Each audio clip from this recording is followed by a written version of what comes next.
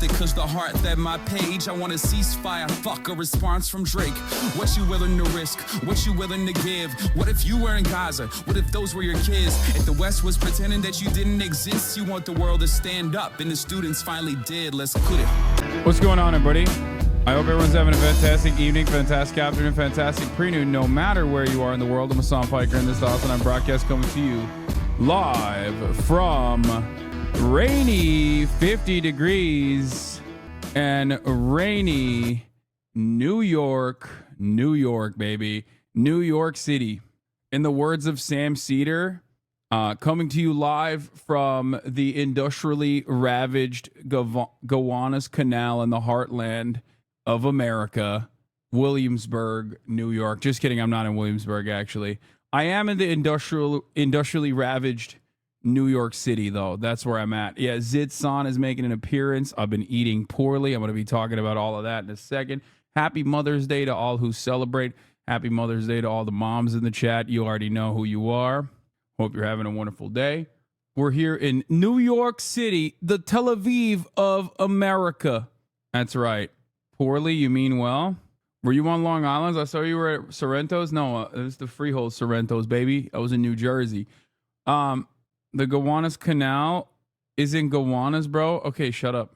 Downtown Brooklyn, USA, the heartland of America, which is not where I'm at, actually. I'm at the actual heartland of America, which is New York City, New York. I'm in Soho, south of, not Houston, Houston Street. That's right. So yeah, what was I going to say? Oh, okay. So this is the part of the broadcast where I tell you about my personal news about what's going on in the world of HasanAbi Piker. And you might be thinking like, what's going on? Why are you in New York, Hasan? And there honestly isn't that great of a reason for it. It's just, Mother's Day / just like stuff with my mom and my grandma. The whole family's out here, that's why we're here. But yeah, what did you watch on the flight, my liege? I literally downed a Z-Quil and I passed the fuck out on the flight here. I ended the broadcast on Friday night, as you guys know. Ended the broadcast on Friday night, and then after I ended the broadcast, what did I do?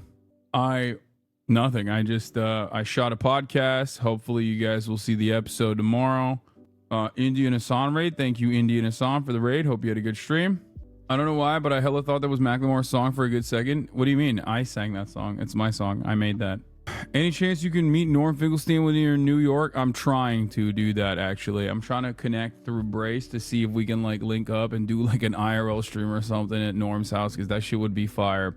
But regardless, that's the most technology that'll ever enter his house. So I don't even know if he's down with that. But yes, I will be doing the Adam Friedland show, and also Chris DeStefano's pod. I'm doing that tomorrow. I'm doing a bunch of pods. I will not be doing Andrew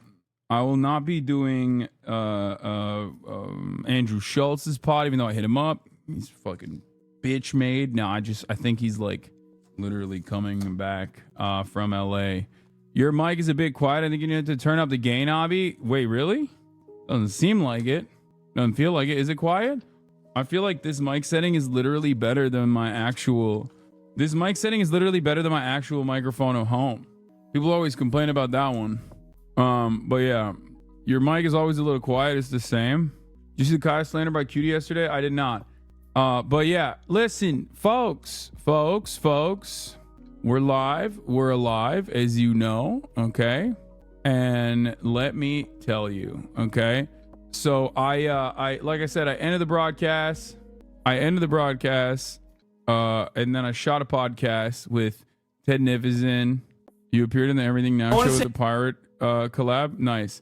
As I was saying, I did the podcast with Ted Nivison and Jarvis, which was awesome. Can you come to my graduation? No, I can't. What do you think about Eurovision? I don't think about Eurovision at all. As a Turkish person, it's like a big deal for Turkey usually, but I don't personally care about it. And I never have, but I guess this time I'm forced to care about it because of Israel and stuff. Does your apartment smell of rich mahogany? This is not an apartment. This is a hotel that I'm inside of. A hotel, motel, Holiday Inn. Anyway, so we landed ironically enough, at JFK, went to my mom's apartment, and then had to go to New Jersey to like open up a container full of our old stuff. So we literally, I spent yesterday in New Jersey in my old stomping grounds, basically. And yeah, now I'm in Kendrick's Brooklyn penthouse. Yeah, I went into New Jersey, and it was kind of sad to see like all of the old places I used to go to, like when I was a little baby, when I would just come to America in the summers and stuff. Every single store has closed. Every single store that I used to go to, because like it's New Jersey, right? There's not a lot going on other than like malls. So Hasan, you look great. Not to sound rude, but are you breaking out? Bro, I get one fucking zit on my forehead and motherfuckers are like, are you breaking out? Not to be rude. It's one zit, man. Chill out. Parasocial ass Andes. Anyway, what was I saying? Oh, yeah, I don't have a pimple patch because I'm on vacation. So yeah, we went to New Jersey because I had like some old stuff in a container that my mom wanted me to like potentially clear out and like throw out a bunch of stuff. So I found a bunch of my old drawings from college. I found like a lot of the memorabilia, which was cool. Woke up from the flight. It was like a 5-hour flight. It was pretty easy. Like, you know, after I downed that shit, after I downed that good shit, the ZQL, I passed out, woke up, went to New York to my mom's apartment, immediately had bagels, and broke my diet. Yesterday was the worst possible day. Okay? Yesterday was the worst possible day for my diet, let me tell you. Absolutely cooked. Had bagels, bacon, egg, and cheese bagel. And then for lunch, I had half of a Wawa sandwich, a club sandwich. I had to do it to him for the one time. Luckily, the Wawa club sandwich was the only thing I could get because I also wanted that iced coffee, but they didn't have it. I don't know if you guys have ever had a Wawa iced coffee. That shit is so goddamn good. So did that. Then I went to my old stomping grounds in like Freehold, Colts Neck, New Jersey neighborhood. We saw the old house that my grandparents used to have. Took some creep shots of the house. It's crazy because like this is perhaps one of the most consistent places that I have like that, because my parents used to move around a lot when I was growing up, even inside of Ankara, Istanbul, that kind of thing. But my grandparents had a house in New Jersey, and that was like the only consistent house that I knew for like 20 plus years. So I you know, we would visit them every now and then. And then my grandpa sold the house to some dude who apparently was a flipper, and he literally flipped the house and like cut down some of the trees, like destroyed the patio in the backyard, and just like tried to max it out. So it was like weird seeing it, but the house looks clean. It looks sleek. I took some like creep shots of it. Then we went to this place called Sorrento's in New Jersey. It's like every single institution that still remains intact from my adolescence or my childhood or whatever is your whole family rich. Sheesh. My grandparents were, and my father was both rich, were being the operative word here. Why do house flippers always hack down trees? I don't know. It was like weird because this is a beautiful ass trees. Holy shit, Hasan, I've lived in Freehold all my life. Had no idea you used to live so close. I mean, I never really lived there. My grandparents had a house there. I would like sometimes go and visit them in the summers, but that's it. Didn't your dad invest in a bunch of crypto? No, man. My dad lost his money before crypto was even a thing. Anyway, but the thing I was going to say is like, luckily all of the places from my childhood or from my adolescence, like all the places that I like grew accustomed to growing up, every single one that was like commercial real estate, like Barnes and Noble or Borders or Toys R Us, they're all gone. Okay. But the small mom and pop ass stores, with some exceptions, like in Eatontown, we were around Eatontown, and some of the places that like we went to that I wanted to see, they were not around. But Sorrento's, for example, I think is like owned and operated by the family. So it's like, just getting into socialism. How are you a socialist if your grandparents have money? Wait, what? I already said they had money, okay? And they don't currently have money. But even if they had a shit ton of money, you can still you can still be ideologically someone who is a socialist. That's interesting that was your. I'm just getting into this socialism stuff. Seems kind of weird that, yeah, one of the foundational people for socialist thought is a man by the name of Engels, who literally was rich as fuck and owned a factory and kind of was Marx's sugar daddy. There's a new Rich Hasan video. Oh, really? There's always another one. Everyone's coming in here because someone made a meme about you having a Gucci bag and being a socialist. Oh, really? Yeah, I'm a grifter. I'm a champagne socialist grifter. There's a new anti-fan cam of you, but it's actually just a thirst trap. Oh, really? Nice. I mean, I don't really give a shit. Anyway, I haven't really been on Twitter because I haven't been live and I haven't been online, so I have no fucking clue what the hell's going on in the world. Did you go to the horse racetrack in Friedland? No, I just went to the racetrack mall. I never actually went to the racetrack at all. But in any case, ladies and gentlemen, boys, girls, and beasts, I did that New York wing. Finally came back here. I basically just, all I have done is just consume so much food.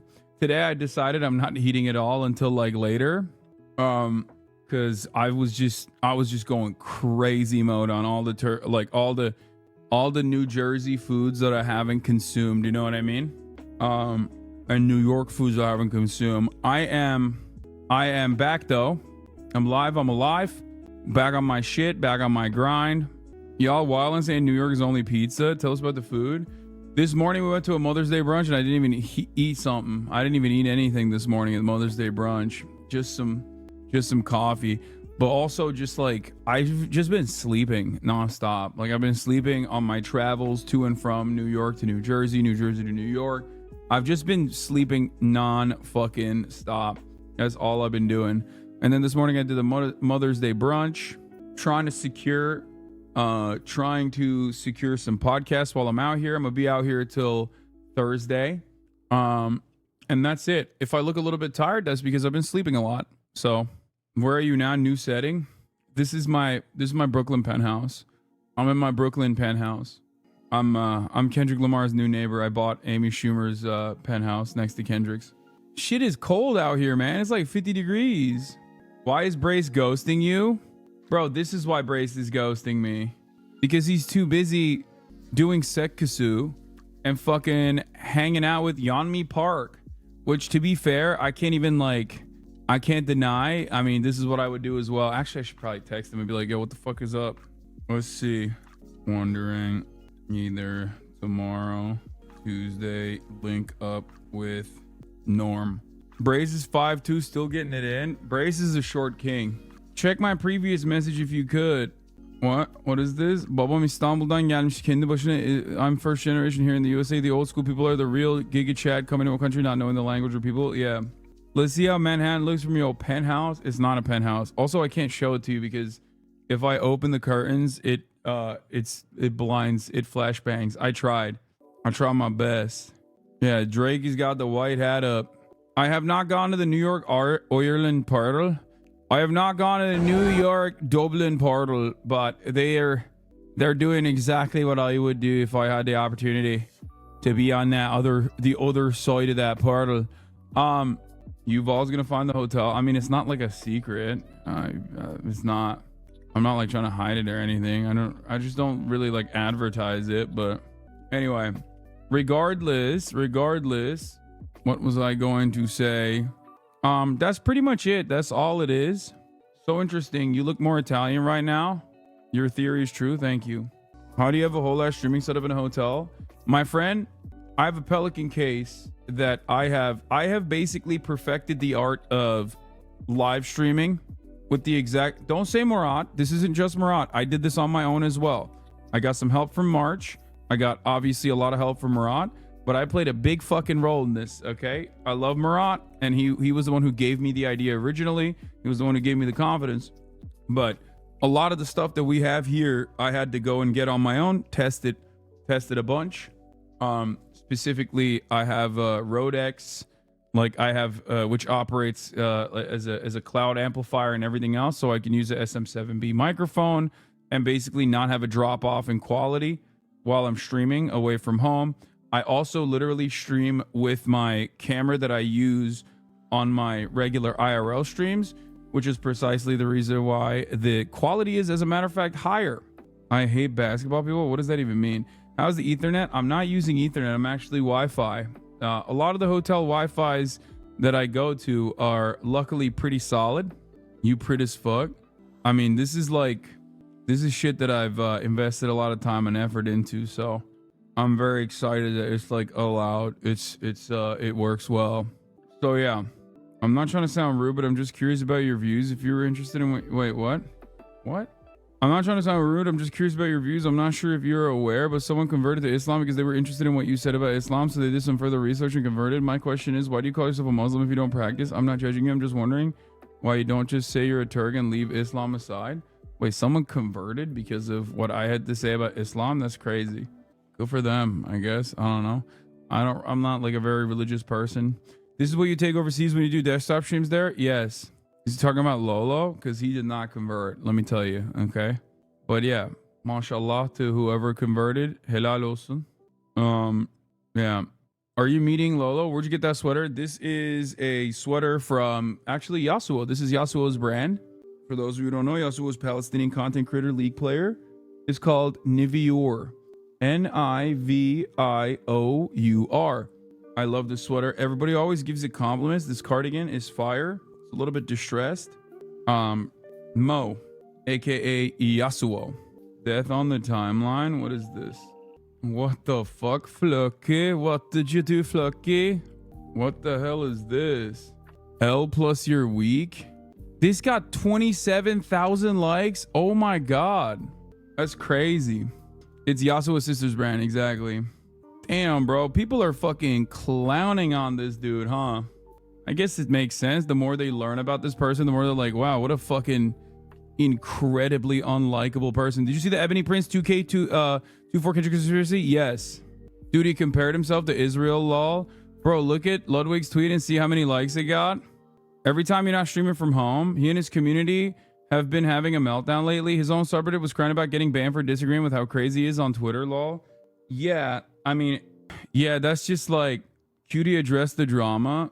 That's just, you know, normal. That's everyday shit for them. He's so mad, and he said your recent coverage of him has been making him the most upset. The new Guy Ritchie movie, The Ministry of Ungentlemanly Warfare, is on VOD now. Great for your flight home movie rips. And watching Nazis get blown up is fun. I agree. Even though Guy Ritchie's been kind of lately. But where was I? What was I saying? Hold on, I have to coordinate with my brother. Cutie doubled down on the Kaya hate. Oh wait, what am I doing? Let me blast off. I haven't even blasted off yet, chat. What the fuck are we doing? What the fuck's going on? I forgot about that. Hold on. Yeah, let's do the damn thing. You guys are already like pumping me full of stuff here. Is this a blast off meme? Okay. All right. Drama. New Kendrick leaks. Go against mole narrative. Drake's planted mole narrative. It's Mother's Day. Get in now for Sunday FUNDAY festivities live from New York. It's the HasanAbi broadcast. Okay. Twitch.tv/HasanAbi. All right. I miss Kaya so much. It's like not even funny. I don't know if you guys ever get that way when you travel, like, and you have to leave your pets behind, but I am feeling I'm feeling sad, dude. Anyway, here it is. This is a HasanAbi. A blasting off. There you go. Let the people know that we are live and we are alive. Are you not in LA? No, I'm not in LA. If I was in Los Angeles, why wouldn't I be in? This song is a banger. Oh, Dammi Falastini. Yeah, it's a great song. I love this song. Yeah, my blood is Palestinian. Hasan, you are truly the most devious bastard in New York City. He's lying. He's in another room in his mansion. Yeah, exactly. In my Omega mansion. Fake socialist, by the way. There's a vigil for Gaza in the village right now, and a bunch of Zionists just came up and called us rapists and baby killers. Nice. Classic. Bro, I'm so rich. My mansion is... See where Discourse is happening again today? Love that. Love when white content creators get up in their fucking Fifis. Streaming from upstairs today. Nice to see you making use of that space finally. Okay, Connor, chill. Are you going to Colombia? From what I understand, for all intents and purposes, Colombia is cooked. Like, their permanent occupation of the New York Police Department and the incredibly violent ways in which they suppress the protests at Colombia has led the students in a state of disarray and has actually caused the students unironically to it's just basically forced the hand of the students to not be able to do anything. They literally have a permanent occupation. You see the Frogan and Lovig drama? I did not. I saw like parts of it. Guys, you have to remember, when I'm not live, when I'm not live and I'm on my, and you know, I just am with my family and whatever, I'm like very offline. So I don't fully know exactly what's going on. Obviously when I left it off, like, Slime had made the mistake of like saying something that could be perceived as rude by the Destiny fan base, and then they like there was a lot of back and forth where Destiny just like revealed how fucking unhinged and insane he is by trying to be as edgy as possible, to which normal people probably look at and go, oh, that's kind of gross, why are you being like that, is there something wrong with you? To which his fan base will of course react in a very abnormal fashion, where they will be like, no, you don't understand, it's actually you that's abnormal for not having this like not having this rational tank or whatever the fuck. Hold on. Anyway, did you hear the latest Chapo have been interviewing the former higher ed admin? It's so incredibly informative. It sheds a ton of light on why university is so entrenched in Israel. Yeah, it was really good. So of course, like, it doesn't end that way. It doesn't end with like just a couple fucking back and forth takes. There will be, I'm sure, multiple fucking weird moments. Apparently he had some weird ass issues where he was talking about how he's Israel, which I thought was odd. You said out loud that you talk about him 24/7 when you're offline, and the cope he lives is incredible. That's pretty funny. I don't think about him at all, as a matter of fact, when I'm offline or when I'm online, really. Especially if we go beyond the past like couple of months, where his Israel takes have definitely caused me to fucking reply to him directly. Frogan is in the wrong here, to be fair. She's upset let another content creators are paying attention to Palestine now rather than when you and others started covering it. A bit purity testing. I don't know what she said. But I doubt that was what she said. Yeah, you've been covering him a lot recently. Yeah, bro. I don't think people understand the reasons why I did not cover the Divorcelli was not because I was like afraid of him or because he had like supreme rational takes. It was just because it was irrelevant and completely ridiculous, and also his fan base is just like incredibly fucking unhinged.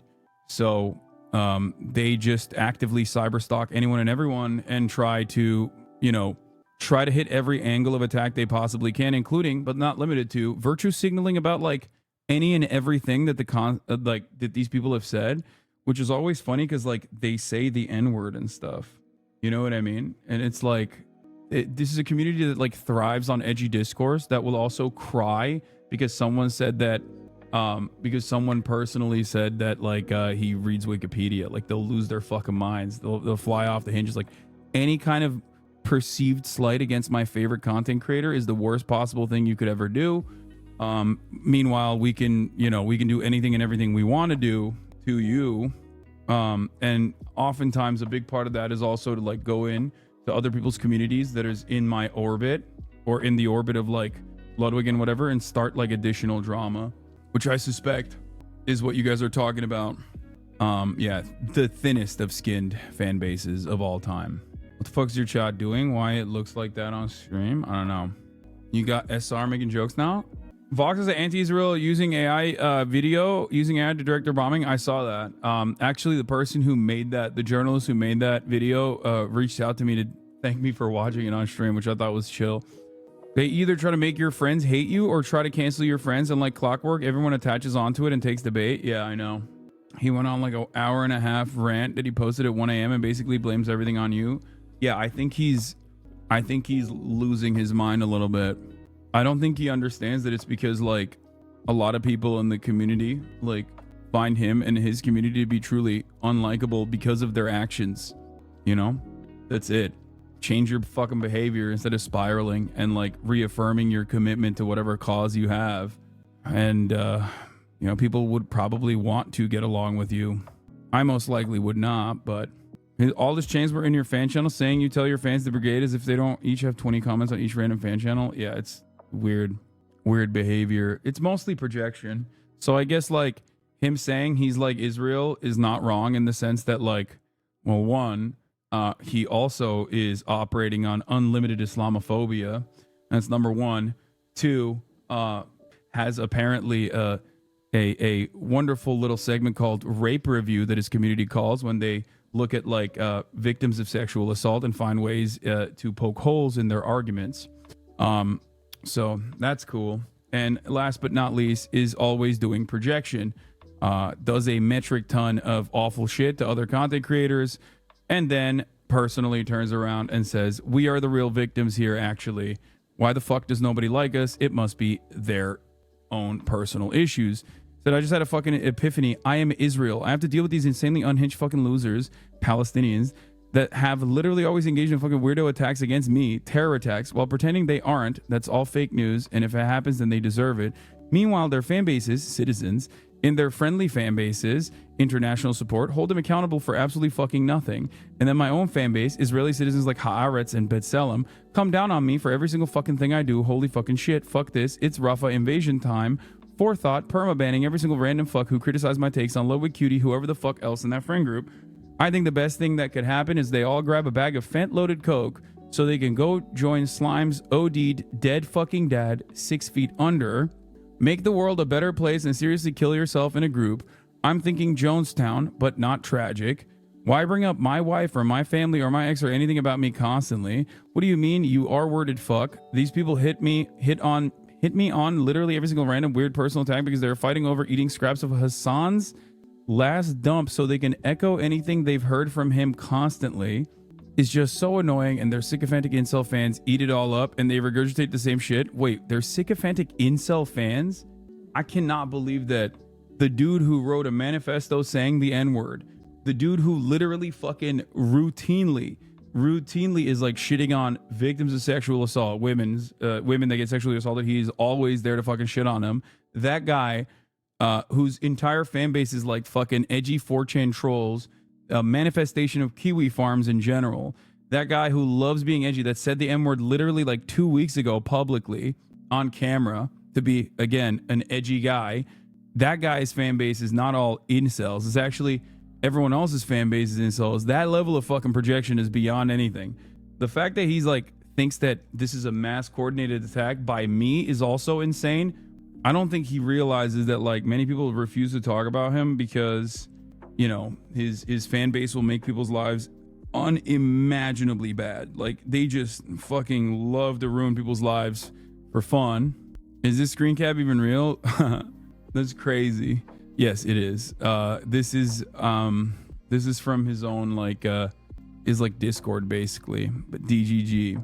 Defense say everyone copies or takes about anyone who has the same take as if they never interact with you, like Wake. Yeah, a lot of people think he's fucking gross, and that's evident by the likes on Ludwig's tweet. 160,000 versus 12k. Remember when his community tried to spin your Discord messages as you being suicidal, yet here he is completely unhinged in his own chat? Yeah. It's actually so fucking irritating. I need an IDF who's my strongest soldier. He over there, when he says that, he's like looking for people who will go out and engage in cyber stalking and mass harassment for him, by the way.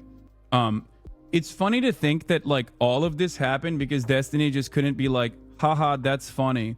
Because Slime said, Destiny researches on Wikipedia.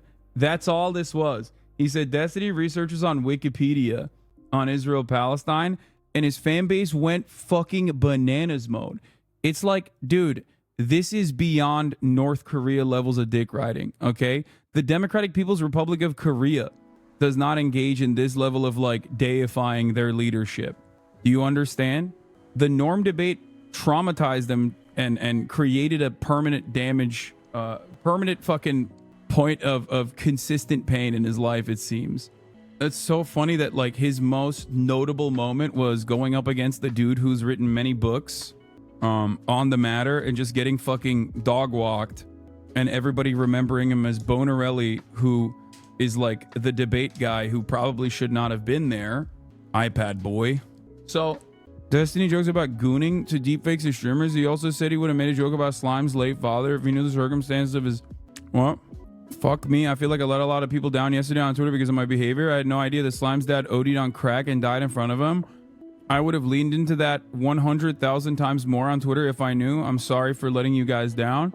Anyways, BRB gooning to these new Cutie deepfakes I got from my friend. I'll call him A for short. I don't want to reveal who it is. See you later. That's some... I mean, that's very cool, I guess. I don't think he realizes that like this is precise. Like the people that you attract when you behave like this are just the absolute worst scumbags of all time. Like your community will be permanently toxic and shitty, and it will be impossible to recover from. The fact that this is like an almost 40-year-old dude who has a child, who is old enough to be able to see some of this stuff, by the way, is very odd. It is very odd behavior. This has got to be bait. There's no way people are like this. I mean, do I think that he's actually legitimately doing this? No, he's just doing the classic, I am going to lean into this and be as edgy as possible so that I can piss people off. That's it. Like, I don't think a lot of people know how awful of a human he is.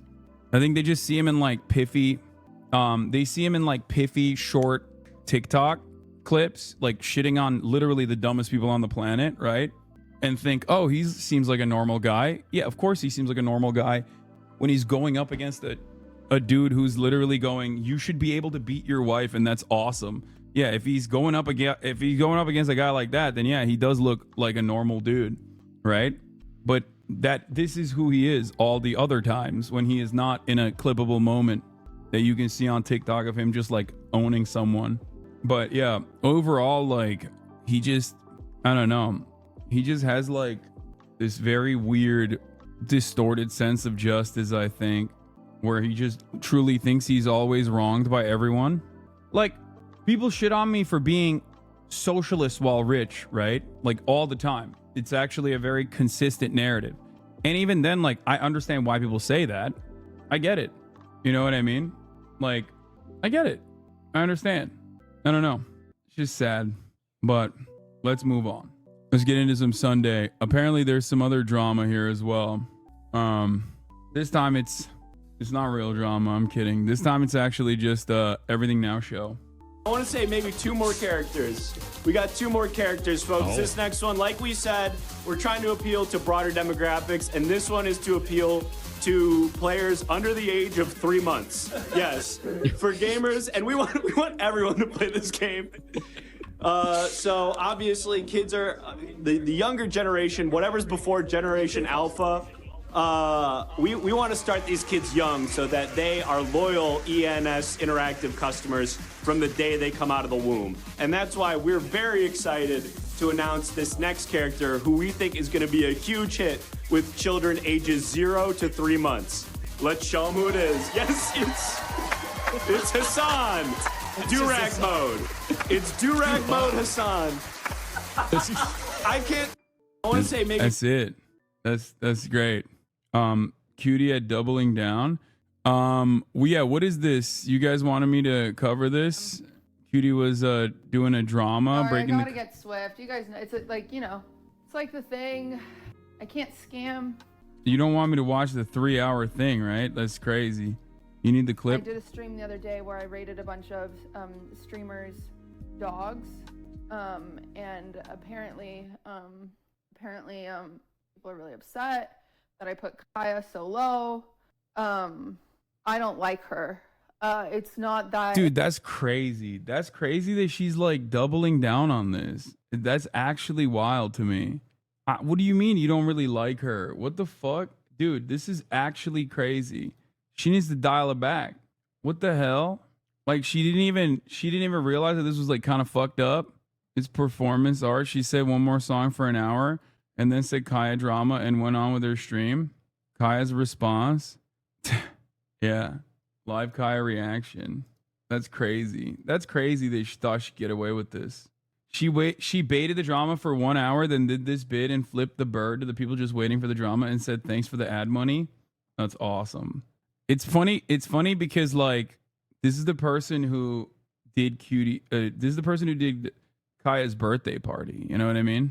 It's not like, I think sometimes people don't really know what people are like behind the scenes. And I think it's important that we talk about what people are like behind the scenes, because she looks cute and cuddly, but she's a bitch. And I mean that. You guys don't know her. You might have a parasocial relationship with her.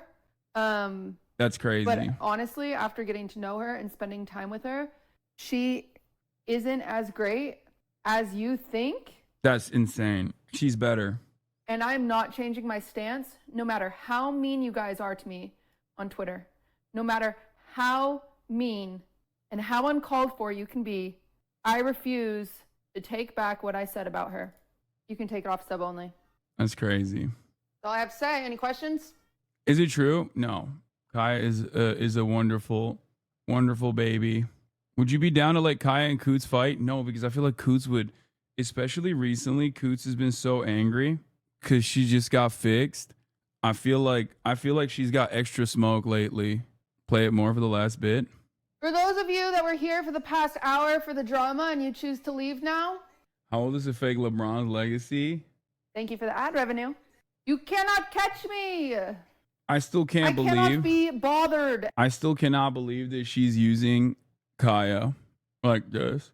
Actually, addressing the drama frogs like that kind of devalues a bit, not gonna lie, but still good overall. Solid 8 out of 10. Would have been a strong 9 without the fingers at the end. No, it was fire.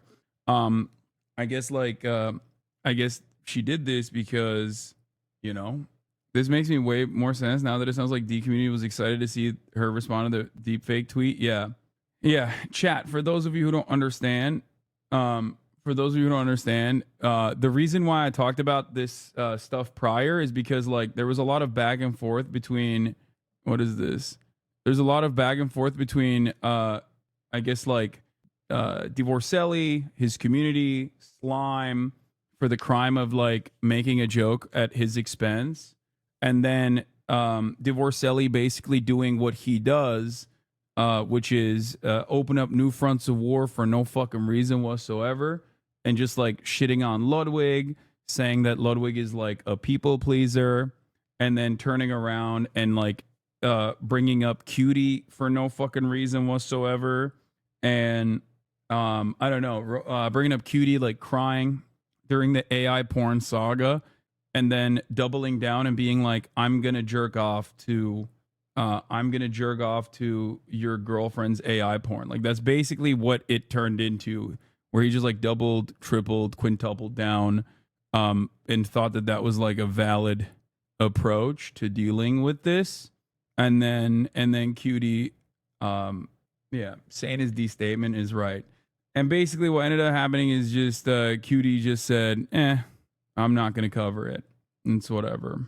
Ludwig's a bad fence sitter, but not the worst person. Yeah, I think Ludwig's an overall good person.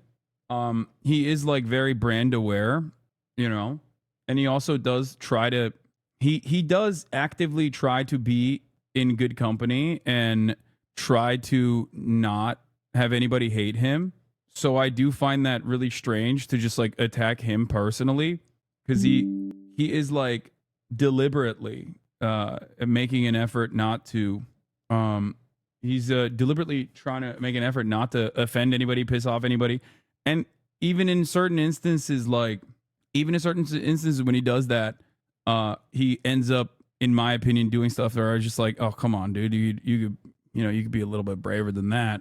But, you know, a very odd guy to shit on in this regard, being like, everybody likes you and you're very, you're very careful with your alliances, and everybody enjoys your company. Everybody thinks you're a nice guy, and you should be more like me, a person that most people are not exactly fond of, you know? Ludwig did make a stupid statement. I don't even know what he actually said. I don't fully understand what Ludwig said. I think it was probably in line with what I just mentioned, though, of him like trying to do the right thing while simultaneously be brand friendly. People say he does it just for the brandlies, but it seems like he genuinely wants to be chill with everyone. Yeah. Donated 10K. Yeah, he asked me a while back, like, what's a good charity to donate to?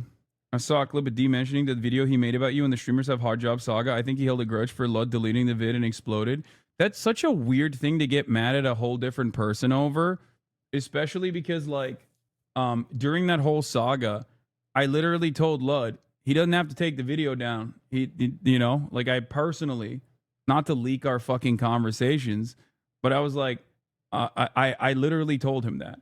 He was the one who personally said he wanted to take the video down because it was a sponsor thing, and that like it wasn't a big deal. It was literally brought into the public's eye by people, third parties that have no fucking idea what's going on.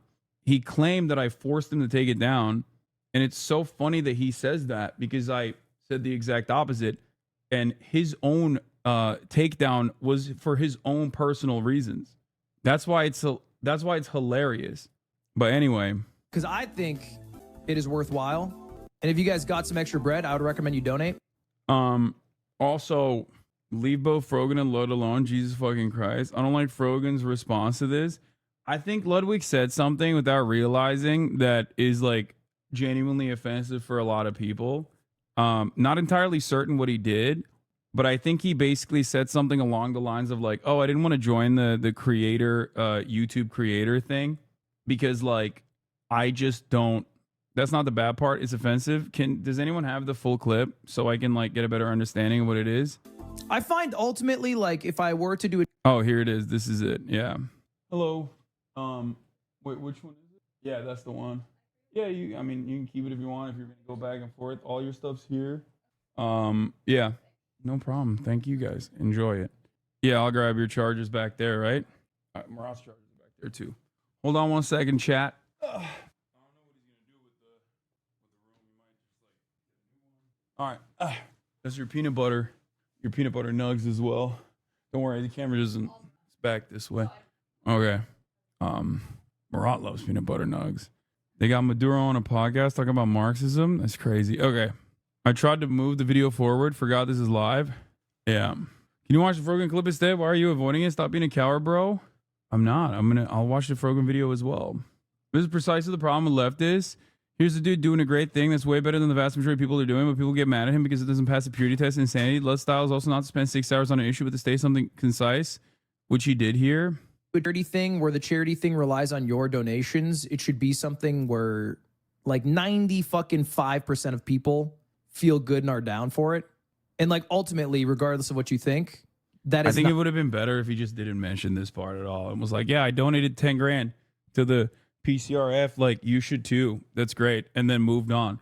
Like when he adds on to this, it's because he's capitulating to the Zionists. If he said, I'm going to donate, you should too, it'd be fine. Yeah, exactly. But then he goes on and is like, oh, well, you know, I don't have the bandwidth to be able to like duke it out with people, saying that like, saying that these charities are going to like fund Hamas rockets or whatever. It's like, okay, but at that point, like, why address that? If he had just said like, I just gave 10 grand, to charity, it's great, you should too, and he moved on, literally, who the fuck's gonna get mad at him for that?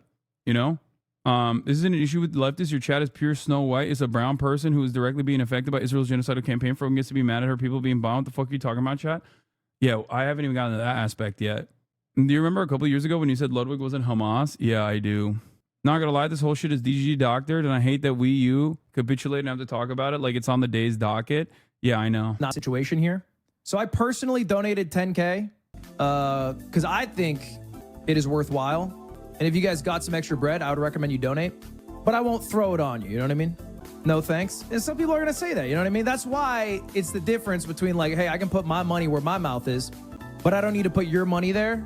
I don't need to enter a fucking debate about whether that's worthwhile. I can just tell you what I'm doing. Because I have a future charity thing planned. But like ultimately I decided to go with the classic No Kid Hungry because, well, one, I really like that organization. But two, I know a lot of people have mixed feelings on it. Yeah, it said it was doing a charity soon. Feed the children and save the children. Or they're helping in Gaza anyway, so I'm confused why Frogan reacted that way. No, it's because I know why Morgan reacted that way. I mean, I don't even know how she reacted. I think shit is a cracker ass take or something. Is that what she said? Now everyone's like fucking mad again because despite being white, Morgan is hijabi. a visibly Muslim woman. So of course, like that's a perfect target to unload anytime anybody feels fucking some type of way, especially when she is personally being anti-white. How dare she, right? And a dirty Arab, don't forget that. Exactly. So I think that's usually where a lot of this stuff comes from. Is Ludwig now the enemy or what? No, of course not. I don't personally think so. I think that the reason why people get mad at Ludwig is because or the reason why Morgan got mad at Ludwig and other people got mad at Ludwig is specifically because he said the second part. Like, I donated 10 grand, but I don't want to fucking I don't want to debate this issue with you guys. I want to do something that 95% of my community agrees on. It's like, dude, you would never do that for Black Lives Matter. You know what I mean? Even though I actually don't know if he did do that for Black Lives Matter or not. Maybe he did. Maybe he was like, yeah, I don't know. Some people are saying all lives matter, so I don't want to donate. Or I do want to donate, but I'm not going to ask you guys to donate as well. But overall, this is a good thing. He did a good thing. He promoted it as well. No, he didn't do that for BLM. Okay, well, yeah. It's just the reason why people get mad at something like that is because people think, look, what the fuck? What do you mean? You're worried that you're going to upset 5% of your community that's going to be yeah, you're literally a terrorism defender now because you gave victims of ethnic cleansing money? That's insane. Those people are going to get mad at him regardless, even though he fucking gave 10 grand. You know what I mean? Those people are still going to get mad at him that he publicly donated.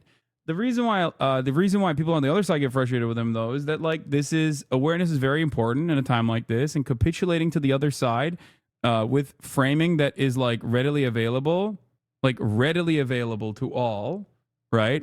Across the board, all the time, readily available in mainstream media, repeating it by, making it seem like there are, making it seem like there are some validity to the concerns coming from the other side is bad.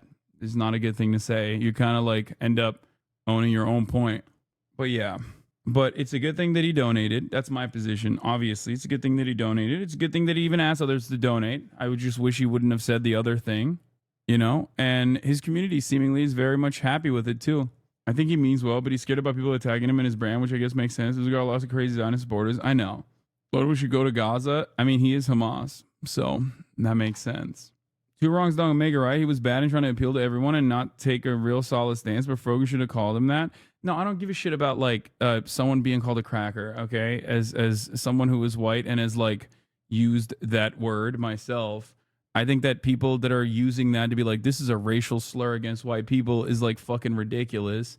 I mean, dude, Morgan is Lebanese, but also very white passing, okay?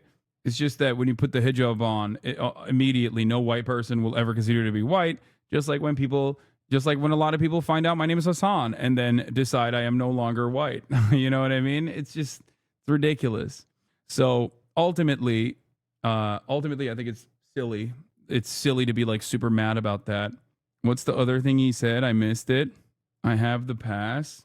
Yeah, she's 50% European. There you go. Every time I saw your view count from October 7 go down and you still held your ground, I know you're a real one. And now the views are high again. I mean, it's fine. It's just yeah. I think we expect more from people like Ludwig because we know that he's a good person and he does actually. I mean, look, this is a dude who literally didn't go to fucking, what was it, Saudi Arabia or Dubai or whatever with Red Bull because his community was going to yell at him, right? That's a literal brand unfriendly stance to take in that situation, right? His brand is shipping his ass out there. And he's you know what? I don't want to do this because my community's not going to like it. So it's not I'm sure there were plenty of people in his community, the 5% that would have liked him to go, right? And I think that's what it is. That's where, that's why some people are frustrated. But like I said, I think that getting mad at him is disappointing to a certain degree to mention that 5% are going to not appreciate what kind of charity that you're funding, but there's going to be 5% for any charity, unless you're literally trying to feed starving children, I guess, but non-specific. Here's a charity that we're feeding starving children of non-specific origin. It was Misgive, not him. No, he did that too. I'm for the children. Me too. Anyway, this is being blown out of fucking proportion. And I'll be honest, like, it's being blown out of proportion for everybody. Lud is very much LTT-like, and he clearly treats stream as a business. He's just being much, much more open about it than most. Yeah. Like, Ludwig giving 10 grand to a charity and urging his viewers to donate, period, right there, end the conversation right there. Who the fuck's gonna get mad at that? If you still turn around and you're like, oh, he's a bad person or whatever, you're wrong, right? The additional capitulation to the potential 5% that will say that he's like funding Hamas or whatever the fuck and not wanting to have to deal with all of that or to deal with the brand fallout as a consequence of that is unnecessary for him to mention because it ultimately goes against the main point that he's making, right? Anyway, sweater drippy as fuck. Thank you. Gonna keep it a buck. I'd rather have celebrities that know what they're talking about when it comes to Palestine. I wouldn't want someone that doesn't understand and look at what's going on to speak up because it takes one celeb to say the wrong thing to easily tarnish the movement as a whole. Yeah, except Ludwig does know what's up. Come on, dude. Like I think he's much more well-read than the average person. Anyway, she was being sarcastic. I was in the stream and Lud barely cared. It's just his chat that freaked out. Yeah, but now it'll be like a much larger thing. Now it'll become a much larger thing. It will turn into like a larger saga because, like, let's be real. Like I said, Morgan is an easy target. Okay, she's an easy target because a lot of people would just be like, look at her chirping. Look at her chirping at someone who's an ally to a good guy, right? Because he's not sufficiently pro-Hamas, you know? But I get it. Will Palestine even see the money? Everything's blocked off for them? Yes. And of course, on the other end of this conversation, many people don't understand. Many people don't understand that, like, when you're in the crosshairs of a lot of other, like, apolitical audiences, the impact on you as a person is fucking awful. Because these people that come into your chat aren't just simply being like, well, you know what? I think that as a activist myself, I have a real disagreement in the way that you went after Ludwig. I find it to be personally unproductive to yell at someone. I do understand where he was coming from, and I think that it was wrong for him to say that, the second part especially, but spending any amount of time getting mad at him when there are people who would never donate a single cent and routinely actually operate on the other end of that spectrum, advocating for Israel and lying about Palestinians is probably a much more productive aspect of this conversation to be had, is not exactly the fucking DMs that Morgan is receiving currently. She's being called a sand N-word who needs to die and being fat shamed and being doxxed and all this shit. So it's not like the people that come after her are coming after her because they are also personally invested in the pro-Palestinian cause. And these people are not in Ludwig's community at all, in my opinion. I doubt that there are any like massive Ludbuds out there who like on a heel, just on a dime flip and go, fuck you, you fucking bitch, fucking kill yourself or whatever. There's just a lot of people in the space that are really, really, really invested in the drama. Okay. And they're paying attention all the time. Folks are just tied up in virtue signaling their leftism. They can't give anyone the benefit of the doubt. She made herself the target. Stop excusing poor behavior. Yelled at Lud for not being pro-Palestine enough. Yeah, you're right. No, you're right. Actually, I'm sorry. Morgan does deserve to be yelled at by everyone who's, calling her a sand N-word in her DMs and stuff. Yeah, this guy's correct. She made herself the target. Stop excusing the poor behavior. Not saying they deserve racist comments. Come on, bro. Well, that is literally what it turns into. You understand that, right? Like, that is all this is. It's not like someone is being like, oh yeah, I don't think that is the best possible way to go about doing activism. It's you falling for a fucking bait because someone turned this into the main point of contention. Why did they turn this into the main point of contention? Well, because oftentimes there are a lot of people who like tugging on the drama strings very well. Okay? You are being duped into getting upset.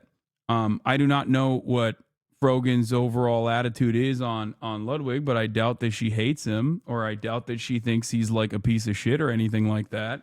Don't defend a racist. Like, you can't defend the top of the hour ad break. Okay, I will eat that. Intentionally misunderstanding what he said. Chatter is right. Hustle, not what he said. Guys, in a situation like this, even if I disagree with the amount of energy placed on Ludwig, okay, because although I do think that what Ludwig said is like ridiculous and he shouldn't have said the second part at all, okay, I'm not going to fucking go out of my way to be like, oh my God, let's, oh my God, I'm going to engage in this pile-on and be like, yeah, you're actually in the wrong when, your fucking family members are being bombed in Lebanon by Israeli forces, okay? Oh, shit, dude. Hey, you know who I'm going to yell at right now? The person whose fucking family members are under fire by Israeli rockets. What the fuck are you guys thinking? You know what I mean? What are we thinking? And no, I'm not talking about Ludwig's fucking family, okay? Like, what are you saying? What do I always say? What do I always say about, like, trans people or black people who sometimes will not appreciate your allyship and say that you're a white supremacist or say that you are transphobic? They say that to me all the fucking time, and it doesn't matter, okay? I'm not going to drop it and be like, all right, you know what? I'm transphobic now. Fuck you. Because, trans people decided that I'm transphobic for, like, what I said about Hogwarts or whatever, okay? You are not a leftist. Ludwig's family getting bombed. What are you on, bro? I'm on that fucking top of the hour tip. That's what I'm on, first and foremost, okay? I don't think a lot of people have personally internalized, like, or understood what it's like to be a visibly Muslim person since October 7th, okay? Chatters don't understand that as Arabs, I can't just stay out of it. It's annoying. I can't fence it because my existence is inherently political. That's why the second part sucks. Yeah. Here's the 3-minute ad break now, by the way, which will suck for many of you who are not subscribed, okay? There are absolutely going to be instances where someone who you are in solidarity of, someone who is on your side, is going to say some shit that, and say shit about me too, that, like, I don't appreciate, okay? But it doesn't matter. Your opinion shouldn't change, and you should always think about the broader context. This is precisely the reason why, like I said, when every fucking, like, there was a moment during the Hogwarts Legacy shit when I personally said that it is silly to try and boycott Hogwarts Legacy, and there are more productive ways to protest against it, to weaponize the momentum on Hogwarts Legacy to technically turn around and do a fundraiser for, like, Trans Lifeline or whatever, okay? That in and of itself would be a much more valid way to do this. A lot of people said I'm transphobic and a fuck ton of other shit too. And guess what? That I'm not a good ally. I'm a bad person. I'm not a good person at all. But that didn't change my attitude. I understood where that anger and that frustration was coming from, and I empathize with that anger and frustration. And I always try to explain to people that, like, being someone who defends these worthy causes is not done so that, like, trans people are nice to you. It's not done so that, like, Arabs or Muslims are nice to you all the time unconditionally and say, oh my God, thank you so much. Thank you so much, please. Thank you for everything you've done. Your allyship should not be, and this chat is correct, not transactional, okay? It's the same principle behind why I always stress the importance of, like, political movements sometimes not being perfect, okay? Sometimes not being perfect. Black Lives Matter rallies sometimes had opportunists, people that were unrelated to the cause completely, but wanted to, like, do shit, right? But it doesn't matter because overall, the Black Lives Matter movement as a whole, as a broader movement, was for correct reasons. Their cause was just. So I focused on the important things. I didn't drop it and was like, oh yeah, I'm no longer defending these guys. Okay? They think you need praise from the people you are advocating for. Exactly. Okay? So for those of you who are now yelling, it's a bad look, period, man, I hope that clip of her does not blow up on social media. It hurts the cause. And your long-winded defense of her won't have the same reach as her shit take. Okay, but you're, like, willingly saying, I understand what you're saying, but she's still wrong.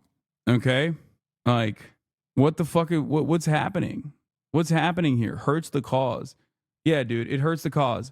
We should actually yell more at, like, again, a visibly Muslim woman whose family members are in direct crosshairs of Israeli rocket fire, who's been, endlessly being harassed with incredible amounts of Islamophobia that we will never understand, especially if you're not, especially if you're not Arab or Muslim personally. Let's go yell at her instead. Okay, yeah, she had a bad moment, I don't give a shit. Do you understand? I hope you get why. I hope you get why I'm saying this. I don't like when people go above and beyond and get real aggro on people who are on our side. I don't think that's productive at all. But I definitely do have, I guess, less smoke and less criticism, especially when they're in the crosshairs by people who are otherwise apolitical but invested in the drama in and of itself. Okay? Be smart. Which is ironic because, like, if you were to look at what Ludwig is doing, I suspect that he will not, like, go after Morgan and be and shit on her when he easily could, right? He's like, why are you coming after me? I donated $10,000. I'm an ally. Like, well, you don't appreciate, like, my allegiance, my allyship. You know why? You know why he won't do that? Because he understands the thing I'm talking about. Do you see what I mean? He gets it, which is also ironically part of the reason why I won't be that overwhelmingly critical of him either in this situation. Not because he's my friend and I'm cowardly at not calling out my friends or anything like that. I do call out my friends when I feel like they've done something that I don't agree with. Okay? But just remember, no, it's because it's your friend. Everyone is less harsh with friends. Sorry. Sure. It has nothing to do with the fact that I don't think his heart is in the wrong place, even though he did say something that's, like, fucked up and I don't think he should have said. But this is something that the problem with some chatters is that they refuse to understand what Lud did wrong. Oh yeah, well, that's why I started off with that with that side of the conversation first. Problem is, ultimately. Understand now. I see D fans looking at chatters hating on Frogan and grinning ear to ear. Yes. Ultimately, a lot of people are invested not in the actual causes, the actual issues, but the drama that comes from taking a stance on these issues. And then they move the conversation in a direction that they're comfortable having, which is the discourse surrounding, like, someone calling a white person a cracker. Like, that's a fucking awesome combo to have. If I'm a relatively apolitical person who likes to cut content that's, like, sometimes slanted on the right? Oh, that's like, thank you for this gift. I will talk about this for a week, talk about this for a goddamn week, maybe even longer. That's it. Chatters are angry at Frogan for the optics, but also want you to shit on her harder for a take. Exactly. Do you think the discourse that comes out of the broad spectrum of internal critiques and standards hurts or furthers causes over time? Does it service internal issues faster or move the needle faster? It depends. It entirely depends. It's funny because, like I said, I like both of the people on this supposed drama. I don't think that both of these people have, like, legitimate anger towards one another, like real anger towards one another. It's all people on the fucking sidelines eating good, and their audiences that are greatly elevating this topic. This is all Ludwig had to say about Frogan's response. But I don't need to put your money there. I don't need to enter a fucking debate about whether that's worthwhile.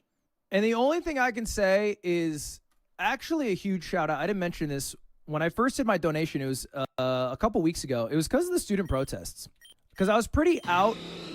Like, I was basically just fucking head down doing my thing, not really consuming much news about Israel-Palestine. But then after the student protests, I did a lot of research and I started looking at a lot of shit. And then I started looking around what a good charity would be. So I think the way that they went about it, the students, was sick. I think that's, like, a cool thing that happened. And it feels like, it made me feel like, damn, that probably is the fucking right side of history. In general, betting on students is not a bad bet to make. Damn, dude. He seems to be very upset. he seems to be very hurt and very upset about Frogan saying that was a cracker ass take. He's holding back the tears. Just look at him. This is a much better statement. I wish he literally just said this. Yeah. In the same stream, he told his chat to never act like his personal army for anything. It was about the D stuff though, but the same deal. Yeah. But that's why you won't fucking see his fans going into Morgan's stream and calling her a fucking sand N-word. You know what I mean? That's it. So stop getting fucking duped by people who love farming drama, who don't have a real stance on this stuff and are just like looking at it from the outside. It's my personal 9/11 that you haven't played Disco Elysium the last 2 days in EU Frog. I could stay up past 4 a.m. Anyway, are you a fake socialist? Yes. Here's the extra Ludwig context. Started it. What are we doing here? Okay. That's unhinged, man. All I'll say, man, please never be my soldier. I mean that so desperately and genuinely. If I ever get to the point where I'm starting to fucking ask y'all to be my soldier and fight for me in the trenches, stop watching me that day. I mean that forever. Never go for bat for me, okay? Never. It is not. Our relationship is simple. I make a video every few fucking days. I stream every couple days. Oftentimes I show up late. And you watch that shit during a lunch break to make the lunch break a little better. That's it. That's the end of the relationship. If you want to pay and get some extra content, that's fine. But the moment I start doing some fuck shit, you don't know me. You don't have to go at bat for me. I'm good. He's a coward, bro. Be my Fedayeen. Fight for me in the trenches. No, just kidding. And if one day you're looking at me, you're like, damn, this guy changed a lot. This guy sucks now. Fucking leave. Please. Please. It'll be a wake-up call for future me. Anyway, is this a fun day, or could you talk about the owner of the CPUSA newspapers, Hasan is? Wait, CPUSA? Like the Communist Party of the United States of America? Wait, what? I mean, being perceived this way is crazy. Hasan is some poor New Yorker right now. That's crazy. Okay, that's crazy. There are Hamas tunnels under Ludwig's living room. Is there any good sugar-free energy drink other than Red Bull? I don't even like Red Bull. Unless they sponsor me, in which case I love Red Bull. Big Joel had a well-stated post defending you on that latest wealth video thing. This attack applies just as much as to any rich Democrats, since they too presumably want the welfare state expanded. So it's always confusing to me when liberals make this argument. The entire argument is moronic. In addition to what you said, it also assumes that conservatives are somehow categorically opposed to the value of charity, and they are not. Concepts like greed are universal. Many conservatives are straightforwardly more hypocritical than a welfare state is like Hasan. They say we should just be good to each other without state interference, and then are not good to each other. Hasan is literally asking for coercion. Also, can I just say, I saw an interview with Hasan where he was like, I don't own stock. I don't own index funds because I don't want to own capital, which I personally find very puzzling, but does speak to someone who does care about practicing his principles, in my opinion. Well, I do have limitations to that. I do have a 401k in areas where it doesn't cover for my retirement, as I mentioned in that video as well. But yeah, people do find that very strange that I don't have investments.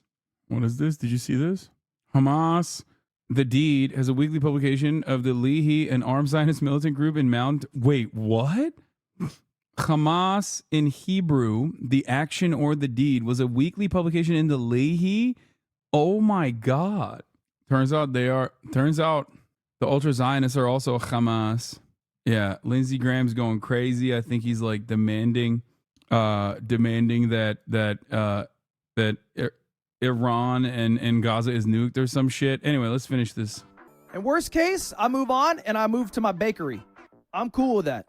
But actually, I told Slime this same thing yesterday because he was like apologizing. I think, because in part, well, because this all started because of what he said, right?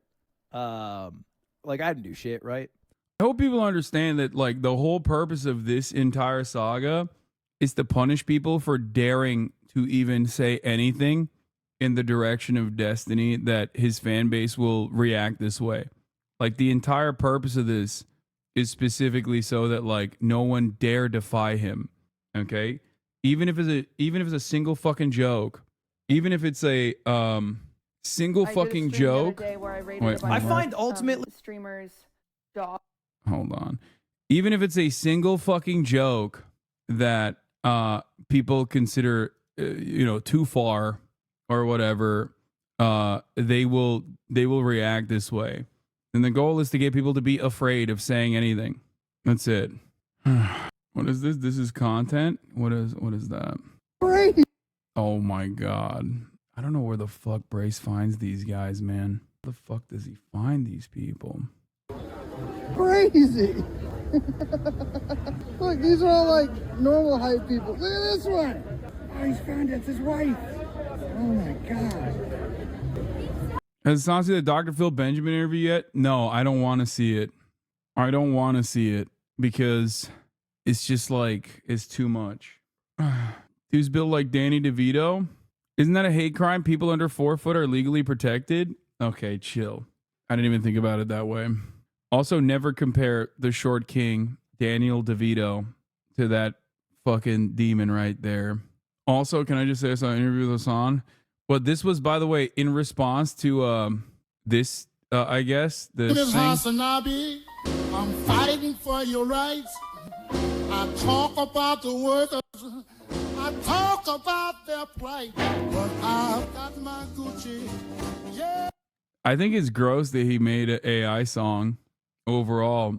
It's like, it's fine to make a fan cam of me. Many people do, right? Like a lot of people make these kinds of fan cams. And I don't have an issue with it. It's just that, like, why you got to put AI in it, you know? Like, our community uses some AI as well. So funny he used a video of you driving a 2011 Camry. Yeah, I know. Well, I'm dancing in it, so.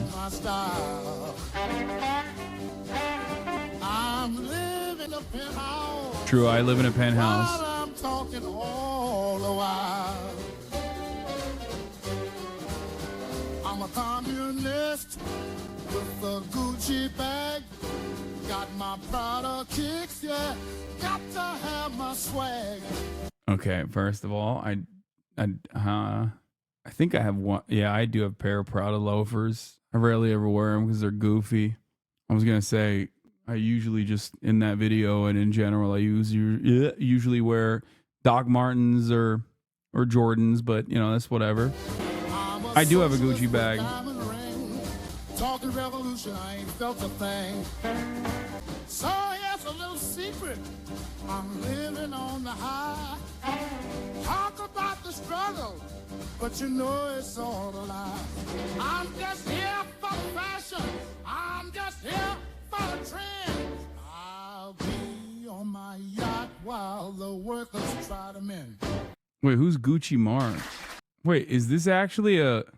Wait, he stole this from someone? Wait, is this actually a Okay Buddy post?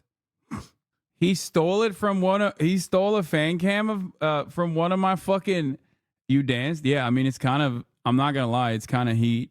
Is that supposed to be your yacht? Yes. Besides the lie, it's just a banger fan cam? Yeah. Why would I copy strike this? It's kind of a... I mean, it's awesome. He's just posting W's, dude. The musically inclined chatter should amend the misinfo and add to this song. Yeah, the entire argument revolves around... The entire argument revolves around socialism equals no fun. Socialism means you have to be poor. That's it. What is there to... Nobody gets mad at that at this point. Yeah. He does what his sugar daddy uncle tells him to do. Yeah. You are rich. Drew wants to be rich. Yeah. Why buy expensive stuff? Goes against your communism? Does it? Not really. But I do like that the people that come in here to say that, the people that come in here and say that, it keep getting increasingly worse and worse at fucking grammar and spelling in general. My favorite take on this is, hold on, let me see if I can find it. Let's see if we can find this clip. So what are you, a millionaire communist? So... Oh, that's it? It doesn't have the response to it? What are you, a millionaire communist? Fuck. I wish the response on it was in it as well, because it's pretty good. Let me see if I can find the full one. Going full sidebar here, please recommend some dope pants for the big boys under $150. Oh, I don't have any good I don't have any good pant options for you. I'm sorry. Carhartt's is pretty good though.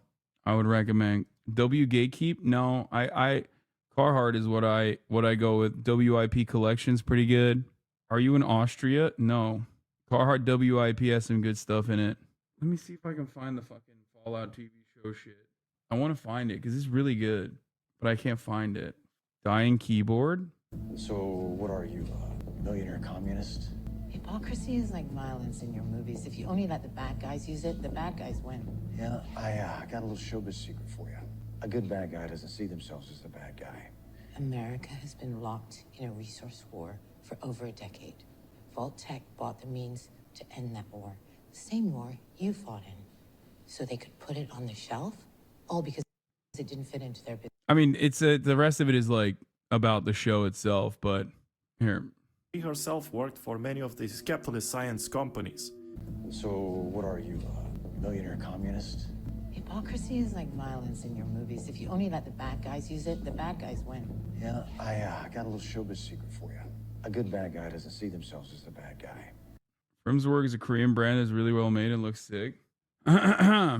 Lol, produced by Jeff Bezos. I mean, that's not shocking to you, I hope, because, you know, it is virtually impossible to have any kind of fucking art project not be funded in some way, in some meaningful way by like an incredibly wealthy billionaire or whatever, especially because they own a lot of the things, almost all the things, actually. Her response is towards the end. Oh yeah, the other response where she says like communist is a bad word that people decided is a rich socialist oxymoron. It's stupid. So we need billionaires to fund social project? No, it doesn't work that way either. Yeah, communist is just a dirty word for people who aren't insane. Which she's right. Ak on a stream is doing a Glazer insurrection trying to prove Drake didn't lie about setting up Kendrick. The other scene. For the purposes of the greater good. Cooper refuses that. Good luck with the revolution. You can keep it. It's a token. I'm not a communist, Mr. Howard. That's just a dirty word they use to describe people who aren't insane. Cooper refuses. What's Ak up to? We're gonna talk about the Kendrick Lamar stuff right now. I think it's time to get into that as well. It's time to get invested in that and talk about that as well. Yeah, this is part of it. So while I was 2 days ago on May 10th, Ebony Prince 2K24 posted something. Okay, posted this video. As you guys know, Drake had claimed that in his last song that he had an inside mole that was feeding Kendrick fake information. And this is what he posted. I gotta pee real quick. Dear Adonis, I'm sorry that man is your father. Let me be honest. It takes a man to be a man. Your dad is not responsive. I look at him and wish your grandpa would have wore a condom. I'm sorry that you gotta grow up and then stand behind him. Life is hard, I know. The challenges always go beat us home. Sometimes our parents make mistakes that affect us until we grown. And you're a good kid that need good leadership. Let me be your mentor, since your daddy don't teach you shit. Never let a man piss on your leg, son. Either you die right there or pop that man in the head, son. Never fall in the escort business, that's bad religion. Please remember, you could be a bitch even if you got bitches. Never code switch, whether right or wrong. You're a black man, even if it don't benefit your goals. Do some push-ups, get some discipline. Don't cut through corners like your daddy did. Fuck what Ozempic did. Don't pay to play with them Brazilians. Get a gym membership. Understand, I'm throwing rocks and hiding hands. That's law. Don't be ashamed about who you with. That's how he treats your moms. Don't have a kid to hide a kid to hide again. Be sure.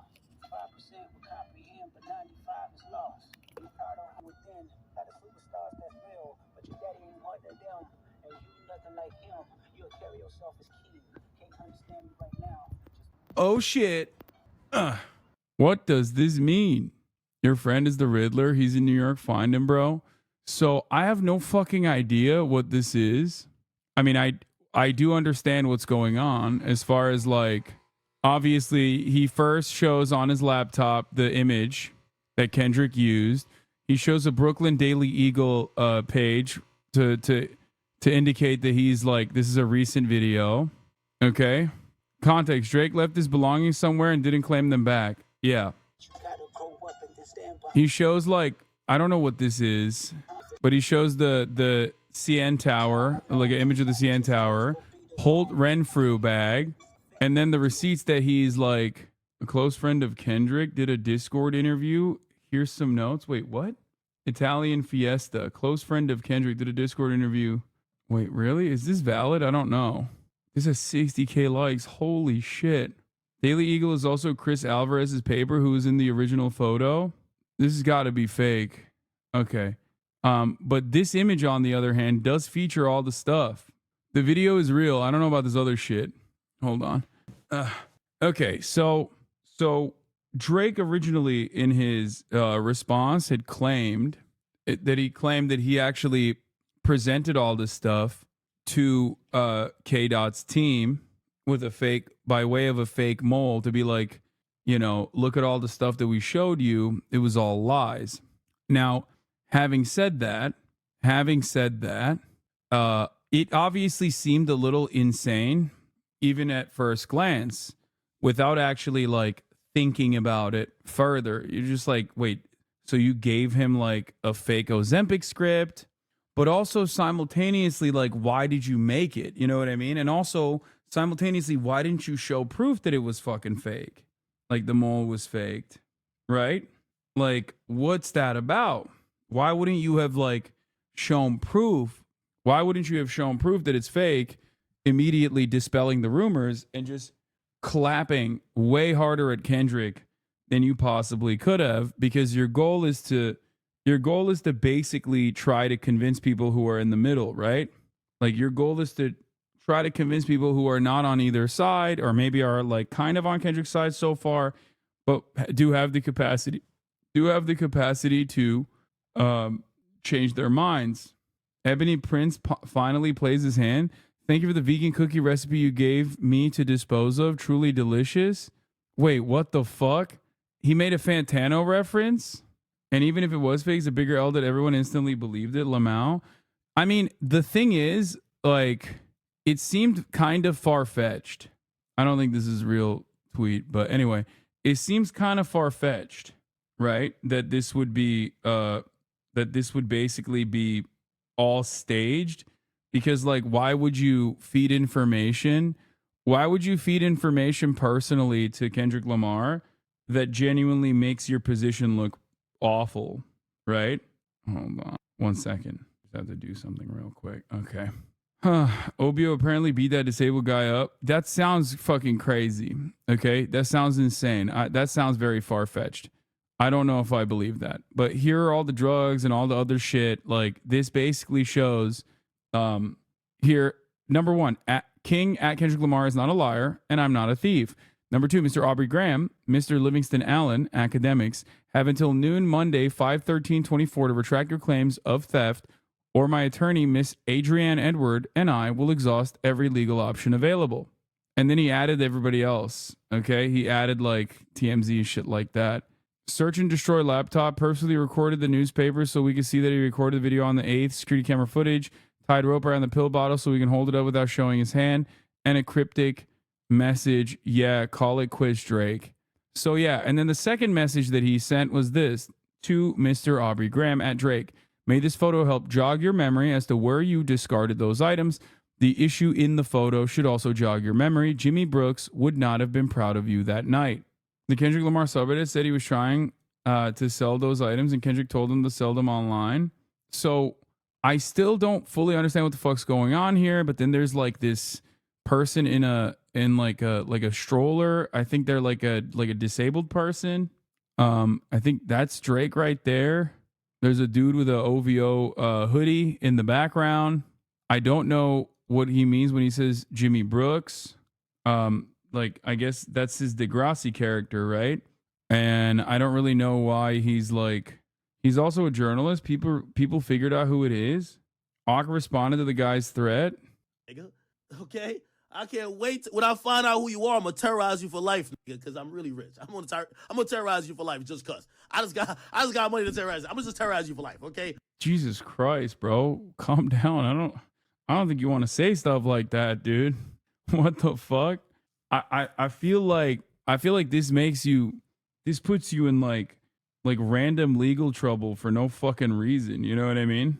Like, you probably shouldn't be saying stuff like, am I crazy? I suspect that this is not a good thing to say. Wherever you work at, I'm going to terrorize you for life, okay? Don't ever mention my name when y'all talking about it.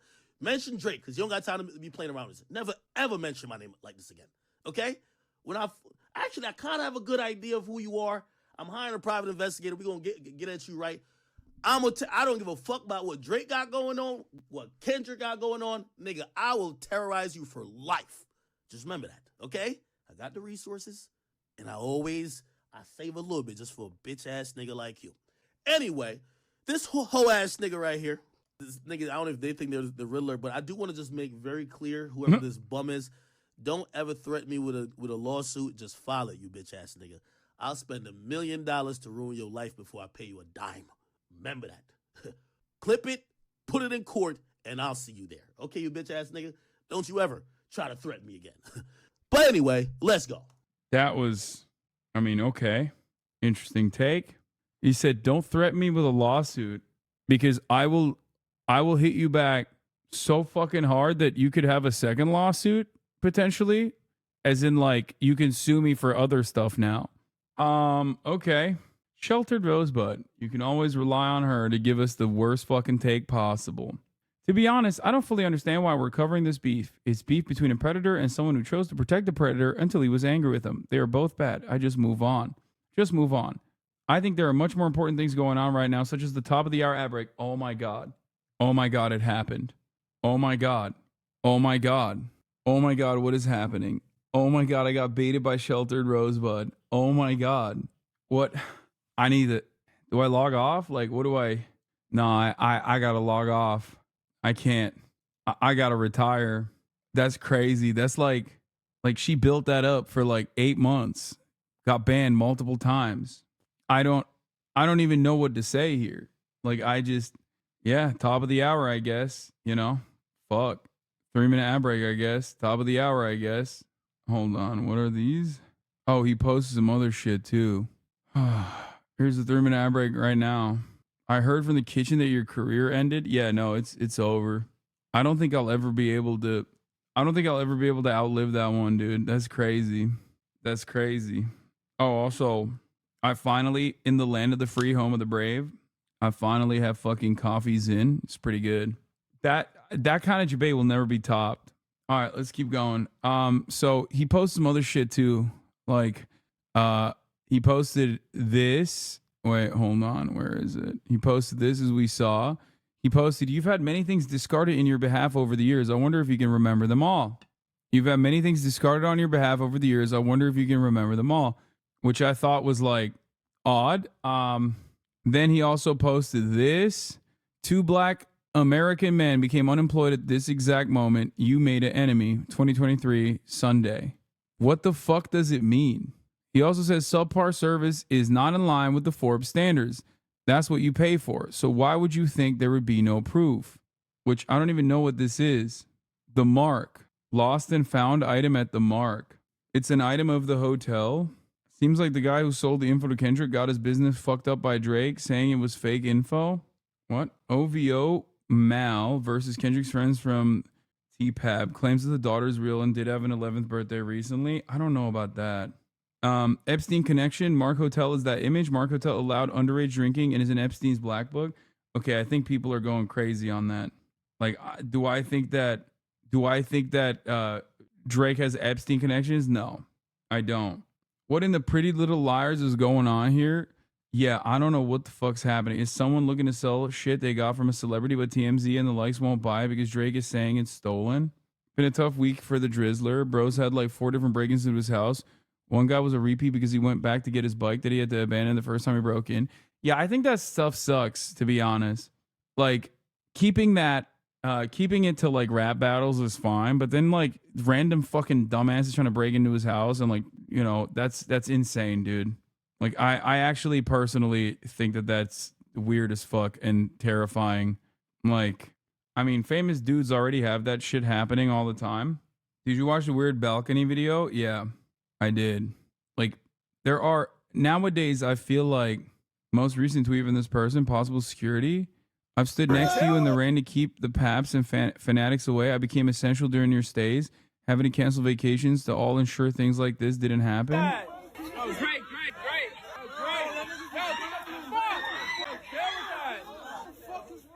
Top 2 theories. Kanye Bless says, 1, security. 2, staff member at the Mark Hotel that deals with special clients. The items were never stolen. They were officially discarded since Drake refused to claim them. Mark Hotel staff would explain now how he has security footage. Kay said to extort him. What do you mean? What do you mean extort him? Why would he film that though? I don't think he filmed this personally, chatter. I think that he's posting this as like the type of thing that he was working against as security. But it's like weird because like he might even be in the video himself. Yo, what the fuck is wrong with you? Girl tries running. What? Drake has his own fake security company in Canada with a fake number and everything is registered as his name. The only employee is Chubbs. What Kendrick Lamar said about the embassy getting raided is really likely going to happen any moment. Sheesh. Wait, what? No. I don't think people understand this stuff. Dude. Rich people have like a ton of fucking fake corporations. Like, oh God, random people online are so fucking silly. Okay. Guys, this already happened one time with like Drake opening up a new LLC, like a fake corporation. Rich people do this for a number of different reasons. It could be for privacy reasons. It could be for like creating a new tax shelter. It's very odd that people think that like this actually means something way more nefarious, because I think normal people don't have any use for tools such as this. So then they cannot comprehend, because normal people don't have tools like, or normal people would never use tools like this that are at their disposal as well. They think like this is nefarious, right? But most people that are like small business owners and shit do stuff like this as well, and celebrities certainly do it as well. Yeah, it's normal to start multiple companies so you can isolate financial vehicles. It's also normal for privacy reasons. Like there's a lot of this stuff happens, and people do it from like HVAC business owners to, you know, famous celebrities and shit. Because it is nefarious? No, it's not. It can be, but I'm not saying that like tax shelters aren't nefarious, but there's a difference between someone utilizing like tax shelters or whatever versus like creating a fucking hush money LLC called Silent Moves or whatever, specifically to pay off people. Like, why the fuck would you name it that? Yeah, like calling it a silence policy is odd. Okay, dude, it's odd, but not for the reasons that you think it is. It would be insanely more odd to name like your hush money payment LLC silence policy. Okay, he's dumb. That's why. No, you guys are fucking insane. Come on, dude. He's not putting up the LLC on fucking LegalZoom, chat. He's literally telling his lawyer to do that. You think his lawyer isn't like, sir, as your lawyer, I have to advise you that like we are setting up a hush money LLC. Perhaps we shouldn't name it silence policy. Like, that sounds insane. Anyway, here. CBC News has learned more about the security firm operating here outside the house. Have a look at that vehicle. Jungle Lion Security presents itself as Canada's #1 provider of security services. But no one answered our repeated calls, and the firm doesn't appear to have a website. We obtained Ontario Transportation Ministry records showing the license plate on the company's vehicle is registered to Aubrey D. Graham, better known as Drake.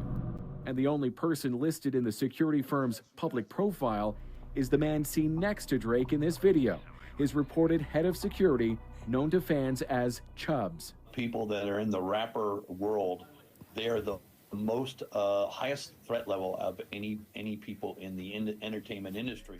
Leather glove, no sequin. In a music video 4 years ago, Drake showed off the lavish interior of his Toronto mansion.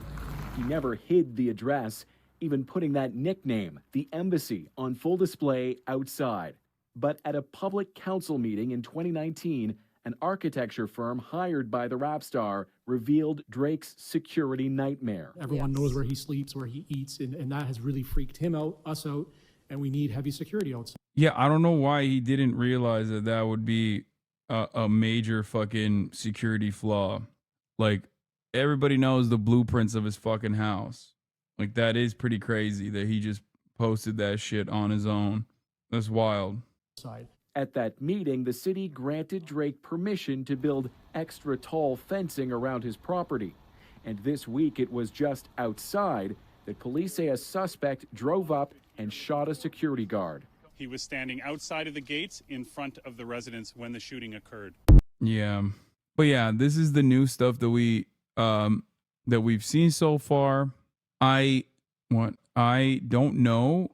I don't know what this means beyond the fact that like Drake definitely lied about like our suspicion that Drake was just basically looking at all of the fan conspiracies and claiming that they were absolutely true is definitely more likely now.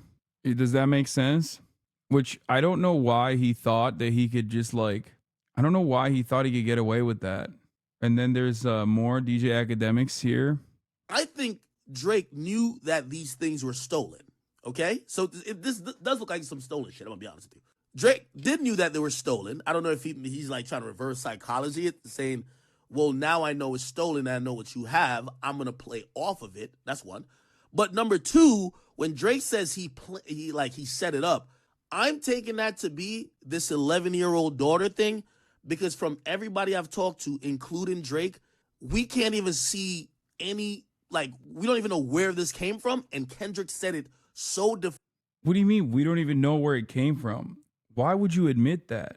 Doesn't that completely go against everything that Drake said about like the planet information? He's trying to do DJ Copedemics. DJ Academics is like, as Drake's biggest D rider, it is kind of funny that he is his worst nightmare. Like he is unironically Drake's biggest enemy here in this situation. Because every time he talks about this shit and then says like Drake told me personally, okay, it holds a lot more weight. It also shows that he's compromised, but we already knew that. Come on now. Like everybody already knew that.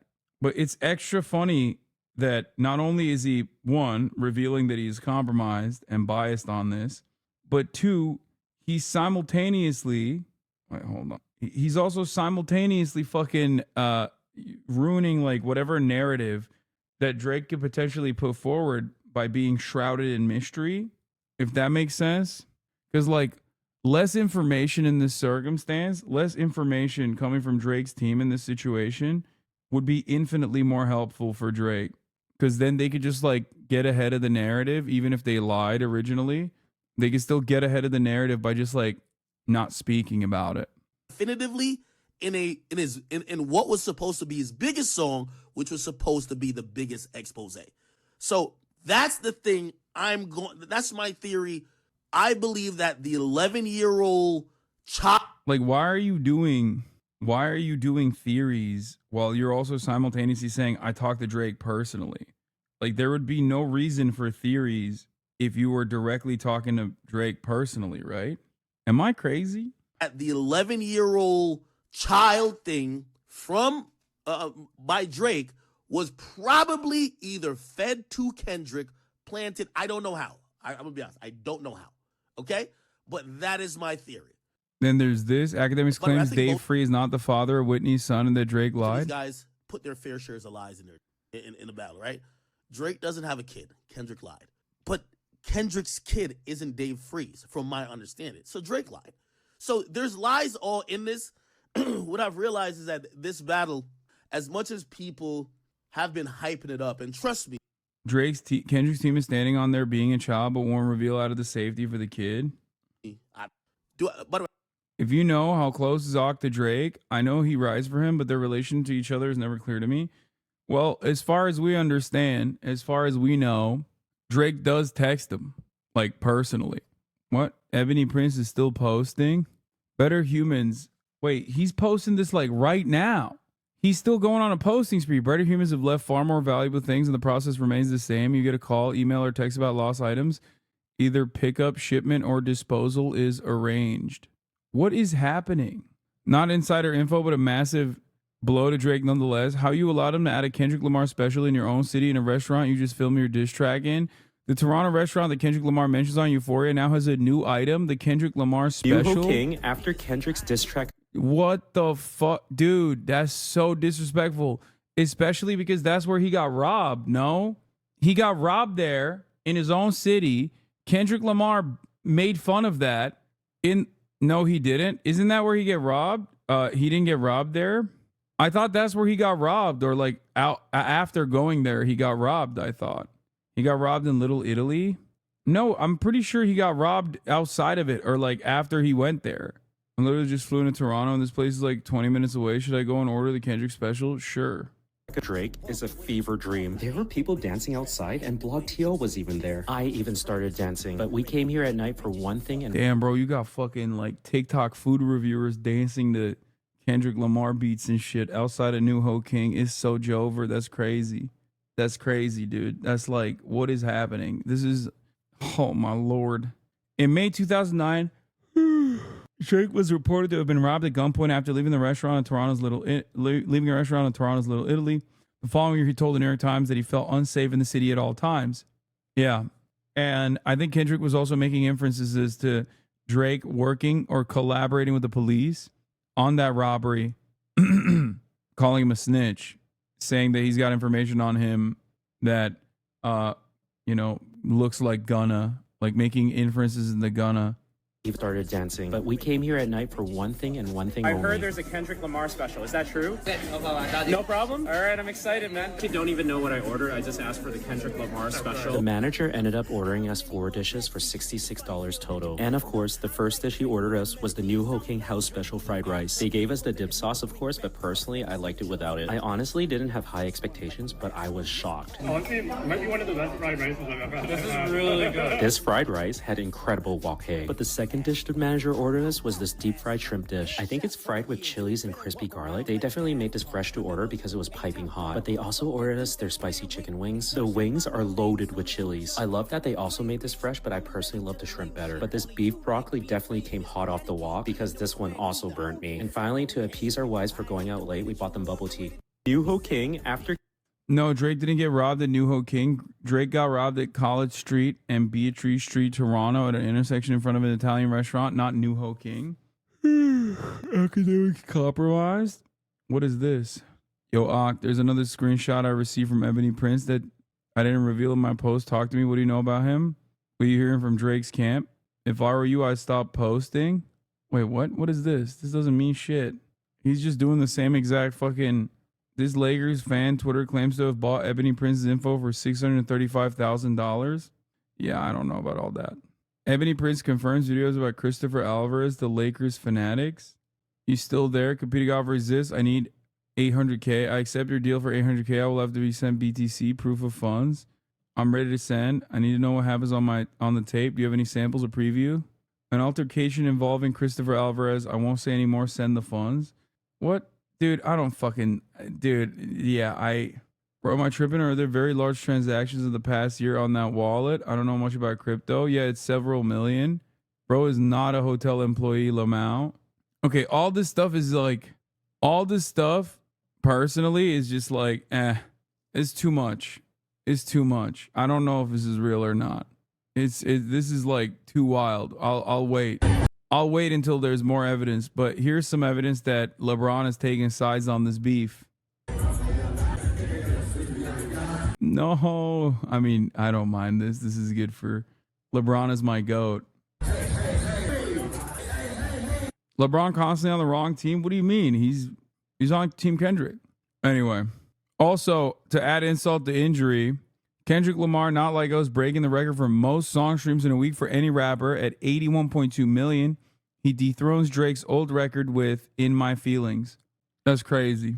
Man, I would fucking hate it if I got into rap beef and right when I think things started to simmer down, this motherfucker comes along and demands that I answer his riddles 3. Yeah. Anyway, here's some funny news.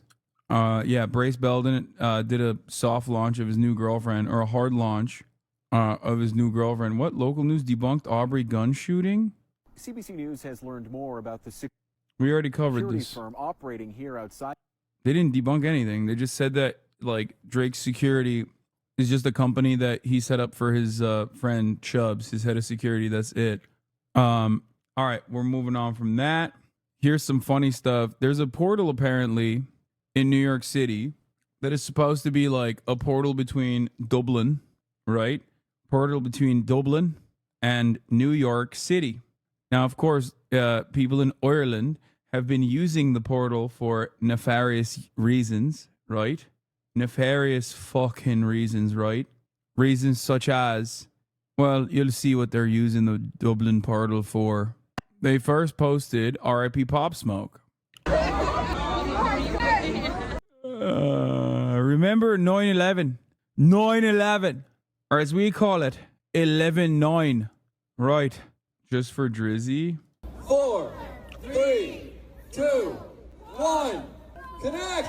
They got your mans on sex assault charges. 5, 4, 3. Hoi. Do you see the Israel drama with Eurovision yet? Not entirely certain as to what happened because I do not watch. I did not watch Eurovision yesterday, so I'm not sure as to what happened. The drama is kind of mid anyway, just like Eurovision songs. Chatter saying it was wild. Oh yeah, I saw this. Well, damn, you got fucking Lauren Southern throwing up question marks. Hamas wouldn't even rape these cows, says Dave Rubin. Lee Kern, when you say intifada, but they hear baklava, fatties for free Palestine. And then Dave Rubin hits this line, which is, I don't even know. Like, I don't know why so many people basically go, like, back in the day, conservatism used to be about, like, yes, sure, being a bad guy and being invested in, like, causes that actually harm people. But at least it would masquerade itself under the guise of, like, wanting to do good, right? People wouldn't just say, like, they're anti-abortion because they want women to not be able to have control over their own bodies, right? They would say, oh, it's because we're pro-life and abortion is killing babies. Nowadays, however, conservatism is basically turned into, no, if you're bad, I ride with you. Like, I'm just a bad guy.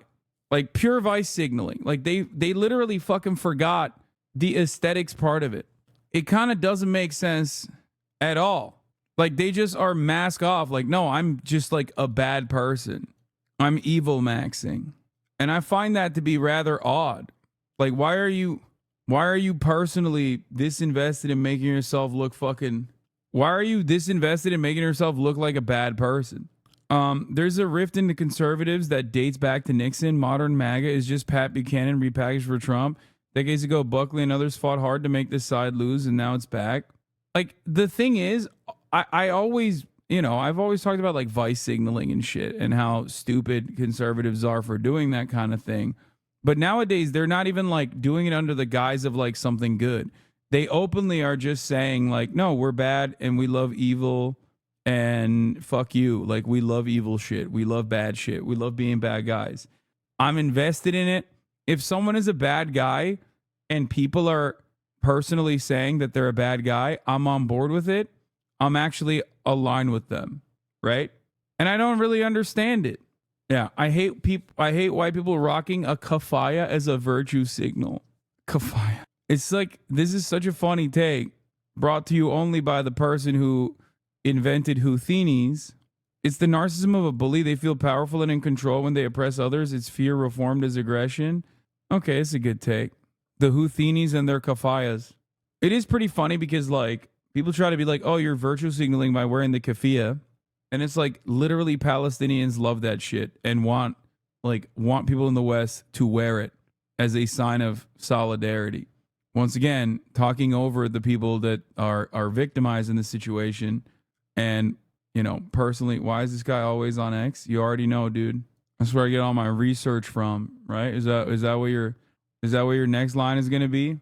Like, I'm literally covering fucking drama and shit. Not every day is like hardcore news, I didn't think that far. Okay, never mind. Respect.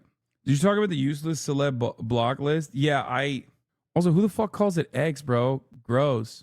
TikTok is bored block list time. Does anyone have, like, a good video on the block list? Like, someone advocating to do the block list or whatever? Because honestly, I think it's really funny overall. And it's yet another one of those, like, the zealotry of a recent convert moments. Like, I personally think it's silly. I thought I was insane for thinking the block list is goofy. I mean, I think it's silly because, like, shit like that is almost always super disorganized. and it just like adds random people onto the pile, right? Like it's never actually. All right, you guys asked. Oh, here it is. It's never actually like well organized. But having said that, because it's kind of vapid, I feel like this is exactly the type of shit that will like cause celebrities to start talking about it in a weird way. Like this kind of shallow, vapid shit will probably scare some celebrities into literally saying something about Palestine, which is kind of hilarious.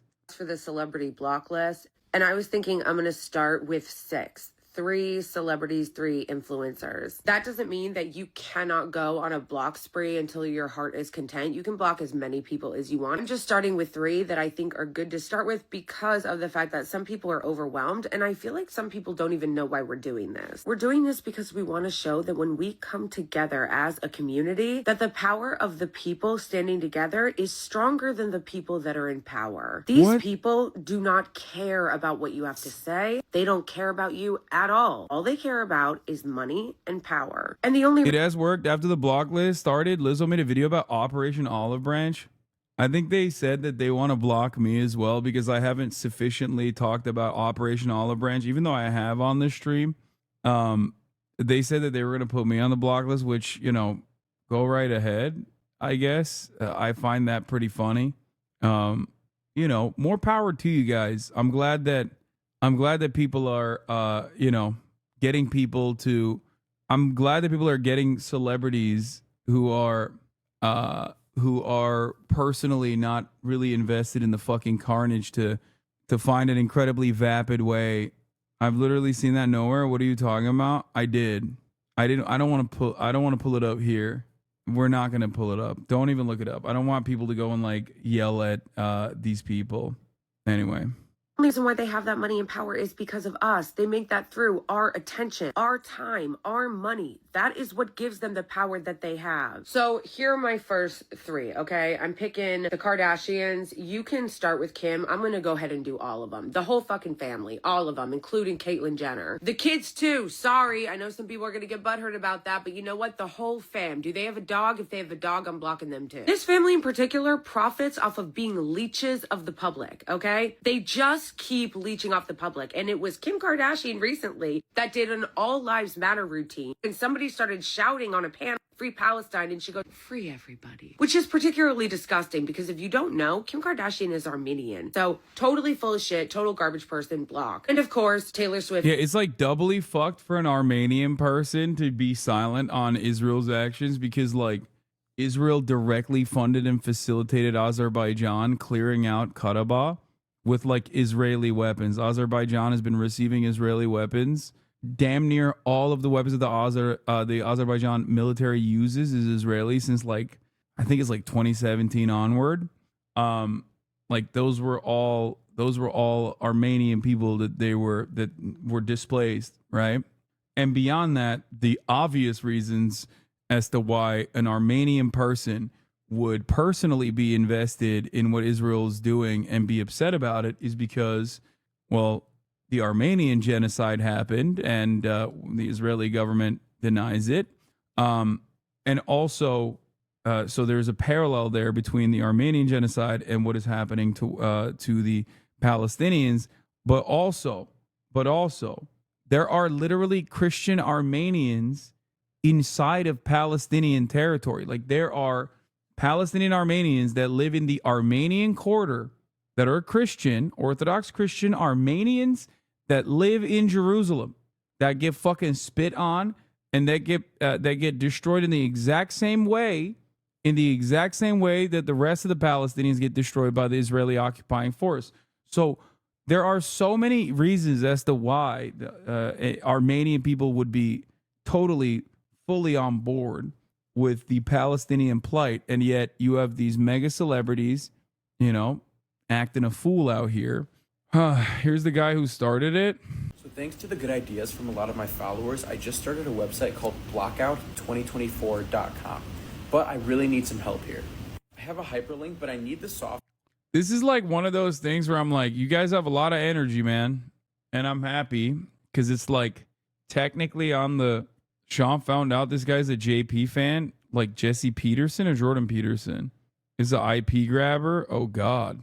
Yeah, the IDF arrested or stopped the Archbishop or some dude in the Armenian Christian Church in Jerusalem, which they share with other Greek sects, etc. in the Church of the Holy Sepulchre, which was liberated by the Muslims from the Romans. Lol. Omar ibn al-Khattab.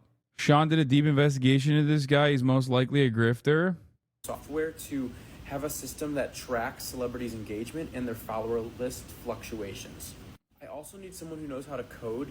Help me develop a software where you can hit one button like block and it'll mass block an entire list of celebrities. And then after doing that, you can see the statistics each week. Anyway, it's like the Starbucks thing, kind of. Let's see what Sean had to say since he's our TikTok Zoomer correspondent. What is not in demand? So let's get out there and start blocking these celebrities and putting as many of their items into shopping carts without actually buying them, because oh, just email your representatives, please. He's right. What's Operation Olive Branch? The Offering Operations? No, Operation Olive Branch is a bunch of TikTokers that put together and compiled a Google Doc with a lot of GoFundMes of Gazan families on the ground. And I think that's a valuable resource in general. So obviously, like, I think it's great overall. Yeah. Having said that, bro, did you just link me the thing I'm watching? You just linked me the thing I'm watching. The problem with stuff like this, the problem with block list celebrities or whatever, is that ultimately it's super easy to bastardize. It's super easy to co-opt, especially if it's not directed by like a organization or anything like that. And it probably has already been co-opted. And there will be a lot of energy channeled in, I suspect, the worst possible directions rather than productive directions, right? It might have a lot of, it might get some celebrities to, like, out of fear, genuinely speak out and engage in like some kind of performative activism in order to not get yelled at. So overall, I think it's cool, whatever. And I also don't give a shit if you block celebrities or not. So I don't personally care about this. I do think, however, that, people will most likely end up blocking a shit ton of people, and it will be yelled at. Once it reaches like peak momentum, people will yell at it and call it stupid and silly, which it kind of, it's just fucking, just pressure your representatives, use organizations that are already existing long before you started paying attention to Israel or Palestine, and engage in protests and keep pressuring not your celebrity crushes or your favorite celebrities, but instead, send emails and phone calls to your representatives and go out and protest. For me in particular, I don't think that I will be on the block list at any moment. Or even if I am, then it's pretty funny. But it's just one of those things where it's impossible to convince people to use this momentum and energy in the right direction when they've already made up their minds that this is the best possible thing they can do, because it's especially easy to do. This might sound crazy to you guys, but people distancing themselves from celebrities is a good thing regardless of activism. I agree with this, but my only problem is that people aren't distancing themselves from celebrities. They've just slightly changed the relationship to be still obsessive, but now in an antagonistic way.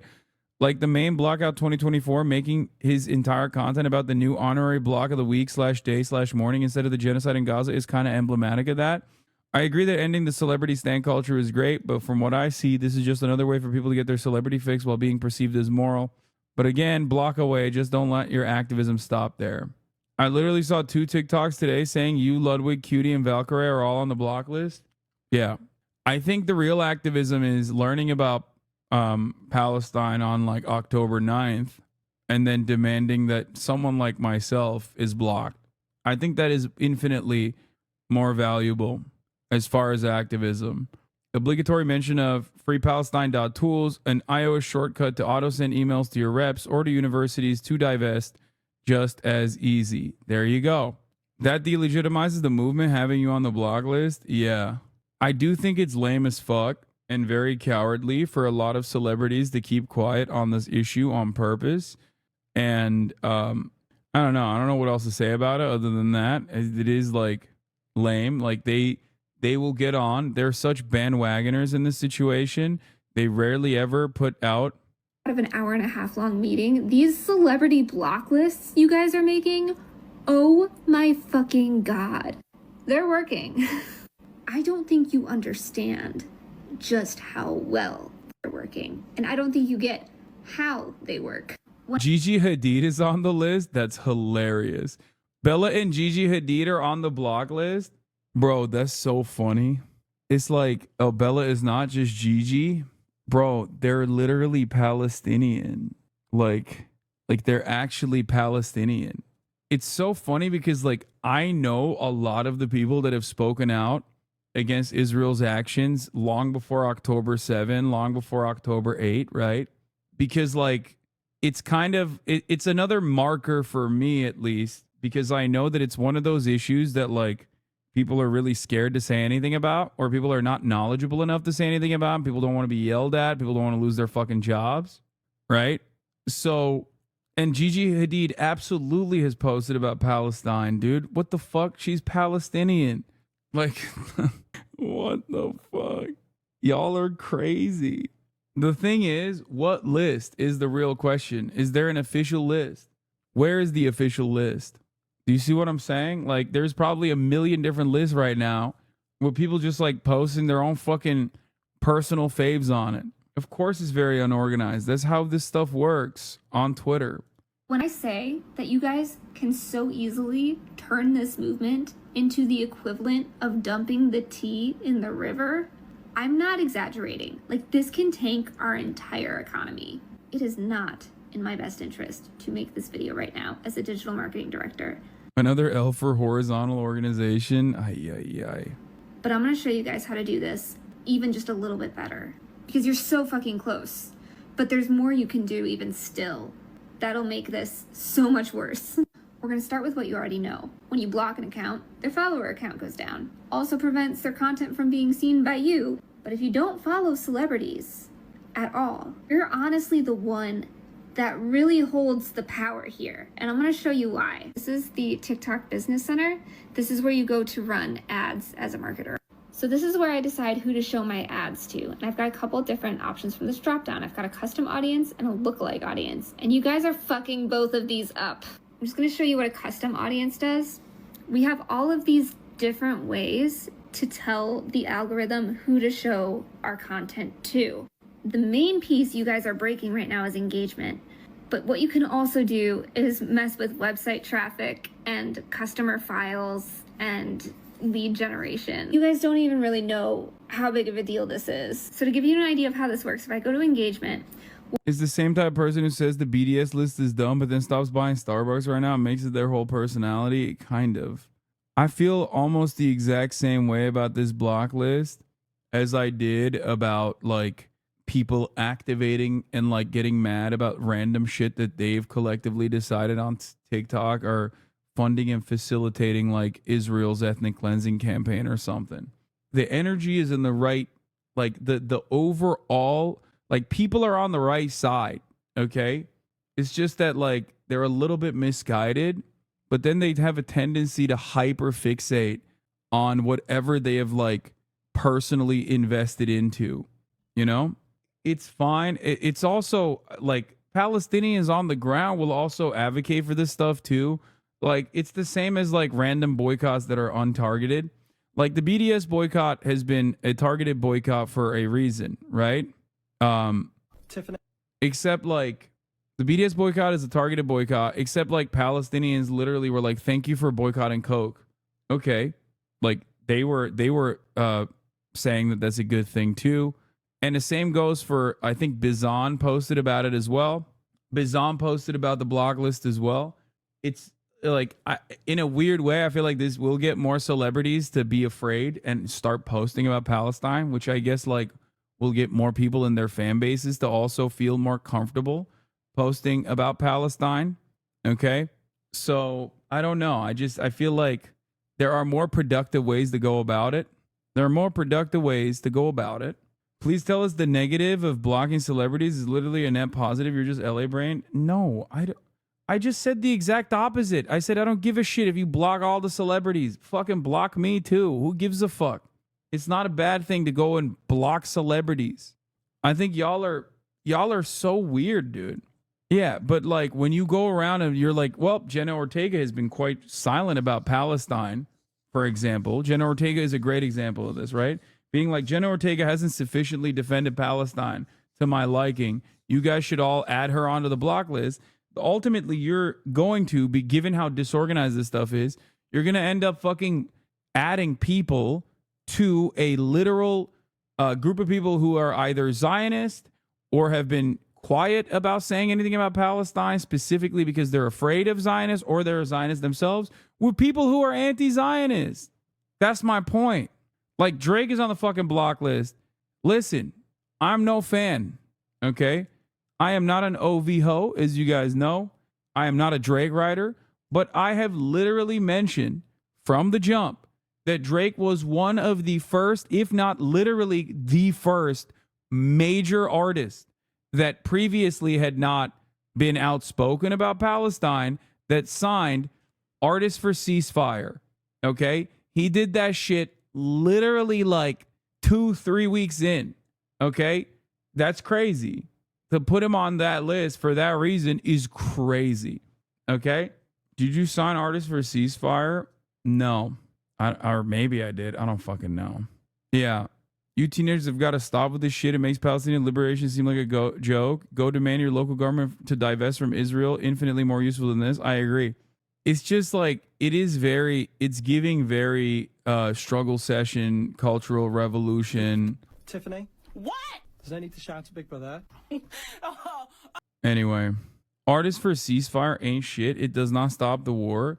Yeah, you're right. Except fucking blocking celebrities does. How about you block the top of the hour ad break, bitch? Which is coming for you right now, okay? How about you worry about the top of the hour ad break and how you can effectively block it by subscribing for $5 or for free with a Twitch Prime, by connecting your Amazon Prime account to your Twitch account, where you get 1 free Prime subscription a month.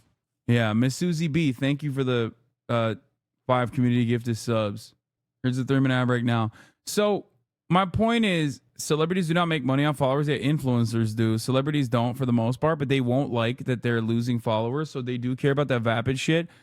I guess in a weird way, if you get like Lizzo and other celebrities to start posting about this shit, then like it gives more courage to other people to go out and post about it as well. It gives more people the courage to be able to unflinchingly defend Palestinian emancipation without fear that like, this is what I mention all the time about, this is what I mentioned before about the fact that, what do you call it? Like the student protesters are doing a phenomenal job. Especially because it gives others the courage to also take it to the streets. You know what I mean? It's great. What I can say is anybody in the past, however many days, up to 180 days, who has done any of these actions on my profile, it's going to add you to a list.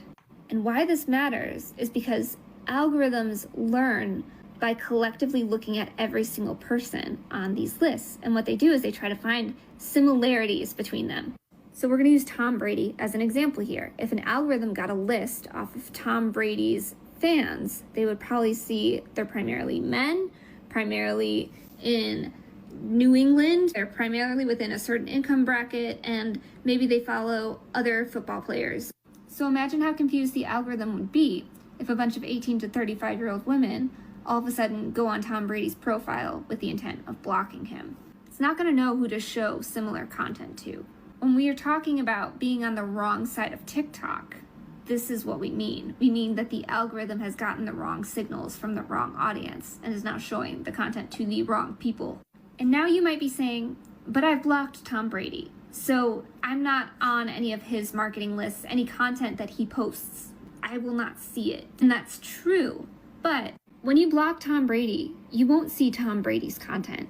That doesn't mean that you won't see Gatorade's content, who maybe is affiliated with him, and who maybe he's sharing his audience with.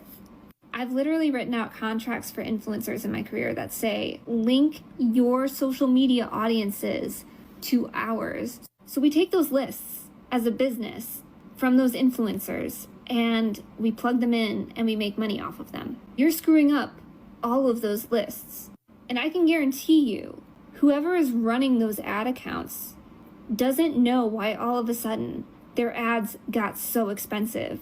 So what they're going to do is they're going to scramble and try to fix the campaign performance, and they're going to push buttons and give the algorithms even more changes and confusion, and it's going to be very, very, very difficult to come back from it. So how do you make this hurt even more? Remember these lookalike audiences? So this is used to find new customers. So we can say anybody that looks like a person that has visited Tom Brady's profile in the last 180 days, I want to show this ad to.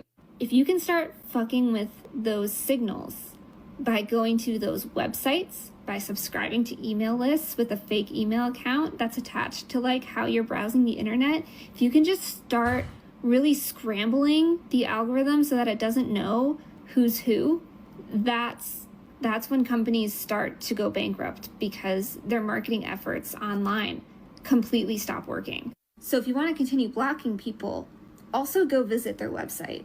Just send a surge of traffic to their websites. They'll crash if too many people go on the websites at once, number one. Number two, it's those audience signals again. So many people visited the site and hit all these weird pages that people don't normally visit. And now these audience lists are screwed up and they don't know who to target. But don't stop at celebrities. Do this to politicians. If you're a gay man, go follow Donald Trump at a mass scale. Force his content to be shown to other people that look like you. If you cannot afford to not shop at certain stores or boycott certain brands, this is how you do it. It is so easy for us to do this at a mass scale because it doesn't hurt anybody to just take 2 seconds to do this.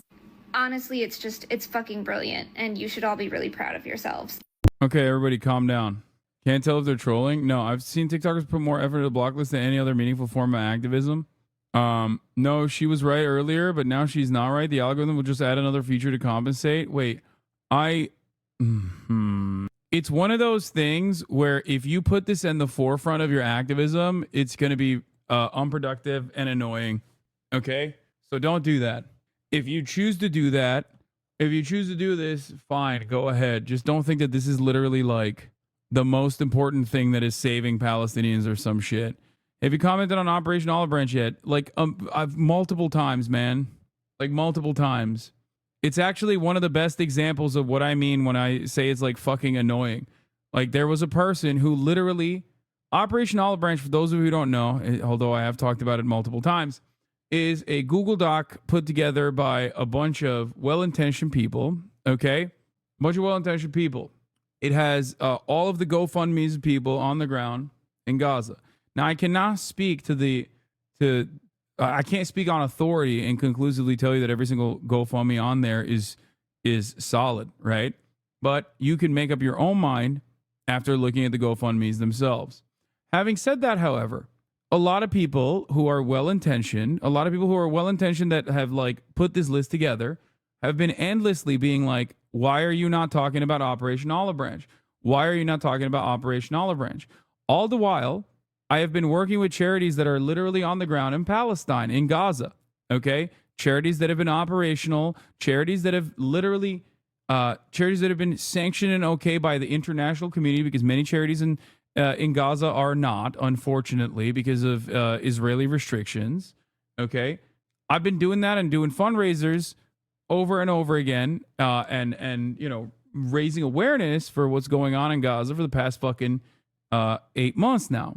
But the problem is those guys don't see that, and they're hyper fucking keyed in on this one specific instance of activism. Okay?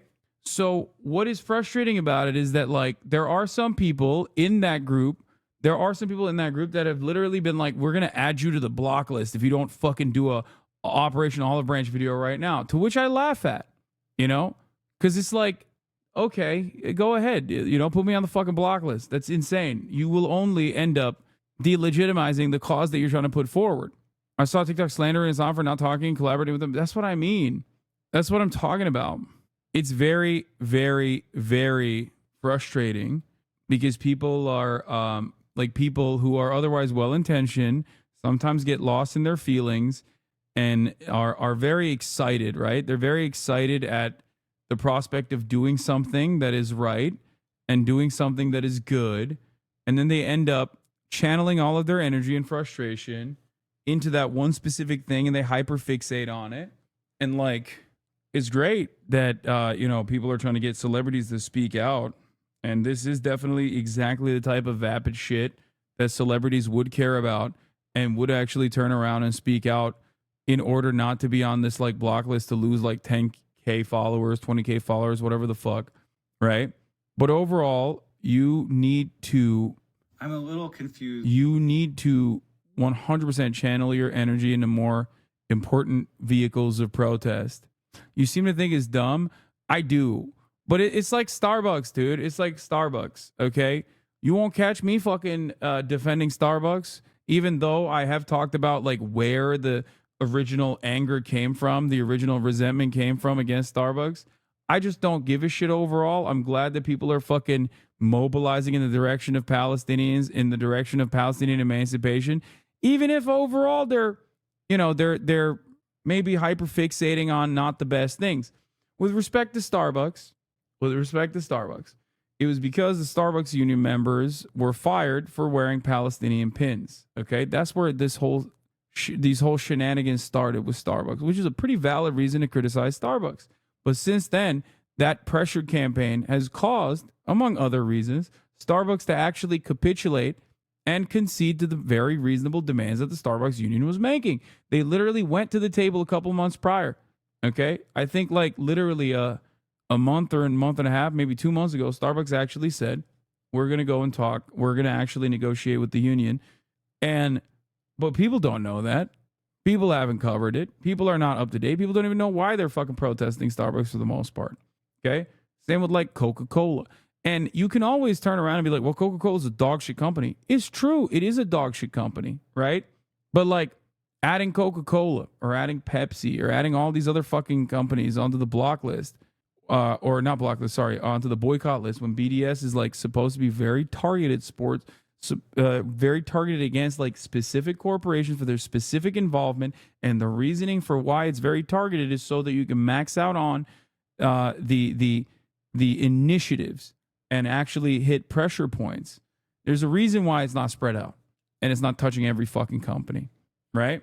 These boycotts work if there is a specific demand and a specific goal from the boycott movements, and they have to be hyper-targeted corporations, because if it's not, then you're diluting the activism, and people can turn around and say, what the fuck is this shit? Overall, though, I do think that there is a positive to this, right? What that is one, it brings more awareness to the Palestinian plight. Two, it causes some of these vapid, douchey fucking celebrities who have been quiet deliberately to actually come out and say, you know, things that are pro-Palestinian. However, why do I say that's positive? It's not just about fucking Lizzo saying some shit about Palestinians. It's positive because that gives people more courage to go out and speak as well. That's an important thing. Just like every protest is good because it gives others the courage to go out and protest as well, to recognize that they're not alone. Palestinians also see that. So overall, I think it's like, as long as you're not making this your modus operandi and making this the only thing you care about, then great, you know, go off kings and queens, do your thing. Is that a Bud Light Platinum? No, it's just the water that I got from the plane, actually. Saratoga Still Natural Water. People can explain if they want, but I will explain how I understand it, which is that if I donate $60,000 to save the children, then I have 0% of that money. If I don't donate it, then 25% of it will go to the US government and I will have 75% of that money. So I like the situation where Save the Children gets 100%, I get 0%, versus the situation where the US government gets 25% and I get 75%. If that sounds like something that is bad or that I'm doing for a selfish reason, then I will happily, please help me understand that. You could say it's for a selfish reason because I've said that I'm doing it out loud, and so I'm getting social capital for it. That's a legitimate criticism. And it is why I usually do not talk about my donations when I'm doing large donations to Save the Children or Doctors Without Borders. Because it seems weird to me to like say, hey, I'm doing this. Please give me social capital. I wanted to do the March to Save the Children. And I think that I'm just going to stop making content for a little while because this is very strange to me. But I wanted to give the money to Save the Children because in Gaza, there are a number of people who can do a border crossing per day. It's set by the Egyptian government, and we can't make that number go up. The vast majority of people will not be able to leave Gaza. And the vast majority of children in Gaza won't be able to leave. Save the Children is on the ground, building impromptu hospitals, delivering medicine, delivering food, bringing doctors in to help care for people. We need to do both. And so I thought it would be good to do both. Like, I'm sorry, take it down a notch, Hank. It's fine. People are gonna misunderstand and misinterpret, and like, it's fine. You can't make everybody happy. But I do think it's important to understand that we need to do both. We need to help people get out of Gaza, and we need to help people who are in Gaza. And I thought that I think, and I continue to believe, and I think most people continue to believe that it is good to do both. Like it is good. We have to do both. Okay. I think I'll just step back for a little bit. What? What? You guys? Why did he post? I don't get it. Like, why were you guys saying this? It also means well-intentioned people don't want to get involved because they're scared of doing the correct activism. That was Sean DeBlack's take on the block list stuff. Wait, what is this guy? I want to see what this guy's TikTok is. I want to see more of the people talking about blocking people. What's the OG TikTok? First post I saw of a celebrity block was a TikTok saying they were adding a bunch of creators, including you and Hank Green, for not having random TikTokers on to signal boost your Project Olive Branch.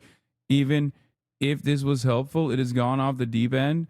Yeah, I'm gonna be honest with you. I think that personally,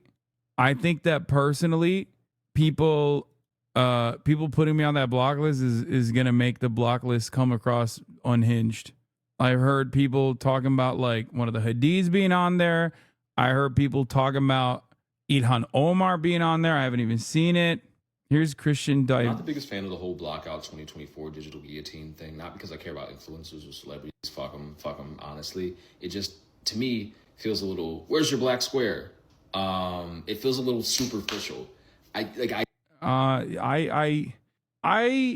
I think the Black Square one was even worse, honestly, because like Black Square literally actually ended up fucking like shutting off activists from using social media unintentionally. The Black Square was even worse than this. This one at least like blocks random celebrities and shit. But the Black Square one was really fucking bad. And it's ironic, wouldn't you know, back then they yelled at me about that too. People yelled at me about the Black Square. There's still a fucking post from the day where people were posting the Black Square, where I actually personally posted on that day, and I said, y'all are fucking clowns. Don't post this fucking Black Square. You're literally populating the BLM. You're populating the BLM hashtag by shutting off actual activists and organizers that are on the ground that are trying to fucking promote whatever whatever legal aid fund or anything like that, or showcasing that there's going to be a new demonstration in town from actually getting their messages across. Is performative activism. And guess what? Every single motherfucker back then yelled at me too. Why did they yell at me? They said, Hasan, what have you said about Black Lives Matter? I think that's your fault if you don't know what I've said about it at that point. You know what I mean? Like, this is what I fucking do. Okay, you can't get mad at me because of your own fucking performative guilt. The fuck? People were like, why don't you post a Black Square on your fucking Instagram? It's like, do you know what I do for a living? Do you know what I do for a living? Every fucking day in, day out. Do you know what I do? This is what I do. It is my job. It is something that I'm very passionate about. The fuck out of here.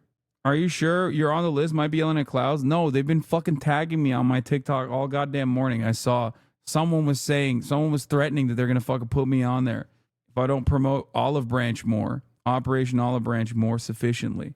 It's just like there's no organized list. Yeah, I mean, I tweeted about it too, but I posted on Instagram as well. So this Blackout Tuesday thing is insanely fucking dumb. You're effectively rendering a vital resource protesters use for safety and also get their message out. I guess the original intention was to criticize the music industry's exploitative practices. except so many people are talking about not posting for the day or worse, posting black blocks on the hashtag. That once was a place for donation links and highlighting police brutality. There is a Chrome extension that does a TikTok celebrity blocker. Oh my God. Oh my God. Anyway, look. What is this block out? A guide to block out 2024. Digital mobilization. Individual movement dedicated to deplatforming of celebrities. We need you all to collectively block celebrities and influencers who have chosen to remain silent. The other part of this is that it makes me feel kind of good. It's great. Like, I think it's awesome that people are trying to block celebrities that haven't said shit, because it's like, yeah, dude, guess what? Maybe you should have fucking spoken out. Okay? It's like, yeah, I can't, you know, me and a handful of other people can't be the only ones out here in the fucking trenches every goddamn day. How about you? How about you fucking say something? Okay?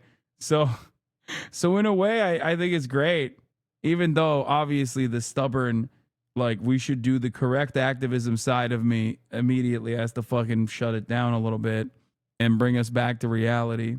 Bro, all of this started because of the Met Gala and some random TikToker influencer made a video with the audio, let them eat cake, and then wearing a crazy dress. Yeah, I saw. Haley, what is it? Haley Bobailey or something? What the fuck is the chick? I saw that shit too. That was kind of gross, but cool that it's like radicalizing people in the correct direction. Haley Blakey, Haley Bailey, whatever the fuck her name is, man. I don't fucking know. I'm not on TikTok like that. And when I'm on TikTok, honestly, it's just like, this is the one, yeah. Let them eat cake. It's time for the people to conduct what I want to call a digital... That's crazy, dude. Yo, she came out crying. She was like, I didn't even get invited to the Met Gala. I never paid for the Met Gala. I actually always dreamt about going to the Met Gala. I'm so sorry. Like, she came out swinging, dude. Haley Banana Fana Fofali. Okay, now I know you're lying. I know that's not her name. Oh my God, bro. This hotel is eating my food, I'm pretty sure.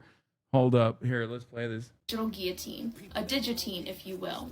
It's time to block all the celebrities, influencers, and wealthy socialites who are not using their resources to help those in dire need.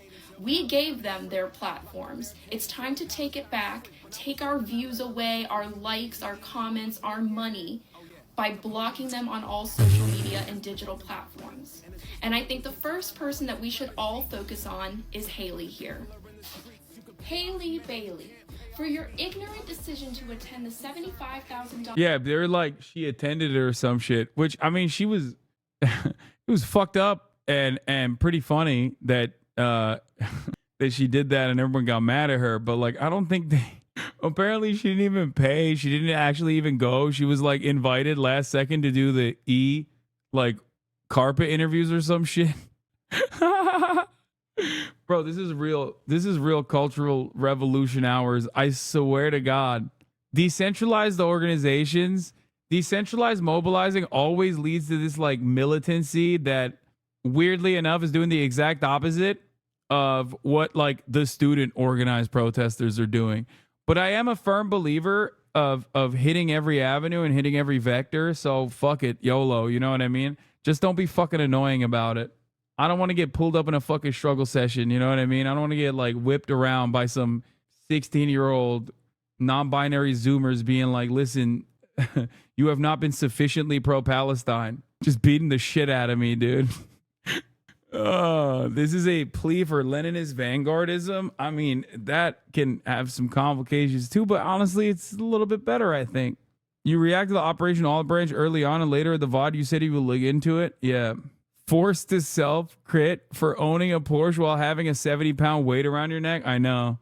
I apologize for my counter-revolutionary behavior, ladies and gentlemen. I fucked up. I should have never bought an electric Porsche, okay?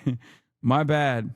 Ticket Met Gala and recite "Let them eat cake," while you have done nothing with your 10 million follower platform as people are starving and dying.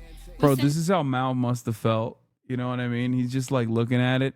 He's looking at the little Zoomers and he's just like, fuck, dude. Yo, these guys are getting a little out of pocket.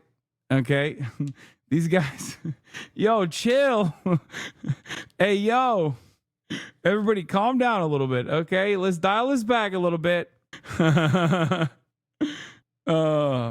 Yeah, Taycan is union made. IG metal, I know, but you know, it's still fucking Porsche. Come on. They're making edits. Let them eat cake. That's such nonsense. I would never say that. Bro, this shit has 400,000 likes. What's happening right now? No way she was just saying let them eat cake because of what she was wearing. She must hate the poors and the Palestinians. No, the irony is she doesn't give a fuck about the poor or the Palestinians. And that is the Marie Antoinette moment. So yeah, it doesn't matter. It's not, it makes no difference whether she said let them eat cake, knowing full well what the context is and how she was like, yeah, fuck the Palestinians or fuck the poor, or if she didn't know. That is the whole point of the Marie Antoinette, false quote, by the way.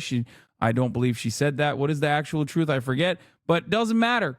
Okay, in the way that we understand the let them eat cake false attribution to Marie Antoinette, okay, the false attribution to Marie Antoinette is literally her not knowing. The peasants need bread. They have no bread. They do not have bread to eat. They are revolting. The answer to which was, well, if they have no bread, why can't they eat brioche? Cake. I don't understand it. Let them eat cake. That's what this is. The whole point is literally fucking her being like, what? Just let them have cake then. That's where it comes from. Okay? Cake is not what we think of it now. Cake is what was left over in the oven. A revolutionary newspaper, she said that. Okay, whatever. My point is her fucking popping off like that is ironically the most Marie Antoinette thing you can do. Okay? Like it is falsely attributed to her, but it doesn't fucking matter. Okay? In the way that we understand it collectively, it is actually used as a fucking representation for someone who is out of touch and privileged, so lost in the sauce of their own privilege that their inability to truly understand the horrifying conditions that those with lesser than them are living under. Okay? That's the whole point. Like, it's supposed to be a story about how unimaginable privilege blinds you to the realities of those who are living under their boot. Okay? And that's exactly what she did, regardless of her. Yeah, it's a cautionary tale. It's a revolutionary cautionary tale, which is ironic because that's precisely what she was doing. Did my door get knocked, bro? Where's my fucking food? Oh my God, I'm about to have some cake. Ow! Oh.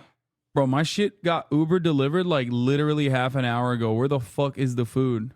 I don't know. The hallmark of any good protest I'm being privileged. Is a direct and specific goal. Let's take the students across the nation right now protesting against their campuses because their campus is invested either monetarily or when it comes to research, information, and development into Israel. They're saying, we don't want that. We are going to protest here until you stop investing in this genocide, right? Clear goal, super clear goal, very clear goal. We're blocking and unfollowing any influencer who isn't using their platform to talk about Gaza. Wide net, unclear aim. Whoa, there's nothing on Billie Eilish's grid about Palestine. Oh, but she wore a ceasefire pin at the Oscars. Whoa, this person just posted a GoFundMe and information about Palestine. Wait, but they only did it after the digital guillotine thing. Boo. I'm not sure what, I'm not sure what the purpose is. If it's just personal that you don't want to follow these people because you find their morals to be dubious, good. Fucking unfollow them. That's Bro, they fucking sent my food to the wrong room, bro. Oh my God. I'm starving. It's literally fucking 5, dude. It's 5 p.m. They cooked me, dude. I hope they didn't eat it. I hope they didn't eat the food. Bro, I'm about to not eat cake. Okay? What is happening right now? Holy moly. Where are you? I can bring you food. What do you want? Okay, everybody calm down, okay? Do not come to my place that I'm at, okay? Hi, I graduated today. Can you please blow me a kiss with my graduation gift?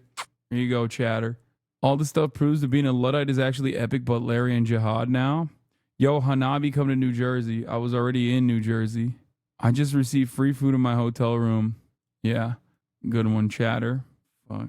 Very valid, but it's being positioned as the death of celebrity culture. Like, this is a thing that we're doing that's so against celebrity culture. I've seen a million TikTok sketches about how Haley Bailey, is that her name? The Let Them Eat Cake girl, about how her really out of taste post, like, or out of touch, in poor taste post has led to the death of celebrity culture, but it really just feels like more celebrity culture.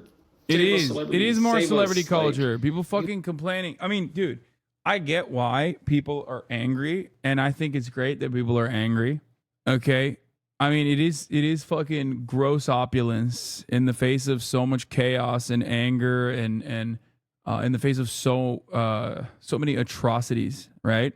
So I get it. Just like I do hope that people's activism doesn't begin and end at like getting mad at this shit and only this shit. You know what I mean? The fact that Haley Bailey is getting targeted illustrates how fucking dumb these people are. She has less money than Hasan, also poor. You people have no concept of wealth. Yeah, I don't think people understand that, but it is pretty funny regardless, because she went there and was like, let them eat cake. I feel like a dumbass typing this over, but Haley Bailey was saying that because the theme for the Met Gala was J.G. Ballard, sci-fi story called The Garden of Time is a story where the aristocracy picks flowers and the slow advancing hordes of proletariats come into their necks. Yeah, but she like signed off as the bad guy. Anyway, her rent is $17K. She's in an apartment tour. God damn, $17K a month? Bro, she pays more than I pay for my fucking mortgage. Holy moly. Okay, maybe she ain't broke, chat. Y'all are crazy.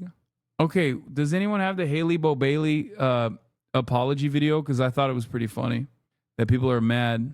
Why is she renting if she could pay that? I don't know. I don't know why people fucking rent like that. That shit is crazy.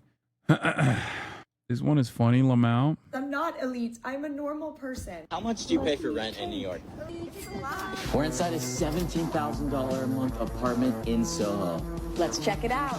Hey guys, I know what a lot of you guys want. Infrared? Whoa. Yeah. I'm richer than you. Peasants. Damn, bro. Haley Bailey. What the fuck? How much do you pay for rent in New York? Bro, her fucking let them eat cake shit is looking real bad right now. God damn.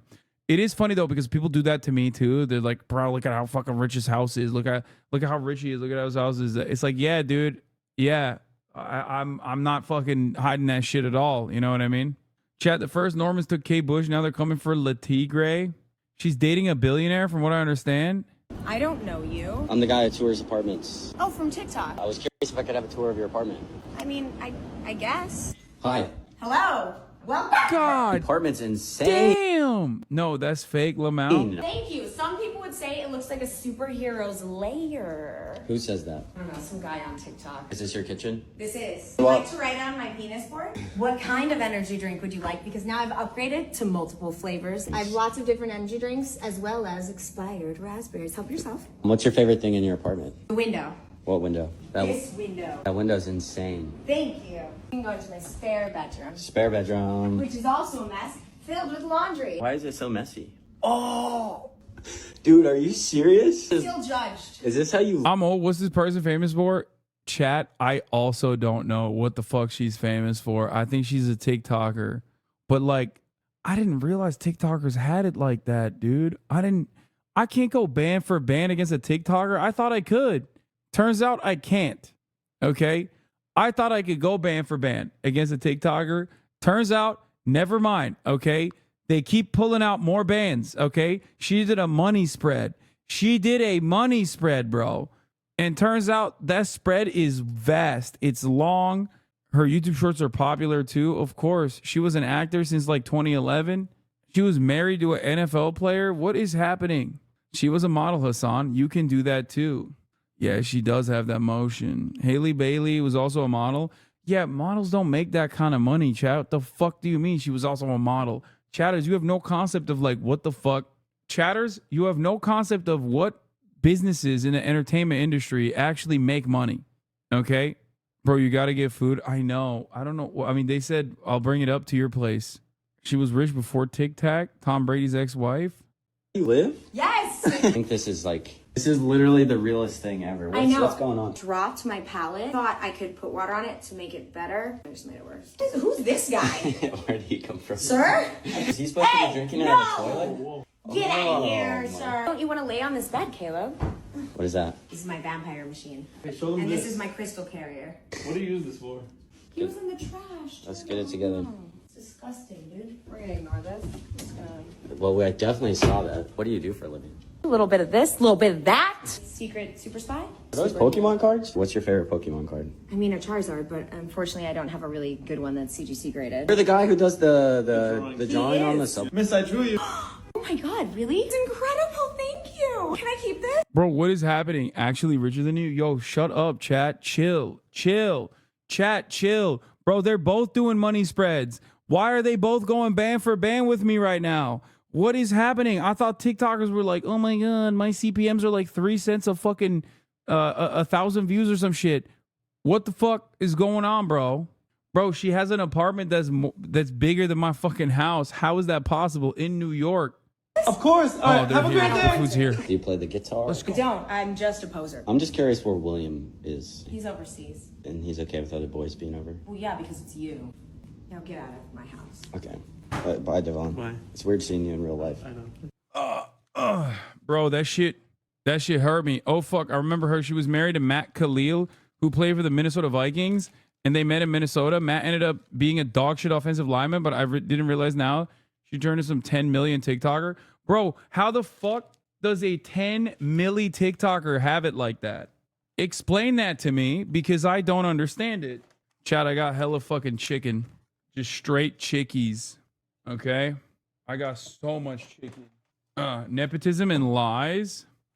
She was really brand friendly. Bro, stuff like this actually kind of fucks me up, because like I personally feel like everything I knew about the industry that I am a part of is wrong. Because like I didn't realize it was like that. And I like to think I have a pretty decent assessment of how much money like certain influencers are capable of making. And then I see stuff like that and I'm like, that's insane. That makes no dang sense. Other influencers actually get brand deals. To be fair, you haven't ventured deep into the TikTok influencer sphere. True. Okay, but like, how is she so fucking moneyed up and not funnied up? Chatters. Like the dude that she posted up with in that video is also doing TikToks. Also, this is not the point. The point was that she also apologized about the let them eat cake shit. I was minding my own business, researching how other people got rich. When I ran into this Ugly mother. No. Again. When I ran into this Ugly mother. Oh, come on. When I ran into this Hello there. beautiful What the fuck is this video, bro? girl who lives in a $17,000 a month New York apartment. Of course, I knew your how did she get rich would come right after the is she a natural redhead question. But I've been working for a long time on some serious research that I think you'll be interested in. So interrupting that to tell you the HEYYY Khalil story is out of the question. Seriously, you can't request a new case until we have completed the previous one. Only persistence, work and persistence, leads to success. So focus, people. Focus.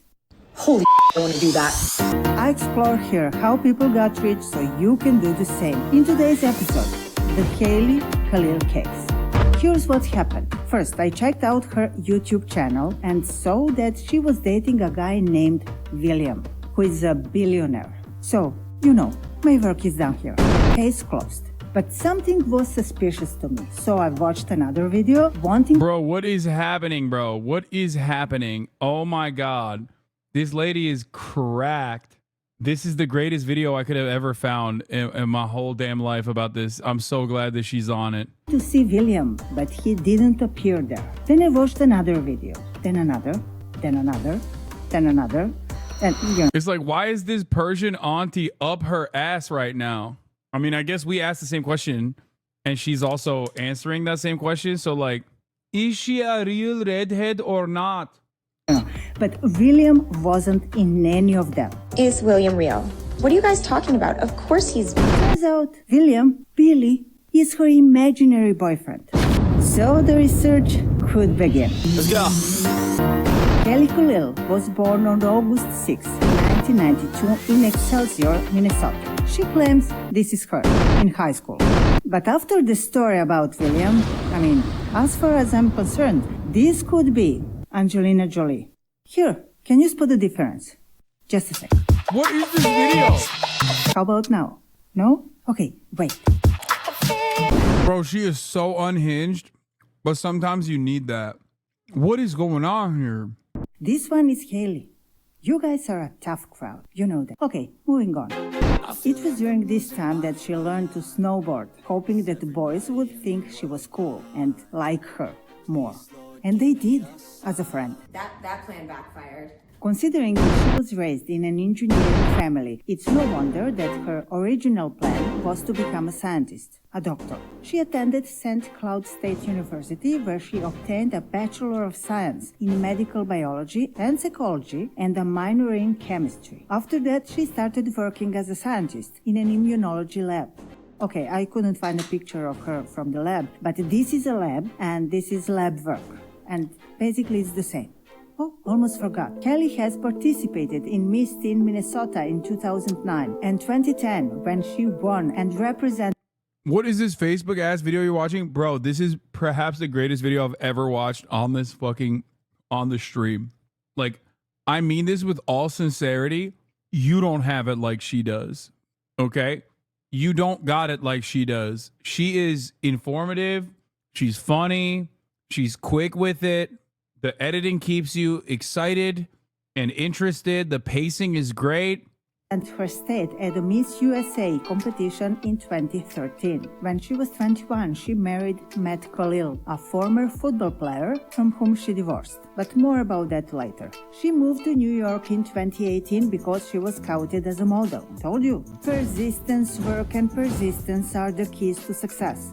And of course, persistence. After this info, you're probably thinking, now we know how she got rich. Not so fast, my friends. Not so fast. Not so fast, my friend. Kelly has her own businesses, such as restaurants. Again, I couldn't find a picture of her from the restaurant, so here we are. There is no difference, guys. None. But how did she make the money to open the restaurants, you ask, right? Well, let's not forget that Haley's ex-husband, Matt Khalil, earned over $57 million as a football player during his career and may or may not have helped his beautiful wife's financial success. Their private life is really private, so any talk about that would be a speculation. Damn, y'all were talking about how he sucked big shits. Why was he making 57 mil? I guess 57 mil is not like that crazy for a football player contract, right? You seem so broke compared to these influencers, man. Okay, chill, bro. Chill.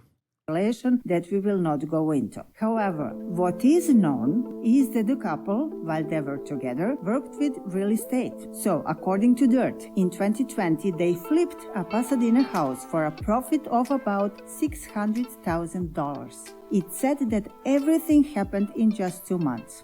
As I mentioned before, Haley moved to New York in 2018 when she was scouted as a model, and that year she was featured in the Sports Illustrated swimwear issue. The same thing happened in 2019 and 2020. Since then, her career has only been on an upward trajectory. Unfortunately, Haley and Matt divorced in 2022, as she stated, because of irreconcilable differences. But what the two do not differ is the art of making money. Only they do it separately now. For example, some sources claim that her net worth has already reached 1.5 million. Ain't no fucking way. Net worth of 1.5 milli? You are not staying in an apartment that's 17 grand a month. Ain't no fucking way. The fuck? Net worth of 1.5 milli? Who the fuck is able to... What? That's actually crazy. Haley has more than 500,000 followers on Instagram, and her TikTok has 1.8 million followers. Wait. Her videos on TikTok have millions. Bro, she made this video 1 year ago.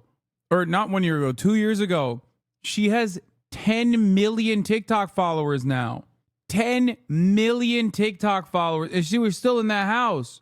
What the fuck is going on, bro? How? How many do you have? I haven't even broken 1 million.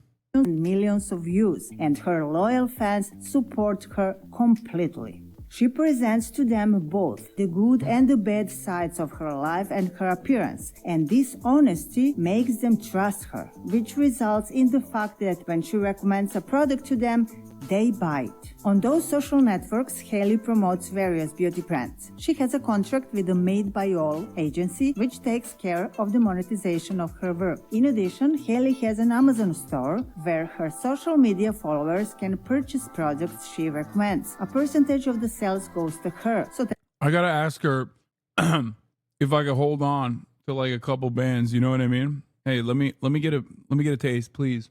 That's another source of her income. And now, so that you can understand the speed with which her success is growing, I will tell you this. HEYYY started her YouTube channel in November 2022 and gained more than 400,000 subscribers in just 1 month. And not in any month, but in the first month. According to Social Blade, there are many channels that have more growth than HEYYY's, but none of those channels are a month old. All of them were created much earlier and have their own base of viewers who can trigger the algorithm if the creator makes a great video. And in Bro, what is happening?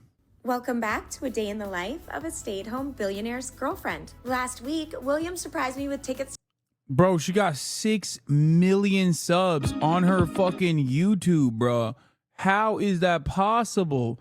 She must have shorts that just bang. You know what I mean? Because look at this. All of her videos are shorts. Like, they're not even doing that well.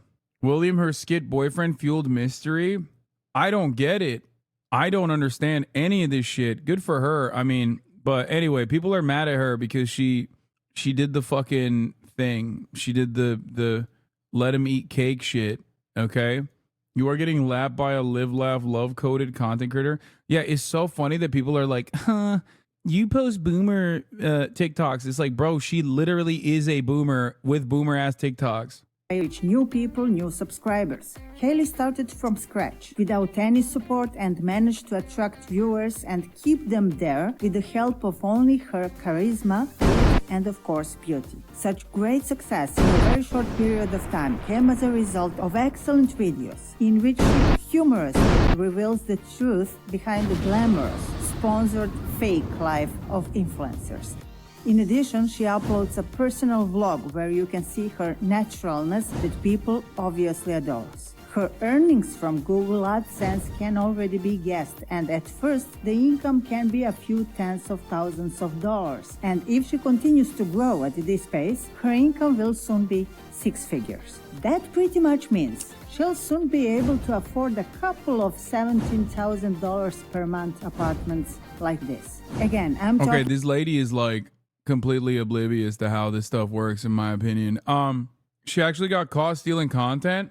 Can you guys just show me the fucking apology TikTok?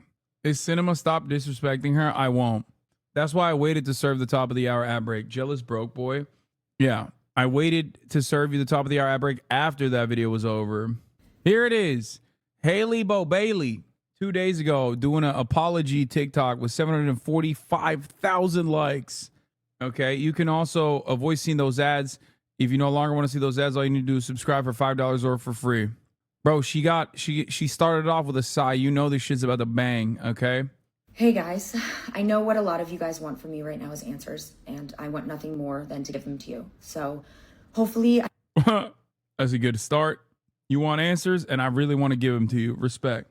I can answer every question that you have about what happened on Monday night. About a week and a half before the Met Gala, I was contacted by E! To see if I had any interest in being a pre-Met Gala host. There are usually 3 hotels that celebrities leave from to go to the Met Gala. I was stationed at what's called the Mark. I was supposed to do content with celebrities and on air about their departure. Bro, isn't that the Drake Hotel? Yo! That's the Drake Hotel! What does she know? Chat, what does she know? That's crazy. What's this all about? What happened is, like, she literally fucking dressed up as Marie Antoinette. Or not Marie Antoinette, but like she didn't even go to the Met Gala, but basically dressed up in a fit that was like ridiculously opulent, and then turned around and was on camera doing a TikTok being like, let them eat cake. And then people obviously got hella mad about, people were already like super mad. It's insane how you defend these people because you guys are the same social class. Yeah. I already ran the top of the hour ad break, dummy. To the Met. The Met is one of the most exclusive events in all of fashion. You have to be handpicked by Anna Wintour herself to go. That's the only way that you get there. I was not invited by Anna Wintour. I did not hold an actual invitation to the Met Gala. I was involved only as a host, meaning that the moment that the last attendee left the hotel, I went home and I watched the Met Gala coverage from my couch with my friends. That is also why you haven't seen any photos of me on the white and green carpet for the Met Gala, because I was working at the Mark. And I literally wasn't even invited to the Met Gala, so security would have definitely dragged me out. I paid no amount of money to go to the gala because I wasn't invited. Since I was little, I have idolized the Met. I love the costumes and the design, and it has always been one of my biggest dreams to be invited to attend. After entering content creation, I was told that those dreams are nearly impossible if you are not in one of the inner circles of fashion. So when E reached out to me with interest in being a pre-Met Gala host, I immediately said yes, because I just wanted to get even remotely close to it, just to like see the thing I had idolized for so long. I was at the Mark, which is on 77th Street, and the Metropolitan Museum is on 82nd Street. So that's about as close as I was allowed to get to the Met Gala. People that you saw behind me in my videos were people that were lined up outside the Mark to do the exact same thing as me, which was get content with celebrities as they departed for the Met. The dress that I wore was made by hand by a friend. Mark is one of my nearest and dearest friends. I met him back when I was modeling, and we just stayed friends. So then when all of this red carpet stuff started happening for me, I reached out to him, and he started to help me and make dresses for me by hand out of literally the kindness of his own heart. I have never paid him a cent. He has never paid me. We just work on the dresses together because we find it to be really fun. Every single dress I've worn on a carpet this year has all been made by hand by Mark. I have not paid anyone anything. I haven't bought dresses. I haven't paid designers. Mark is the only person that I have worked with. Mark does not have a factory. Mark does not employ a bunch of people to work on these dresses. Every single dress he has made for me, he has made by himself with no one else's help, by hand, out of literally nothing more than the kindness of his own heart. And he's one of the only reasons I've even been able to do what I've done this year, because I wouldn't have had the dresses to go to these events if it hadn't been for him. This now brings me to the audio that I used for that particular video. And first and foremost, before I say anything, I need to apologize. I am so sorry that I chose a sound that you guys could ever possibly feel was malicious in nature. If I had thought for even 1 second that the sound would be received that way, I never ever would have used it. When I film my TikToks, I love to use trending audios and sounds that people are currently using, and this was one of them. The sound has been used in over exploiting the labor of others by not paying them, Pago. Okay, guys, chill out. The reason why she's mentioning that is her friend who made the dress, because like I'm sure people saw that and were like, oh, look at her wearing a fucking designer dress that is $1 million made by Indonesian children that were immediately blinded after they were done making the fucking dress. Because, are you defending her, Lamau? No, I'm not. I think this is a hilarious situation overall, but people do have a tendency to just like make shit up. So that's why she's like addressing all of this. She's apologizing like someone who broke an urn full of ashes while house sitting. It's pretty funny. Yeah. 110,000 TikTok videos. It's the current trending audio of a glow-up trend in the United States and abroad. It's also been used by different makeup artists in the last couple weeks to create Marie Antoinette looks. Let them eat cake. He took the bomb. He took the bomb. It's been used by bro, they're doing that in their fucking dorm rooms, like not at the fucking Met Gala. That's the difference. Oh, that's so funny. And small creators alike, with no negative feedback or no negative discussion in the comments. Let them eat cake. He took the Let them eat cake. He took the Let them eat cake. He took the Let them eat cake. He took the bomb. Let them eat cake. He took the bomb. Let them eat cake. He took the bomb. The sound choice truly had no deeper meaning. I never would have chosen a sound on purpose to highlight wealth disparity or elitism. I never even thought it would be taken in that way, because I wasn't elite enough to even be invited to the Met Gala, because I'm not elite. I'm a normal person. My dumb self just used an audio. I would have believed her if I didn't know if I didn't know her apartment and shit, I would have believed it. Like, at first I was like, she's a TikToker. I'm sure people are like exaggerating how rich she is. And then I saw her fucking apartment. I'm like, God damn. The thing is, like, crazy how much of a house Andy you're being. No, first of all, chatters, I very routinely recognize my privilege, okay? Give me a goddamn break. I routinely recognize that shit. What the fuck are you on about? I literally tell you all the time. Also, her fucking apartment is more expensive than my mortgage, which is like by a lot, okay? Almost twice what I pay for my mortgage. Do you fucking understand how insane that is? Are you closer to us than her by money-wise? No, I'm closer to her, for sure. She's been living in a fucking, for 2 years, she's been living in a penthouse that's $17K a month. That's crazy. So much that it doesn't make sense how she made all of those bands as a TikToker. Like, I don't think TikTokers have it like that. Does that make sense? Do you guys understand what I mean? I did not think that TikTokers had it like that. Anyway. That I thought was viral and trending and that people recognized from the Marie Antoinette 2006 movie. Let them eat cake. I didn't think that much into it, and for that I am so sorry. I did not do my due diligence. Like, I'm so stupid because the things going on in the world today are weighing heavily on everyone's hearts. Innocent men, women, and children are dying. People do not have access to food and water. People are being kicked out of their homes. There are so many things going on in this world that are just wrong. I know that this situation is very complex.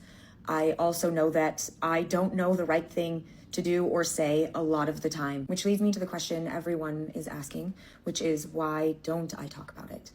And it's simply because I am not informed enough to talk about it in a... Her ex is a millionaire. Why are we acting like he's all TikTok money? I just don't know how much, like half of an NFL player's salary. Is it like that? Can you have it like that? Do you get half of the whole salary? Is that how this works? Like straight up? Men's right activists were right all along. Yeah, low key. Like, what the fuck? Meaningful and educational. Why are you hating on a girl boss? Bro, I do not give a fuck about how much money she has. I don't think you guys understand. I am simply stating that I'm shocked at how wealthy she is because I thought I could fucking go band for band. You know what I mean? Like I would not have expected a TikToker to have that kind of bills. That's it. Like, I don't give a shit how rich she is. Who gives a fuck? I do not have the background knowledge to educate or discuss in a meaningful way. I grew on social media as a comedy creator, and I love comedy. I love making videos, and that's how I gained my platform. But that doesn't mean that the second I started gaining followers on the platform that I automatically knew the right thing to say when it came to world affairs or wars or disputes or death or destruction or crisis. I still am just that same girl who wanted to post her first comedy video a year and a half ago on TikTok. But I do know that as somebody with a big platform. How'd she blow the fuck up? How did she blow the fuck up in a year and a half? Like, it makes, some about this doesn't make sense. Like 400,000 followers, 400,000 subscribers on your YouTube channel in one day, like as soon as you fucking, or in 1 month, as soon as you started your YouTube is crazy. Some about it is like wild. Bro, you say step 1, be a woman. Step 2, be hot. You know how many hot women exist on the planet, dude? What the fuck? Bro, you are out of your fucking mind. Like, what? All women are hot. Okay, all of them. Someone said this bitch was a scientist in the medical field. She's acting like an illiterate court jester. Jesus Christ. I mean, yeah, she's definitely super well educated, which is why it's like kind of funny that she's like, oh yeah, I'm such a dumb, silly dumbass. Oopsie. I don't know where Israel is. She was all up in that ladies in STEM shit. You know what I mean? She wasn't just at TikTok. She has a degree in medical biology and psychology. Was on the cover of Sports Illustrated. She owns her apartment and married a rich football player. She's not dumb. She's being willfully ignorant on the genocide that has dominated her platform for months. That's why people are pissed. No, I don't think she's dumb at all. Bro, I'm sorry. I'm not going to fucking sit here and be this confused as to how this person has this kind of money and then turn around and be like, she's dumb. She obviously knows what the fuck's going on. She knows what she's doing.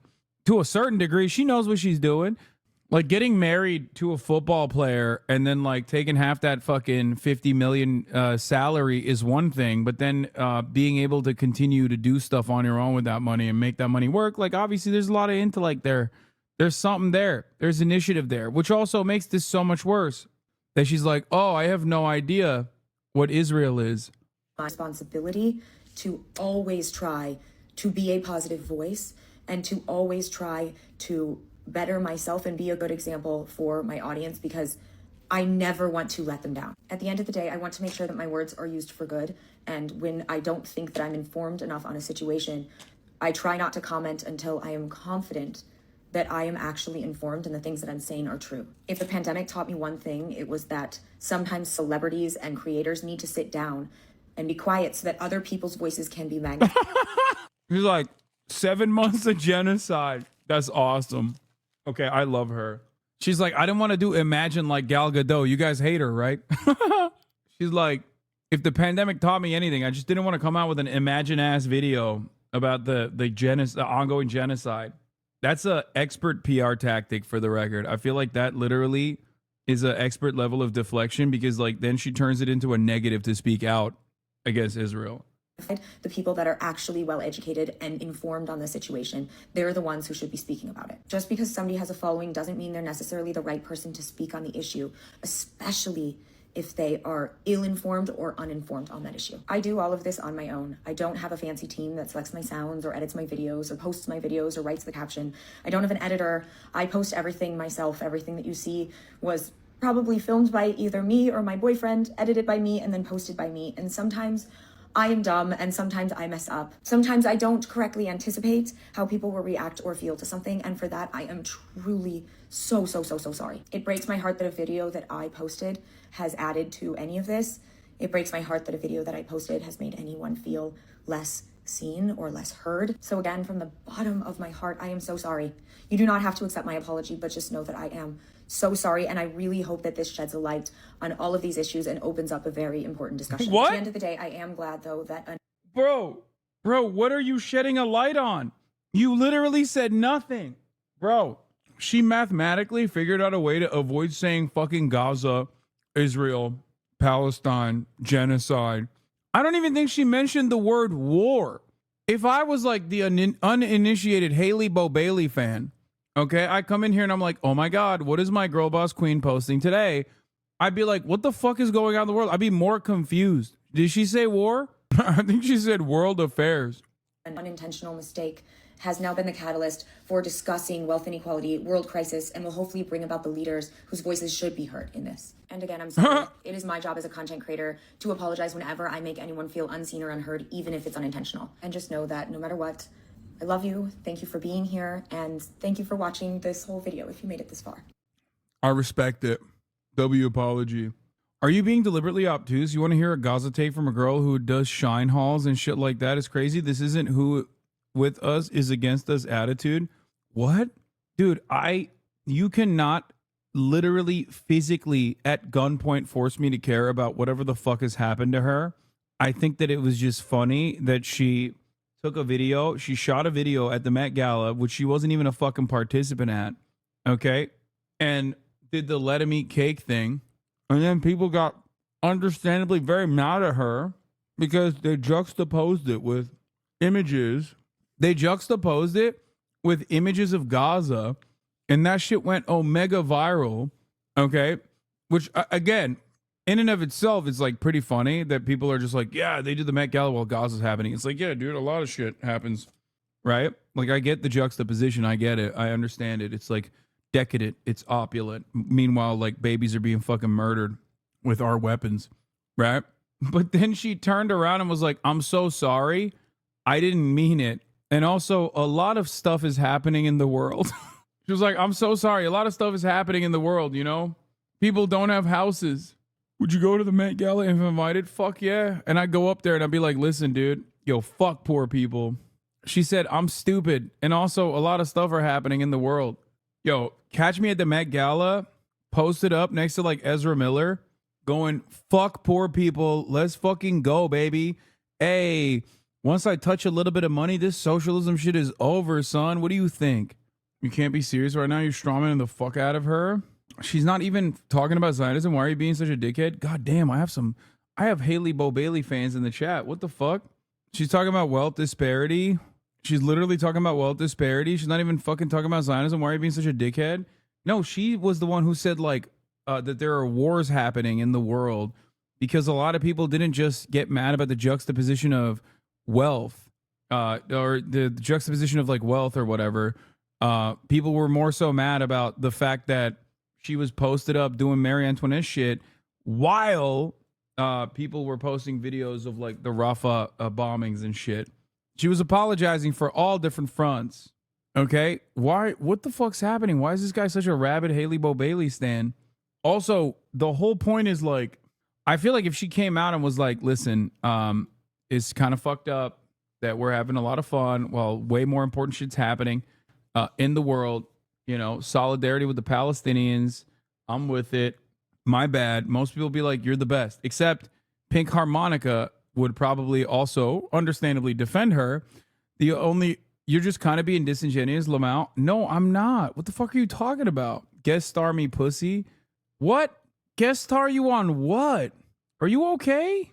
Are you drunk? The fuck's going on? 42-month subscribers at Guest Star Me Pussy. We need to talk about HEYYY Bo Bailey.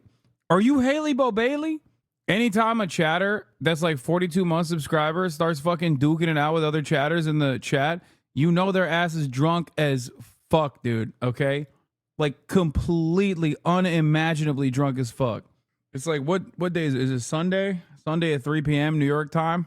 Anyway, why celebrities? An increasingly digital world. I can't believe we're still doing this block list shit. Anyway, let's finish this. You have to post about this. Whoa, this celebrity posted about this. This makes them good celebrity. Let's fucking raise the roof. I'm not sure really what the point is. Something I saw a different creator, Betsy, talk about was they were like, yo, like, I care about Palestine. A lot of my efforts are focused on Sudan. Like, people who have other things that they are you have to be specific and focused. And there's a lot of things happening in the world. And to me, a lot of this feels like a way for people to express their need to be punitive. It feels like people just kind of, they're hyping themselves up to engage in cop-like behavior. And I hold a lot of pessimism from 2020 and the way that white people got involved in the Black Lives Matter movement. They hopped in, they got real fervent, they posted their black squares, and then like the next year they all forgot about it. And I don't think the same thing is happening with Palestine, which is good, but this seems to serve this same nature where it's like, great, all right, cool, Chase Bank posted a BLM sticker.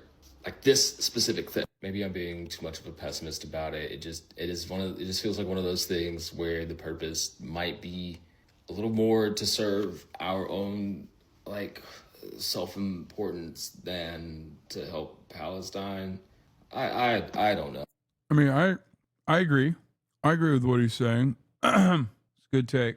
Beyonce. I know. Taylor Swift and Beyonce have fans that are lunatics. We all know this. I am not sure if there are bigger bootlicker celebrity simps than the Swifties and the Beehive folk. If they get on you for this, block them too and keep it moving. And as far as influencers, I think we need to start with Let Them Eat Cake over here for reasons that I think are pretty self-explanatory. Let's do her first. Alex Earl and James Charles. They're all people who have profited immensely off of TikTok and Instagram. They're people who had no problem building their platform off your backs, but then when you ask them to speak out about something, they ignore you. So block. People like the Biebers and Amy Schumer and shit, those people should have already been on our block list a long time ago, okay? This is just the start, and feel free to add anybody in the comments that you also want to see highlighted. This is also for us, guys. For so long, we have been conditioned to believe, and this applies to businesses and corporations too, that we are so lucky that they profit off of us. We're so lucky to kiss their feet while they take our money. It is time to understand that the ones that actually hold the power with our money and attention is us. And it's important that we do this together in a coordinated way in order for it to have an impact. We giveth, we can taketh away. Happy blocking. I think that Pink Harmonica chatter doesn't understand my point that I was making. I'm not saying she's a Zionist or anti-Zionist or whatever the fuck, dumbass. Okay? I've never heard of this woman before today. I don't even have TikTok. This is brain rot. Why does getting mad at a model posting a dumb video then lying about her do for Palestine? What the fuck are you doing, brother? The reason why people got mad at her, HEYYY Bo Bailey, okay, and I'm not even going to entertain the idea that you don't know who this woman is for your own sake. I think like you might as well be her the way you're vociferously defending her. Chatter's like, bro, you don't understand. I'm just in it for the anti-slander. Like that's my position. Okay? No, you're failing to comprehend what I'm saying. People were mad. No, I just don't like dumb shit. Okay, but you're behaving in a fucking dumb way right now. You are. You are behaving in a super dumb way. As a matter of fact, what the fuck is wrong with you? Be normal. You're behaving in such a dumb way, you got timed out. And this shit is dumb reels are enough for me. Okay, I'm not. First of all, I like that you admitted that you don't know what the fuck you're saying. Because it seems like I know at least a little bit more than you do on this issue, okay? Because you fucking complain about this woman and like you even went so far as to say I'm lying about her. The major reason as to why people are mad at her is because they literally juxtaposed her Let Them Eat Cake shit, not just with wealth and equality, but with images of Palestine, just like they did with motherfucking photos and images of Zendaya. Who was actually at the Met Gala. But because she is a TikToker and not like an actual... You say she went to the Met Gala? No, I literally said the opposite. You fucking idiot. I said she didn't even go to the Met Gala. That's what I said. You are a fucking idiot. Shut the fuck up. You are absolutely fucking drunk. I hope you're drunk as fuck. Once you reach the 40-month HasanAbi sub mark, you either become a conservative or a parasocial defender or for TikTok celebrities. I don't even know what the fuck this dude's doing. Why is it that like half of the fucking gripes that chat has with me are literally because they don't hear what I am saying? You speak fast and say a lot of things? Okay, now you don't remember? Oh my God. Oh my God. Dude. I said numerous times she didn't even go to the Met Gala. Lol. I even went so far as to say that's an L. Like, even before we watched her video, I said this. You are stupid for not listening to the words that are coming out of my fucking mouth because you're watching on mute. And now you're trying to gaslight me. What the fuck is happening? You are mad at me because you didn't hear what I was saying and you made up your mind on this issue. How is this possible? 40-month subscribers, they get so fucking weird after a while. I swear to God, I don't know what it is. It's so odd. I don't know if it's like craving for my fucking... Motherfucker said, do you want a clip? Bro, I'm gonna lose my mind. Brother, for every fucking second that you have on here, there's at least 12 more of me saying the exact opposite. Okay? I'm losing my fucking mind, dude. You are going to clip the one part where I say, well, she went to the Met Gala, but she didn't even go to the Met Gala. She just went to the fucking interview before the Met Gala because she wasn't invited there. And then turn around and be like, see? I misheard you. And then a bunch of dumb bitches in the chat are going to literally ride for you. You're going to go back to the Discord and keep posting it over and over and over again to be like, see, guys, I was actually right. I'm going to ban you because you're being an annoying little hyperfixated douchebag. And then you are going to become one of my fucking permanent haters. You're going to end up going to the fucking r/Destiny community and complain about it and become like another one of the fucking haters who hates me forever and permanently. All because of fucking what you misunderstood about what I was saying about HEYYY Bo Bailey. Do you want to actually have this be your future? Does this seem like a viable avenue for you? Oh, man's given the roadmap. Many such cases, chatters. In a few years, you will be so heated in one of these that your heart will stop and it will be a clip of it. You want your funeral on replay? Yes. Anyway. Oh my God. I'm done with this shit. Jesus Christ. This shit is really taking over your brain, dude. All that came out of nowhere. I just don't understand why it's understandable that everyone is so mad. It's based on a stupid TikTok edit. What the fuck are you talking about? Of course I've said the exact same thing as to why people are mad at me when I fucking bought the house and it was plastered in everyone's goddamn timelines, you dumb fuck. I literally said the exact same things that I'm saying about her. Okay? I said, personally, I understand at the time to Ethan Klein on the Leftovers podcast why people were so mad at me for buying a house. Because they see a lot of fucking... Their lives suck. They have no possibility for fucking early retirement. They never will buy a house. So when they see some fucking random dickhead, okay, socialism Andy over here, being able to fucking purchase a house for himself and his family, they get mad, and understandably, because it reminds them of their fucking lack of opportunities in the fucking world. That's why I totally get why people are fucking frustrated all the goddamn time, especially when something reminds them of the devastating income inequality or the overarching wrong things that happen all around the fucking planet. That's my take. So why are you shitting on her? Because she's a fucking phenomenally wealthy influencer who did go to the Met Gala and went, let them have fucking cake. Which is ironic because that is exactly the fucking same bastardized or not Marie Antoinette moment. That's how I opened this up. I said, Marie Antoinette, not the correct quote attributed to her falsely, doesn't matter. The way that we colloquially understand let them eat cake is quite literally about not knowing from your place of privilege what the average person exists like, what the average person knows about. And that's precisely what I said. I said it is ironic that even if she knew, whether she knew that there are poor people out there who would get mad, or if she didn't know, doesn't matter because it makes it so perfectly Marie Antoinette, because it's so detached from the reality of the everyday citizen. Okay? There's a difference between someone getting doxxed for buying a fucking house for his family, not exactly promoting that and being like, look at how fucking flexed up I am, dumbass, versus going to the fucking Met Gala, wearing a Marie Antoinette-ass dress and saying, let them eat cake, and posting a fucking TikTok, not expecting people to get upset. I hope you understand this. It's dumb as hell for her to do so. And just like I consistently maintain the position that it's good that people get mad at rich people, okay? It's good that people get mad at rich people, okay? It's good that people got mad at her. The other stuff that, right, why Zionism involved in the combo? Dude, you've been in here for 42 months. Do you not understand the fucking complicated nature of capitalism and imperialism? Imperialism being the highest stage of capitalism, and wealth extraction for the third world is a phenomenally important role, plays a phenomenally important role, as profits have a tendency to decline. So we look for new and new avenues for wealth extraction and extraction of labor from the fucking global south, unequal exchange. All of these things are obviously intertwined with one another. And that's precisely why Israel's actions in Gaza are yet another marker of the exact same violent systems that oppress people both domestically and on fucking foreign soil. So of course it's completely fucking related. People were both posting about gross wealth inequality and homelessness while also simultaneously posting about how our tax dollars are fucking going into murdering children. Someone just knocked on the door. No, I just got turned down service. Sorry. It's fucking nice ass hotel, bro. Let him eat cake, baby. Anyway, hey, Pink Harmonica, 42 months of fucking subscribing. Still can't make the connection between fucking Gaza and capitalism and wealth disparity as a whole. That's insane, brother. Maybe you should, I don't know, listen in a little bit.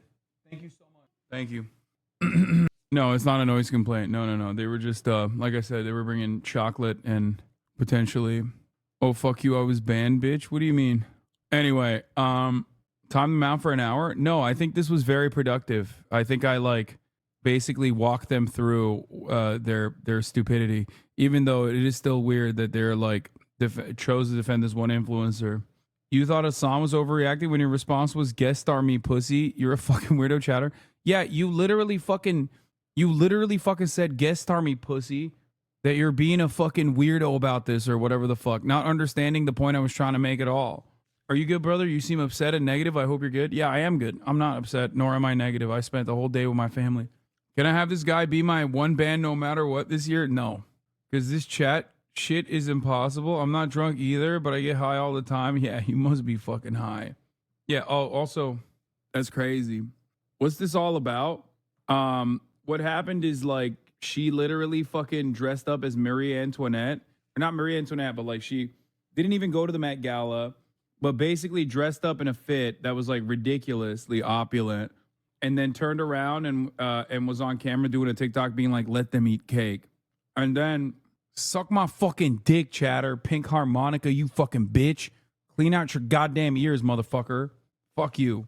I'm not actually that mad, but you do annoy me, chatters, when you behave in this fucking way, like little know-it-alls where you're I got you. It's weird behavior. Everybody got their one fucking weird pet peeve, and then they just go off the fucking rails on this shit, and then they fucking try to gaslight me. Anyway, yeah, 42 months, and the motherfucker's I'm drawing a red line here, bro. Do not come after Haley Bobili. It reminds me of the Schneider Defender when you were watching All Quiet on Set. Yeah, that guy was awesome though, because he was entertaining. This guy's just fucking frustrating and smarmy. Go easy on Harmonica. In another life, this is a Lazionist stream and you're in the chat. Yeah, well, Lazionist is actually, first of all, don't call him that. We don't know if he's Zionist or not. He's just waiting. It's all in good fun. We make your content and you know it. Okay, bro, don't get ahead of yourself, okay? I can't believe you just said we make your content. Yes, chat plays a fundamental role in making the content. But don't get ahead of yourself and be I'm making your content now, okay? Also, this guy, speaking of content, this guy dropped even more shit. I'll leave these here in case we must get to that story tomorrow. The second picture is the one nobody there even knew. Mandated reported training, identifying and reported child abuse and maltreatment. Wait, what? What is this? Bro, what is this guy posting? Who is this? Ak just went through it. It's bad info. Oh, evet baba, ne biçim korkuttun beni ya. I have a joint room with my mom and dad, and he just walked through the door, and I forgot that door is open, and he scared the shit out of me. Oh, my God. My Lord. Things are... What? Oh, my God. I literally got a certification last week. You need it in New York City in order to teach with students, and it teaches you about crimes against children? Okay, but what does that mean? Also, why would DJ Academics know anything about how, this is all bullshit? You know what I mean? Why the fuck would he know anything about anything? I got the Zin hiccups, the Zickups, the Zincups. Also, DJ Academics I don't know. DJ Academics is like compromised too much. Ak is the Hasan of hip hop drama. Come on, bro. Bro, he is directly involved with one side of the beef. Like openly involved with one side of the beef. That's crazy. That sandwich you posted looked bomb. That wasn't any normal sandwich, chatter. That was a sub. Those zins aren't helping your hair thinning, just a heads up. I think it's fine. Have you seen this TikTok yet?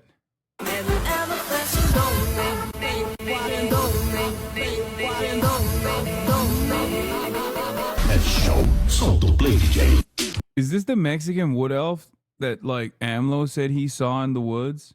That's it, right? Duende. No, Hasan, that's you as a baby? No, that's Duende. Did you cover Eurovision? No. Why are people saying, oh my God, that's me as a baby? Speak some Spanish for us, papi. Send this TikTok to the Mexican president. He'll throw a press conference about it. My bad, Hasan. I meant to link this TikTok. A ty no lubisz. Aha. Bo chuj sosać budzisz. Aha. Bro, these TikToks will fuck my For You page up permanently. There are some TikToks. That's the meme. Parents show that to their kids and say that's you as a baby. Me as a baby was a TikTok trend. Oh, I didn't know that.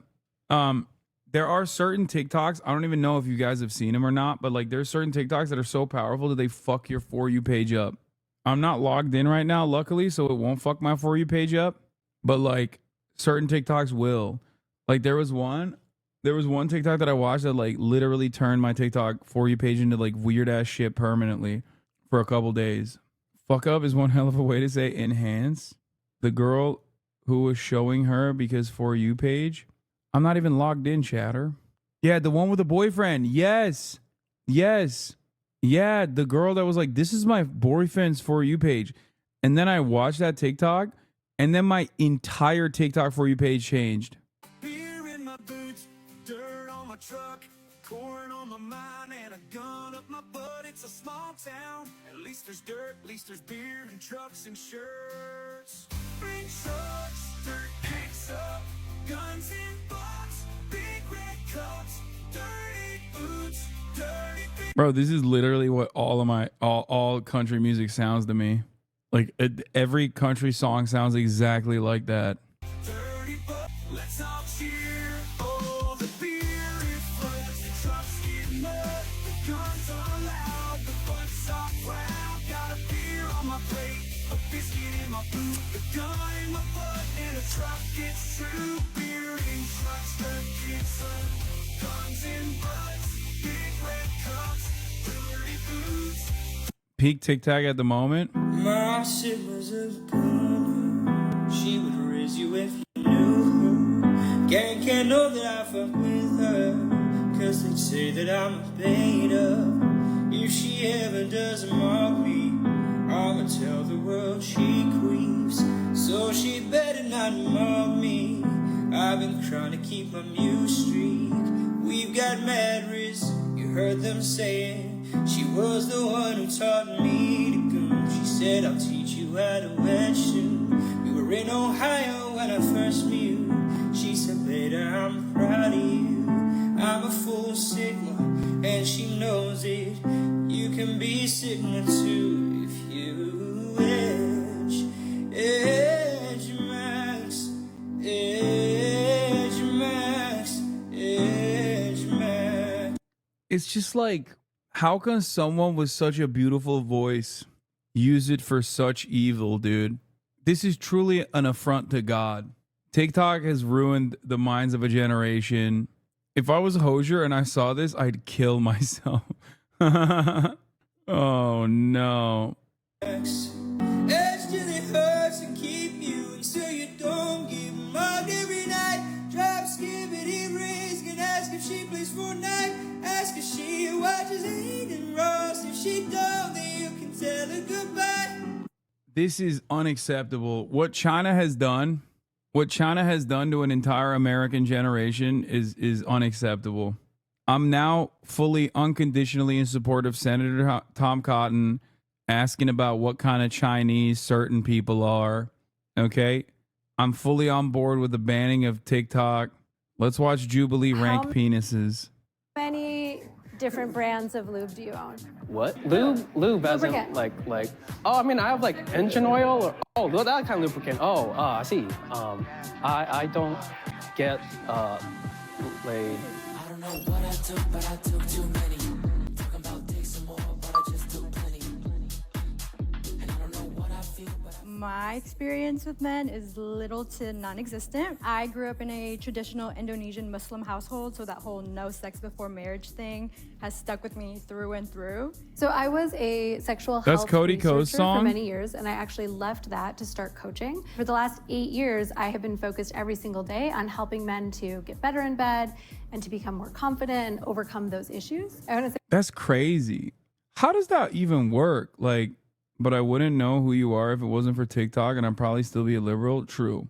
Like, how exactly does she do that? I'm wondering.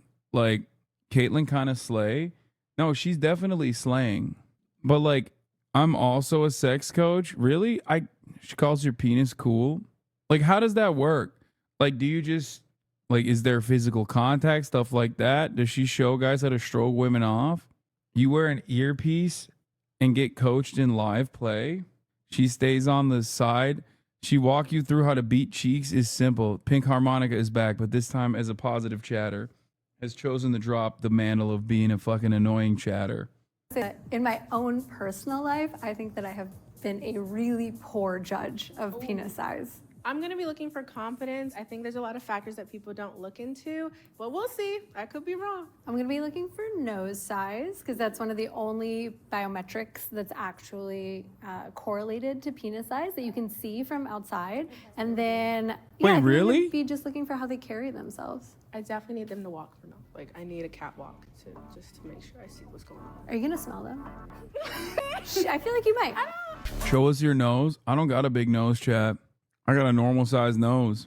What does that mean? Small pee-pee? If you say so. Bro, my nose is huge. I don't think that's correlated to penis size. Reveal nose size when Palestine is free. Nah, we seen that mirror thirst trap. I don't know what you're talking about. My ex had a huge nose and an 8-incher. This explains everything. Can I just say, you guys are all so brave. I'm not going to scroll you guys down for on being that here. photo. But also, Wake has a normal nose as well.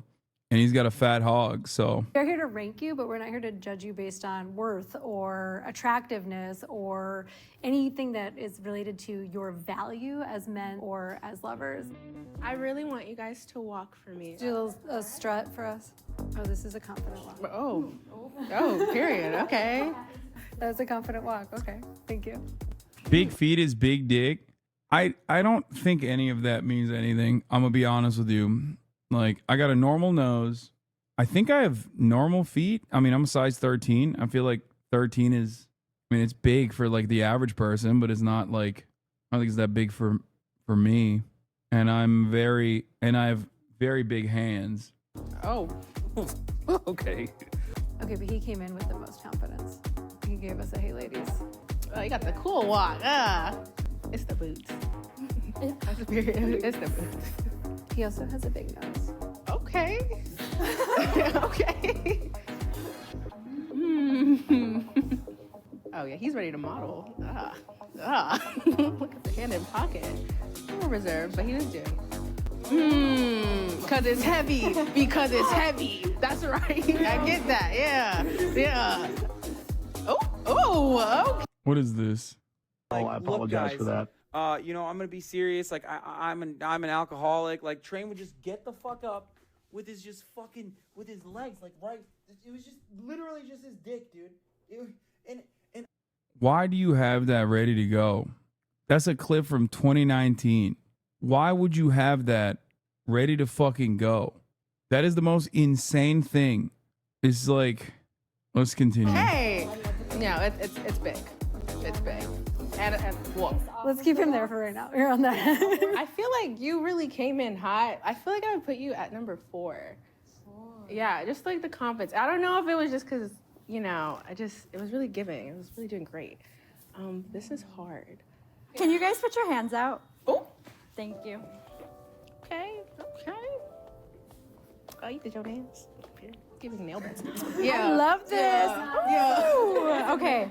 All these shoe sizes, you definitely have the biggest. We already know that that's not a correlation, but I feel like we should just note it. I want to move actually. Why is she so matter of fact? She's like, shoe size is not a correlation. No size, definitely a correlation.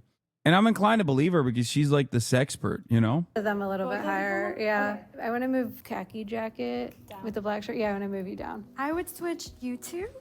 Yeah, I would switch you two. Oh yeah, absolutely. Yeah. I feel like you guys have to switch because it was like kind of a stiff walk. How are we feeling about pink? Period. I think he's at the top. Not at the top, but somewhere at the top. 2, 3, and 4, I feel like I might reorder. Maybe we should just switch him in green. I don't know. I feel like because he's so nonchalant right now, he's like, I'm actually bigger, but y'all really playing me right now. Okay, do you want to switch the two of them? I don't know. I maybe. Okay, you can move there. I think I am as confident. Manlets, this is an area where you actually thrive at. Remember, okay? 7 inches is going to look very different on you. 6 inches is going to look very different on you in comparison to someone who's much taller. Okay? Remember that. 2 areas where short kings actually thrive. You go to the gym and you touch a weight and you're fucking peeled. Okay? If you're like under 6 foot, if you're like 5'9" to 5'7", you're in the pocket of greatness. Okay? You can become a fucking animal. You can become a fucking animal. You understand me? You will get so goddamn shredded and so monstrously jacked out of fucking nowhere. And the shorter you get, the easier it gets. I swear to God, this is like a bit of a gym meme that I never even realized was like a thing that other people knew about. You will become a fucking monster. It's much harder when you're taller. That is true. Like, straight up. The other benefit is you got an average size penis on someone like myself. You're going to look like a fucking monster. You're going to have a monster hog. Yeah. Chatter, I heard you say you have a tiny ass penis first. 8.5 inches looks big on my balls. First you said my pee-pee is extremely small and I'm 6'4". And now you're saying 9 inches, 8.5 inches.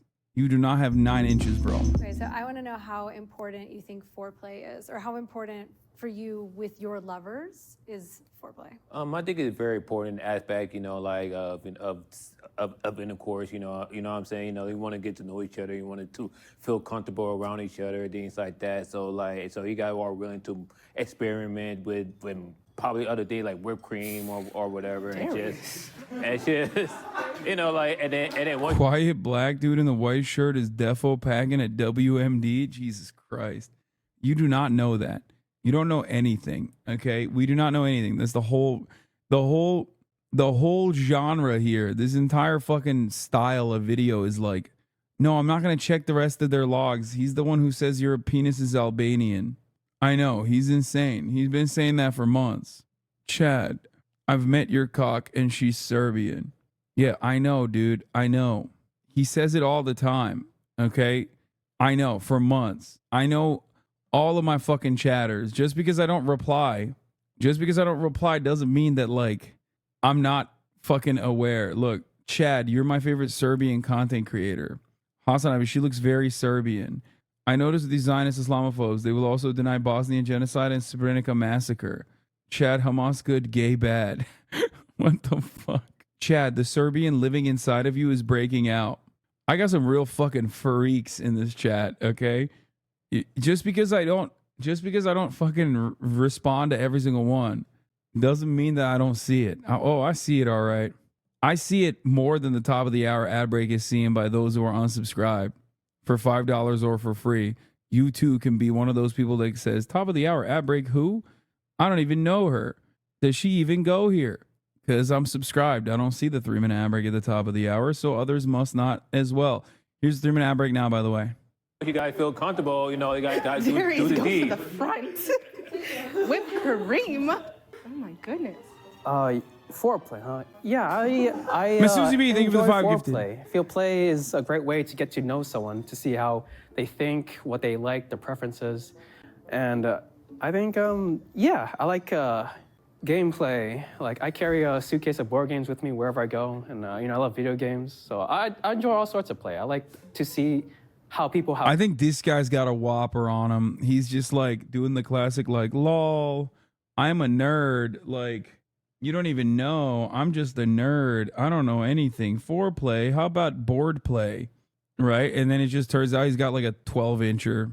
Have fun and how they laugh. Shy, you might need to move down. Thank you for the 5. Get the subs.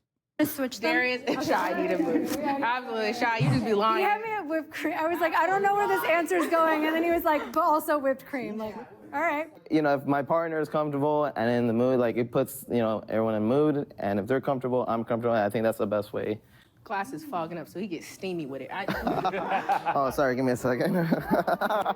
My glasses fog up too. You gotta see what you're doing. I think it's extremely important. You don't want your lover to feel like it's a transactional sort of relationship. And it's like the most fun part too. I would switch Israel and Darius. Yeah, I agree. Damn, that's got to be rough. They just downgraded your penis in real time, dude. They were like, yep, get the fuck to the back of the line, Israel. Hi. What's up? I'm Nolan. I'm Darius. I think it's like the basis of making love, like feeling each other out, knowing what like you're into, and like you hit that perfect spot. You know, like where you could keep going, where like they're comfortable with. I think it's very important. Xander, he couldn't really. I'm not gonna lie. I feel like every dude that has spoken so far has spoken like they've never seen a pussy before. Like every single person is talking like Steve Carell on 40-Year-Old Virgin. It's like, bags of boobs, they feel like bags of sand, right? Oh, God. That's not what's on trial here. I know. You can have a big old dick and never use it, never put it to use at all. I'm just saying they seemingly are oblivious. Like, it was like, and I'm just like, okay, so you don't really care. Yeah, I think foreplay is huge, you know. I think it can actually... Also, at the end of this video, they literally fucking measure them both. They measure them both, what do you call it? They measure them both like both soft and hard. To strengthen like the bond between two people because it's like you're learning more about each other. I would say for sure foreplay is important to me because my #1 like love language is physical touch. So I would say for sure I like kissing, all the jazz, but I love foreplay. That wasn't really about how important it is for his lover, though. Oh. I feel like maybe Andrew should go down a little bit. Maybe down to 3rd. I would move Darius up another one. The whipped cream really, yeah. Yeah, you really got that, man. You really got that. Started from the bottom, now we're here. That was fire. What kind of car do you guys drive? I drive a Camry. Got a CRV. I got a Volkswagen Jetta. Got Toyota Prius, you know, like, you know, it helps saves on gas, and also it's just, you know, like, I feel like the car speaks for me, you know, like, it's a good car. Yeah. Environmentally conscious, bro. Exactly. That counts for a lot. I have the stereotypical lesbian mobile. I have a Subaru Outback. It's red. I drive a Dodge Charger. Okay, Xander. Period. It was handed down to me, so like. You don't gotta play it off. We know. It's heavy. Volkswagen Jetta. The car answers have completely screwed me up. No, Wait, what? I feel like Dodge Charger is not like a big penis car at all. I feel like this is all wrong. From what I've heard, the bigger the wing on the car, the smaller the... Based off of what my friends have told me. Raise your hand if you exercise 3 times a week or more. Wow, okay. I know, I want to shuffle the two of you. I want to switch the two of you. Do you have a partner? No. Damn, Xander's getting cooked out here, bro. They're literally like, bro, he is relegated to micropeen status. In real time, they keep demoting. They keep chopping inches off his build, dude. They're like, nah. Once. I hope he's fucking slanging dick, dude. Put it down for the one time. No. I do not. No. Yes. Situationship. Oh, go to the front. Go to the front. Because you playing with that girl's feelings. Like, absolutely. She's crying right now. No, she's like, this is worth the wait, babe. I don't need you to be my boyfriend. Just keep giving it to me. Was the question if you're in a relationship? Yeah. No, single. I would have Andrew as one, and then Darius too, so them two would just switch like that. Oh, like all the way? Oh, period. No, I don't like the Toby switched with Xander. Feels good in the middle. See, but I feel like Nolan and Toby are like not saying too much, but they're saying enough to let you know what they got going on. I want to switch Toby and Nolan. I This don't is feel crazy. like Toby need to be going down this far. How many This is crazy. I gotta different pee. brands of lube do you own? What? I already know. Oh, Just one? Zero? Lube as in Lubricant. like oh, I mean I have like Sex engine oil or that kind of lubricant. Oh, I see. I don't get laid. You can say zero. Yeah, zero. Zero. You can say zero. I feel like mostly straight individuals don't use lube, and I think I was the only gay one, so like obviously I use it, but I don't think everyone else uses it. I don't think it has anything to do with your dick size. None. I usually don't, but I have like 12 right now because my roommates and I went to the Pride Parade and they're just throwing those shits out. Come on, It's like boom, boom, boom, boom, pocketed all of them. Okay, but usually zero. Usually zero. Lubricated condoms. Lubrication, none. Because you don't need it, you just be getting them that wet. I understand. I get it. It doesn't work like that. Okay, Andrew. I have one. Nice. I think it was really important to get to know them because it's really not just about the size, it's about everything about them. And that's what I do my gauging from is like your personality. What do you choose to do? How do you spend your time? Do you guys think that you make your partner finish every time or how big are you about caring about that? Most of the time, yeah, and I'd like to think they're honest with me, but I know sometimes they might not be, so, you know. But you know, some guys with big dicks are awful lovers because they're just like, well, I'm packing this, so I don't really need to try. I mean, I try to focus on the person I'm with more because I just want to make sure that they're enjoying my company and that they're satisfied.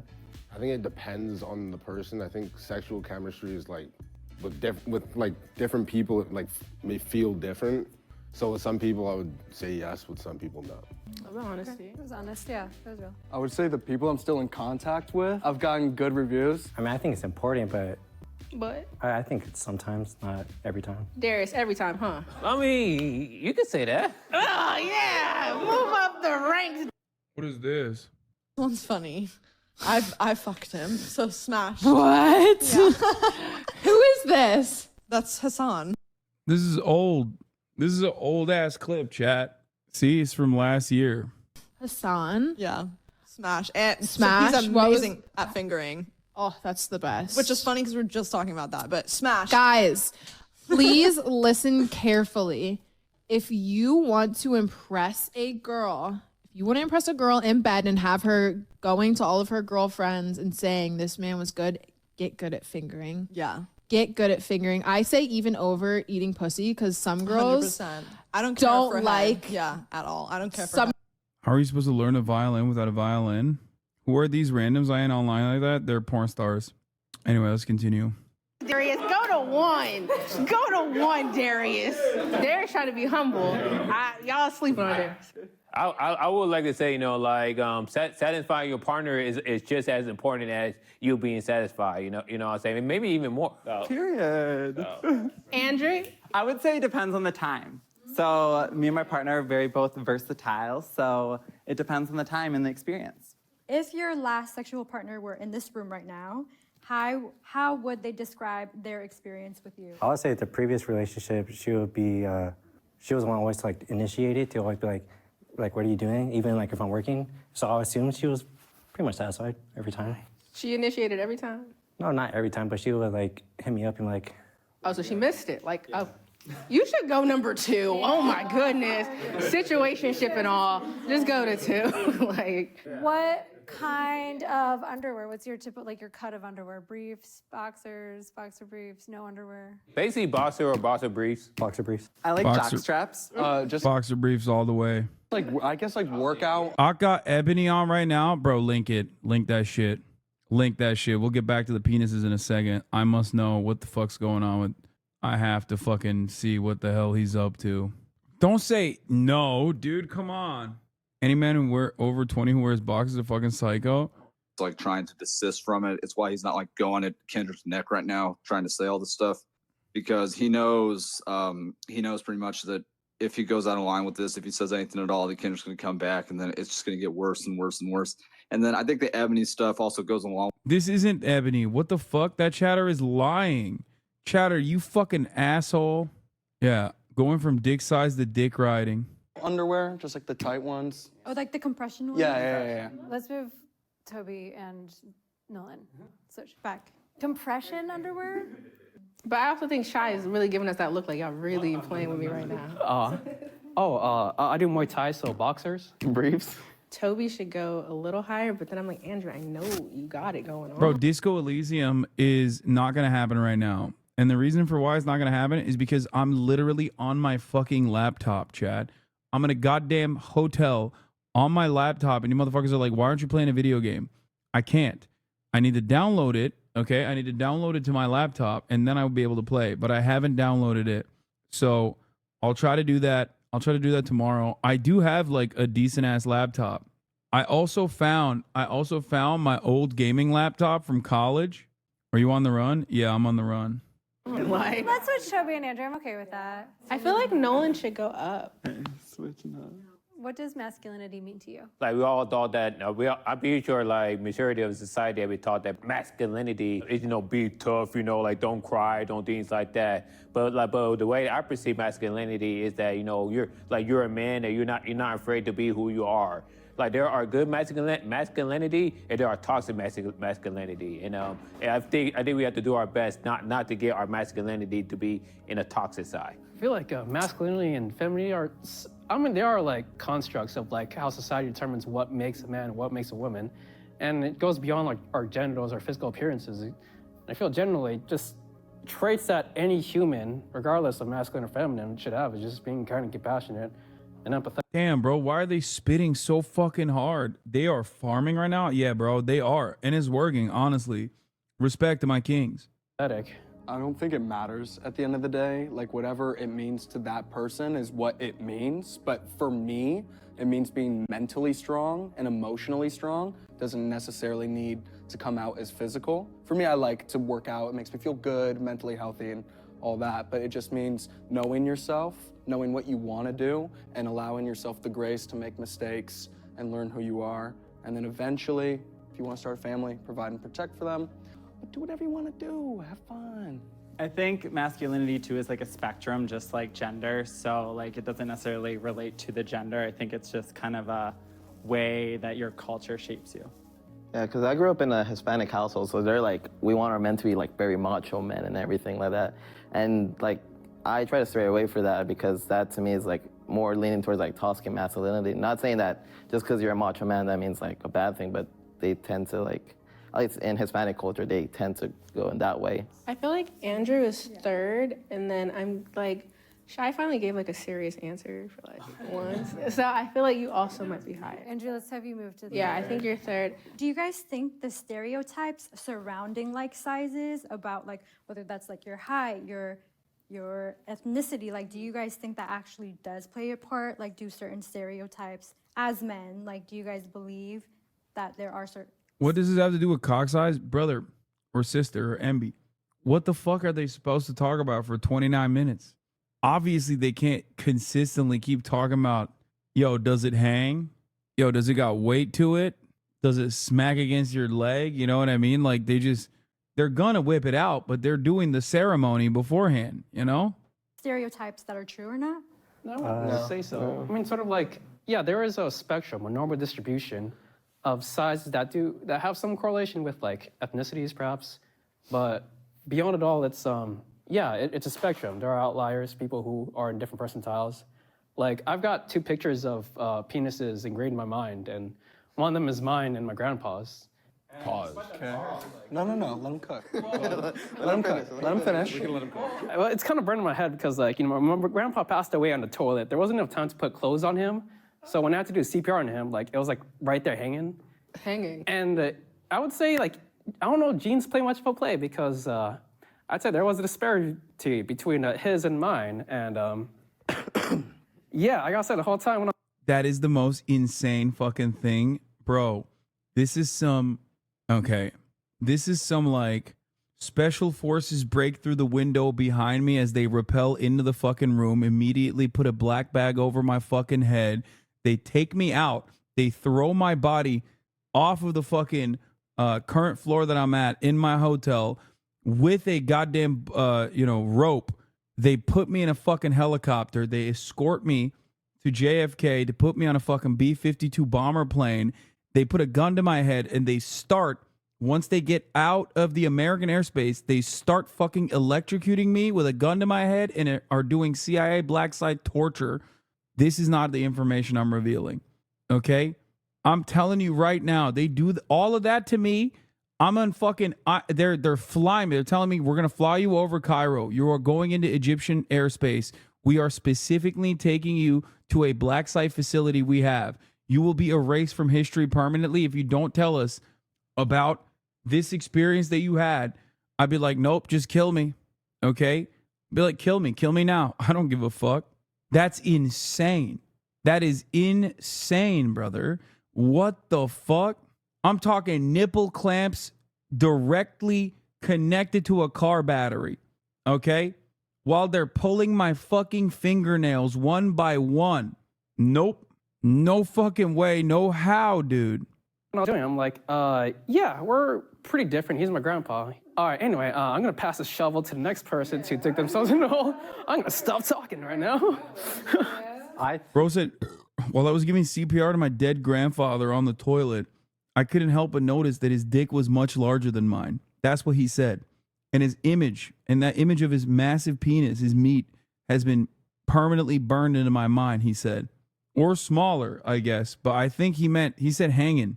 I think there definitely is a worldwide average when it comes to like ethnicities, but based on like medical background, more like in local areas, like I know people that are packing that like I wouldn't assume they were, and I know people that have like something small, and I wouldn't expect that either. So I think it's definitely. What do you mean, bro? Why is Xander talking like the penis expert, bro? You know too much. What the fuck? Any stereotypes that don't exist as much anymore? You get what you get and you don't throw a fit. Okay, as someone who is one of the only people that's been with men over here, I would say that it kind of stereotypes most of the time. I'd say 70% are right, but there's always outliers, so you never know. Do you guys feel like your size in any way contributes to who you guys are as a person? I mean, when you walk around the room, people don't look at your penises. They're looking at how you communicate and talk to them. Speak for yourself. I think he has a tiny dick. I'm gonna be honest. He's speaking like a tiny dick man. Oh, Nolan said, not me. Nolan, you can go number it right there. Go before Toby, because he said I can't relate. I feel like Shy needs to move. Okay. I would say though, like big dick energy is real. Like you can tell if someone has a big dick when they walk into like the room. So, yeah. Andrew, go to two. Like, go to two, Andrew. Go to two. Have you ever slept with someone on the first date? Damn. What do you consider a day? Date. Oh, a date? Wait, whoa, Nolan, what were you on? I think Nolan should go third. Really? Yeah, just based off, he couldn't even process I the was about question. to put him in number 2, actually. At the bottom? Yeah. Your tiny dick jokes are kind of transphobic. Wait, what? Why? The fuck? That makes no damn sense. Someone said perhaps. What do you mean perhaps? Why are you so charitable? Chatters are always so goddamn charitable to anyone. You could literally say the most insane thing on the planet, and there will be a chatter in here that'll be like, well, maybe. Well, hold on now. Well, hold on now. You look shocked. What? What's happening? I don't know, he's giving like... Him and Toby. Switch Toby and Nolan? Yeah. Switch Toby and Nolan. Toby, no, isn't he back to where he was? Oh, no. That's... Nolan switch with Xander. Let's have you move to number. Is Twitter Discourse because trans guys usually have smaller dicks if they don't do fallow? What the fuck is fallow? If I'm getting bottom surgery, I'm trying to get a schlong up in there though, for real. Like phalloplasty? Fallow is FTM bottom surgery? Bro, aren't they pulling from your leg meat at that point? Just fucking ask the doctor for some extra.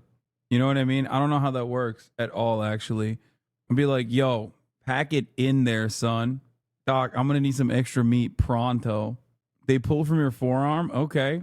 And you know my ass is asking for foreskin. Okay?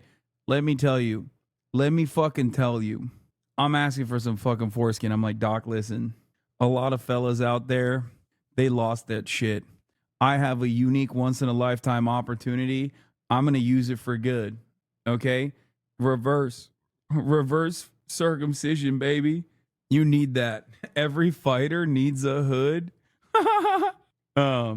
It's like 3 stages. It's brutal. I'm gonna get the biggest dick or forearm. It's wild. They have to use one of the pumps that old guys get. Meta can't get hard on its own, but teeny. Wait, what? I have no idea how that works, but I assume that like in a couple years, I feel like in like the next 10 years or so, that shit will be mint. You guys are making stuff up. Yeah, I have no idea how like bottom surgery works at all. Yeah, but so if you see a bro with no forearm left, you know they're packing. Yes, there you go. I'm trans. Yeah, I'm making it up. Yeah, it's obvious you don't know how it works, Lamau. Yes, I don't know. I have not looked at the cutting edge. I have not looked at the cutting edge of like bottom surgery. I have no idea. Number 3, and Nolan and Toby just moved down 1. That feels better to me. No, I think we should lock it in. I think it's good. Yeah, I'm good with it. I think that it was a very good experience kind of sharing this stage with everybody and just being honest and open about it, because if we can't, then we're just going to keep perpetuating this insecurity through our bloodlines and our generations and our society, and it needs to stop now. And I'm going to stop it. I'm running for president for 2024, running on the dick issue, penis issue. Some men who are... And would anyone who's not trans do so? Yes. Like insanely transphobic people. As a matter of fact, I go so far as to say that like transphobes are more tuned into what the fuck's going on in like the comings and goings of trans medicine or anything like that. More than like Matt Walsh probably has a fucking encyclopedic knowledge of the latest terminology, shit that like other trans people don't even give a fuck about. He knows and he cares about and acts like is the most important fucking thing. Yeah. Matt Walsh out there reading the patch notes, dude. They are such fucking freaks. Like, transphobes are insane, brother. Screaming BDE, I guess you could say, more than others. I think I would rank Israel higher, which would be interesting because we put him last. Yeah. I kept looking at his nose and being like he had a bigger... I feel like he might be girthier. Like, I feel like he might have, like, the thickness going on. What the fuck? That's a crazy conversation to be having. Yeah, I mean, I think that was difficult too. I was trying not to... Yeah, it's like how Groypers learn about black culture just to be more racist, or Judaism. Like, they learn about, like, literally shit that most Jewish people don't know about, and then they act like this is how it is. Like, most Jewish people have no fucking clue about, like, the Kahanas and shit. You know what I mean? They don't fucking know. Why would they? But, like, Nazis literally know all about it, and then they turn around and act like all Jews are like that. Like, they'll know all of the fucking, like, extreme, sometimes supremacist, like, cults to be like, this is how Jewish people are, see? Or Islamophobes obsessed with taqiyya? Yeah, exactly. There are so many people that, like, just genuinely fucking hate the subject matter and try to learn everything they can just so they can, like, present it as, like, the average, like the broader movement or an entire population. Too many inferences and just listen to what their answers were, but I also am not confident at all that we had anything right. I'm sizing y'all up. Okay. You're saying height has a correlation? Maybe, maybe not. What about height? Who's the tallest here? That's you, huh? I'm 6'1". You're 6'1", I'm 6 foot. So you got me beat. You passed a Tinder check right there. Yeah. Oh. Do we think height does correlate? You could be as tall as a basketball player and don't have, I think something like facial hair. Yeah, like you three, like testosterone, real coursing through the vein. All right, let's start with facial hair then. Like you with the hoodie, like you got a nice full beard going on. I think. Yeah. Let's get it started. Kind of get the ball rolling. Okay. Hey. To metagame it, I feel like they're trying to also represent the shorter penis people. So I feel like there's also a micro penis among us. Oh. So maybe y'all two can go over here or something. Who are you pointing out? Who are you calling out? Bros, I think either Israel or Xander has a micro penis. That's what I think. Yo, how do I audition for this? Shut the fuck up, Slatty Matty. We all know you're rocking a fucking 3-inch, okay? Vamp life ass. Projecting. I'll switch with you. How about that? I'll switch with you, yeah? I don't think you should be. I feel as if I'm proportional. I think you got to come over here. Yeah. Either next to me or next to... You carry yourself with rock, paper, scissors. We'll just do it. Rock, paper, scissors. I did it too early. I say you go. I think you go. No, you. Yeah, I think you be at least in the middle. Oh no, I'm too. no. Oh no. Let's go. Wait, no, I'm too con, yo. I'm too. It's gonna be okay. It's gonna be okay. Let it out. I think the stereotype, when it goes to, like, basically when it comes to ethnicity, like, they'll know that, African Americans are more well hung. If you're saying that, then I think you gotta move up, man. But where? Go to number 1. Get over there. What if it's just me and you, just all the way over there? You're not ready for the final ranking? Oh my God. Is it gonna be, oh dude, that's exciting. Do it. White guys in the middle? Yeah, White guys in the middle, baby. Where was I? No, you up there. Yeah, second. Okay. All right. I think he maybe should go like second. I think you should pass me. I think once again like facial hair, like that testosterone kind of thing. I think you should actually go number 1. I think you should be number 1. Number 1? Yeah. Wait, actually, I gotta ask. No, do you feel comfortable being right here? At the end of the day, I'm a humble guy. I like my coffee cold, and I like my penis in the middle. I really had a fun time just hanging out with dudes, and because I never really experienced that locker room talk that guys talk about, and I mean, we're just joking. I just want him to have a fucking whopper, dude.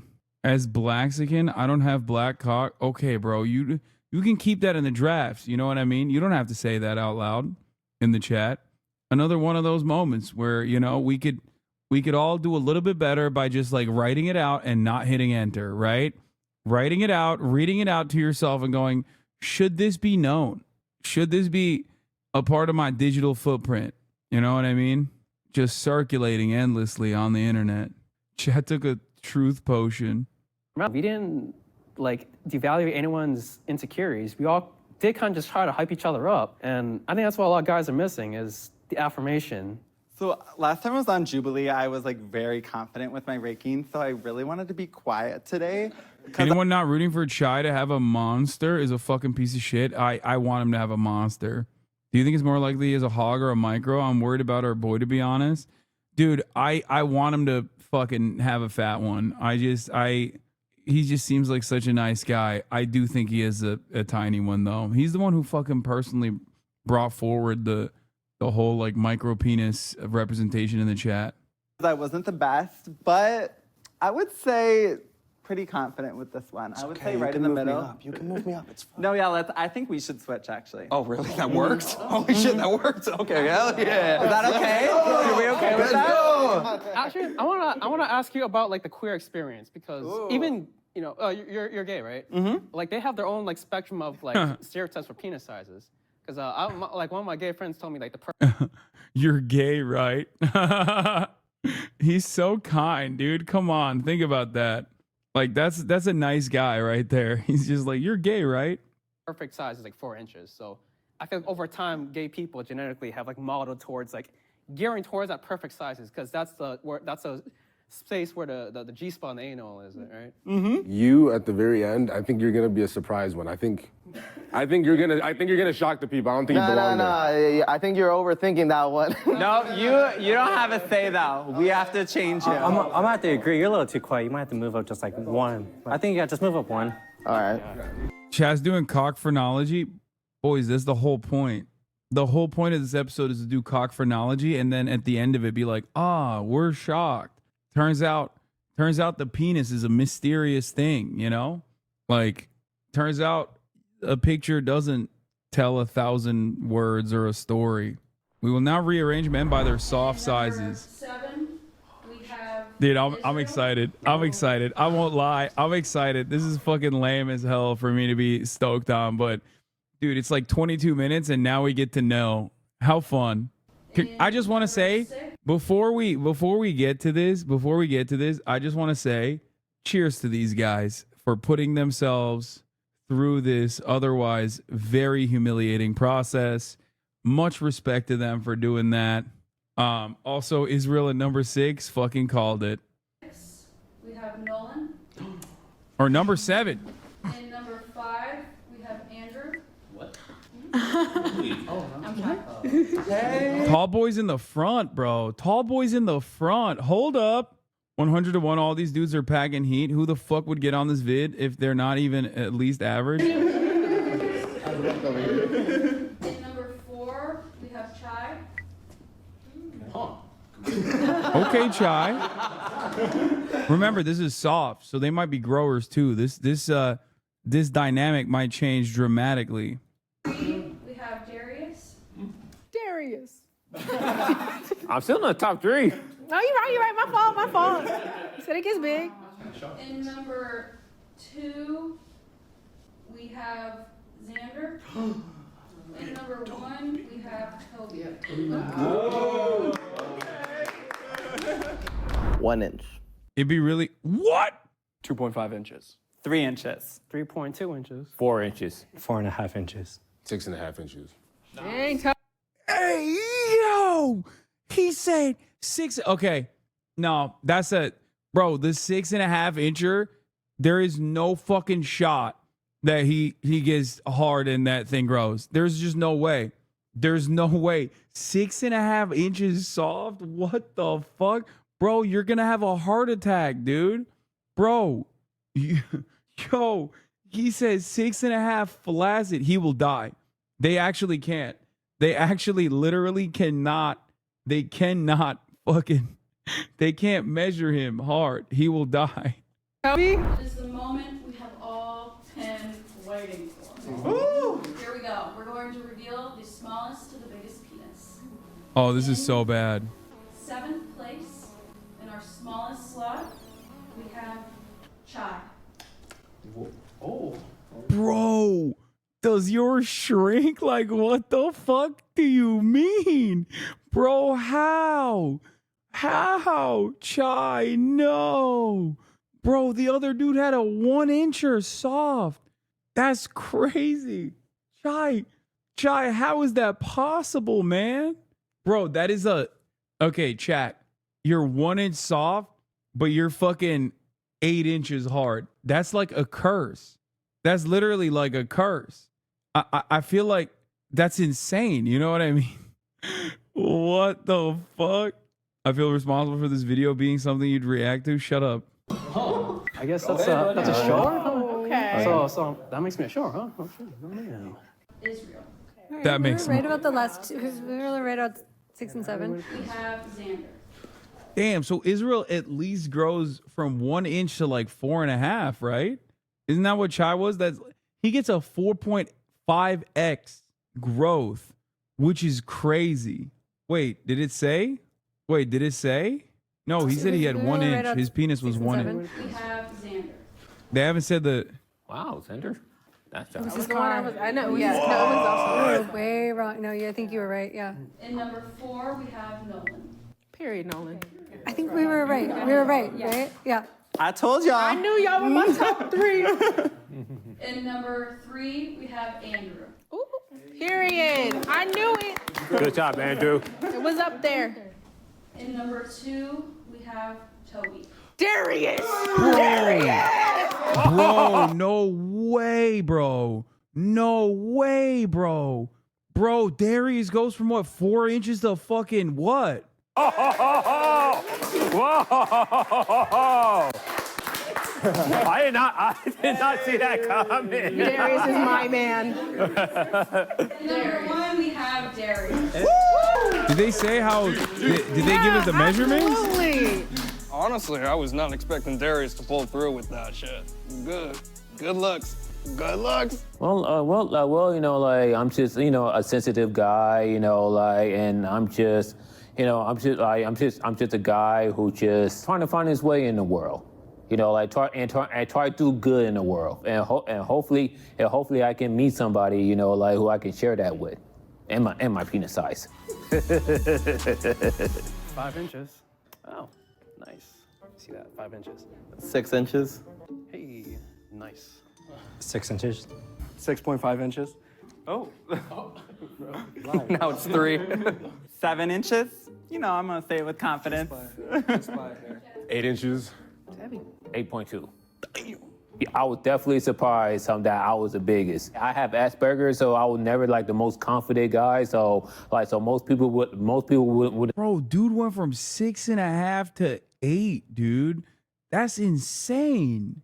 That is actually insane. But not this guy went from what was it, like 4.5 to 8.2? That is fucking nuts, dude. That is nuts. The other dude went from 1 to 6. Or 1 to 6. He got a 6Xer. Bro, that's gotta be a curse. Because like 6 is average. You know what I mean? I think so, right? Like he went from literally micro penis status to having like an average fucking penis length, which is nuts. 5 is average? Okay, well, porn brain. My brain is a little broken.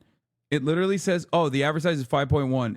Dude, that's crazy. That's crazy. Oh, dude, this guy's like literally right up there on the average too. Just right to the fucking left. Also, the no shit didn't work out at all. You're just bad at predictions. Didn't take girth into account though. This is true. Bro, the amount of, dude, what the fuck? I genuinely don't understand how you go from 1 to 6. Like I feel like that's crazy. The 1 to 6 definitely is a pencil. I myself am a grower and not a shower. And I always thought that that was a L because when I was younger, I didn't realize that there was such a concept. You know what I mean? When you're in the locker room, I thought like everyone was a grower. So I was like, damn, that sucks. Sucks for me. And then, of course, I grew up and I got older and my penis got larger. And personally, I was genuinely confused as to how that shit worked. But 1 to 6 is insane. 6 inches is good. Bigger usually feels good, but hits your cervix while they go rough. 6 inches fits perfect. 2 to 9 thick is real competition for you in this chat. Okay, dude. 7 inches? You know, I'm going to say it with confidence. 8 inches. 8.2. I was definitely surprised that I was the biggest. I have Asperger's, so I was never like the most confident guy. So most people would know that I'm packing. On appearance alone, this is what they said. Boy, were they wrong. Women's final ranking was like pretty on the money. I mean, not really. They fucked up a little bit, but I guess not every man can be a 7. Yeah, not on that front. Like you genuinely can't tell just by looking at a man. So I had to go back into my group chat and let all my girlies know that they're wrong. Even at 5 inches, that's a great size. Like, I literally, like, it doesn't really matter. It's like what you put into the person that you're messing with. So it's like the foreplay, everything else that comes with it. So, I mean, like, we can't all be Darius, but like, y'all, especially with the whipped cream, I'm like, damn, but. I think that we, unfortunately. The fact that Mr. 8.2 was surprised at how he was the biggest really shows up how porn has created. Yeah. Most porn stars don't have like, most porn stars' dicks range from like 7 to like, it's just, I wouldn't even say 7. Most porn stars range from like 6 inches to like 8. Like the porn is like 6.5 average. The 8 inches and above are just like monster meat. If you think penis size matters more than how you have sex, you're wrong. Yeah, that also is true. You know, can I get an apology, please? Wait, why? I clear it. Top 3. Girth is a lame stat. Okay, dude. I don't think girth is a lame stat at all. The big thing about porn is like the girls are all 5 foot. Yeah. Camera angles and the girls are very, very tiny for the most part. If you based average height on the NBA, your assumptions would be skewed too. True. But I wouldn't even say like, as a lady, girth is a major stat, but even then it can be too much as well as far as girth. Girth is also an important stat. But once again, there is such a thing as too much girth. Just like there is such a thing as too much fucking length as well. So just remember that. They reinforced some stereotypes today. I think that was. What? I don't think so. You don't think there's such a thing as too much girth? The fuck do you mean? You're out here pushing babies every time you get laid? That's not something that I was hoping would happen. So I'm a little sad about that. We also have. Are you in touch with gay culture enough to know who Girthmaster is? I'm in touch with porn enough to know who Girthmaster is. We had him. We watched him on stream. Can we talk about how bro went from partition plan to greater Israel? Jesus Christ. Also, Girthmaster is straight. We watched another I Miss Your Porn streams. We didn't watch porn on stream, chatter.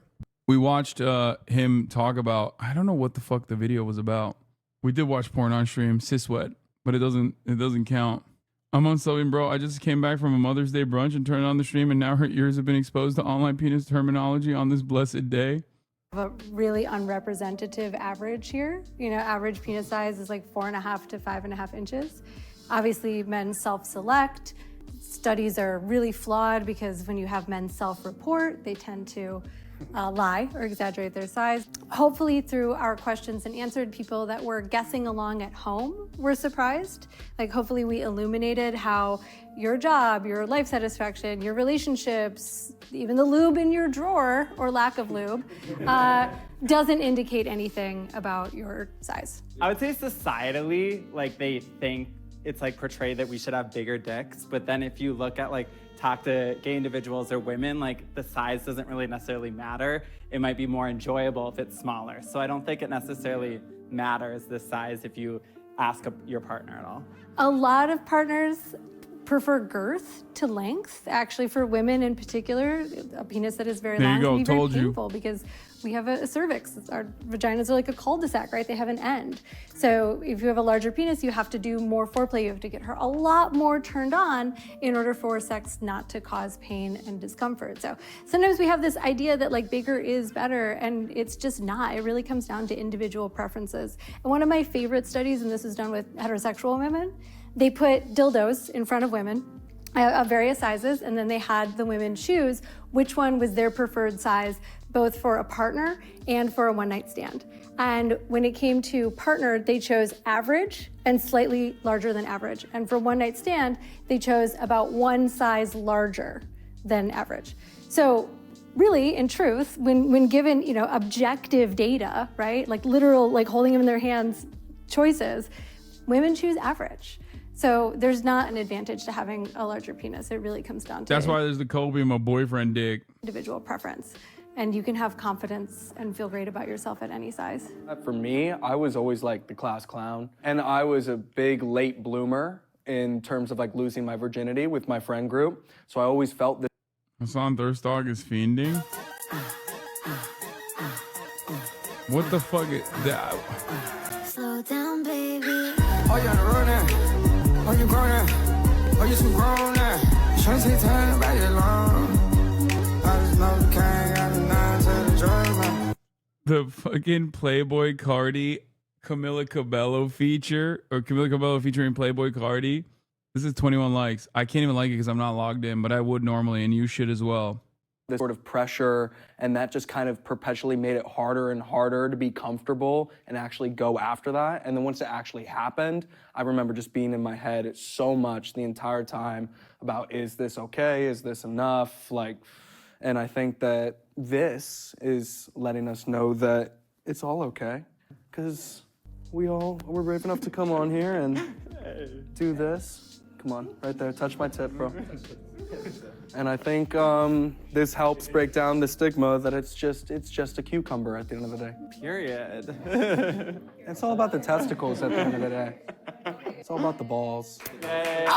Why is he telling this? Why is he telling us this? Like, is there Nobel Prize speech? Bro, let the man talk, bro. More dick videos, please. I think I'm all dicked out. Here's a rare Trump. Silence of the Lambs. Has anyone ever seen the Silence of the Lambs? The late, great Hannibal Lecter is a wonderful man. He oftentimes would have a friend for dinner. Remember the last scene? Excuse me, I'm about to have a friend for dinner. As this poor doctor walked by. I'm about to have a friend for dinner, but Hannibal Lecter, congratulations, the late, great Hannibal Lecter. We have people that are being released into our country that we don't want in our country. Are you gonna finish the Fat versus Fit video? Not really. The late great Hannibal Lecter. He's such a good storyteller. No, I don't really care about the Fat Fit video. I'm tired. Trump was in New Jersey. He's just trying to be me, dude. I think I'm done for today, chat. Only until 5 p.m. Pacific time, but tomorrow is a long day, and we got news. By the way, the bug with your auto subtitles was caused by Volume Master. Had that same shit happen to me. Okay, but I like Volume Master, and I can't not use it. Tomorrow I have a podcast appearance, I think. Yeah, I do. I'm doing Chris DeStefano's podcast, And then after that, I'm going to, after that, I'll be live at the regular hour. Taps is Tuesday. I wanted to give you guys a happy Mother's Day one last time. Okay. New Trouble video, The Secret Society, funded by Bread Tabs. We'll do that tomorrow.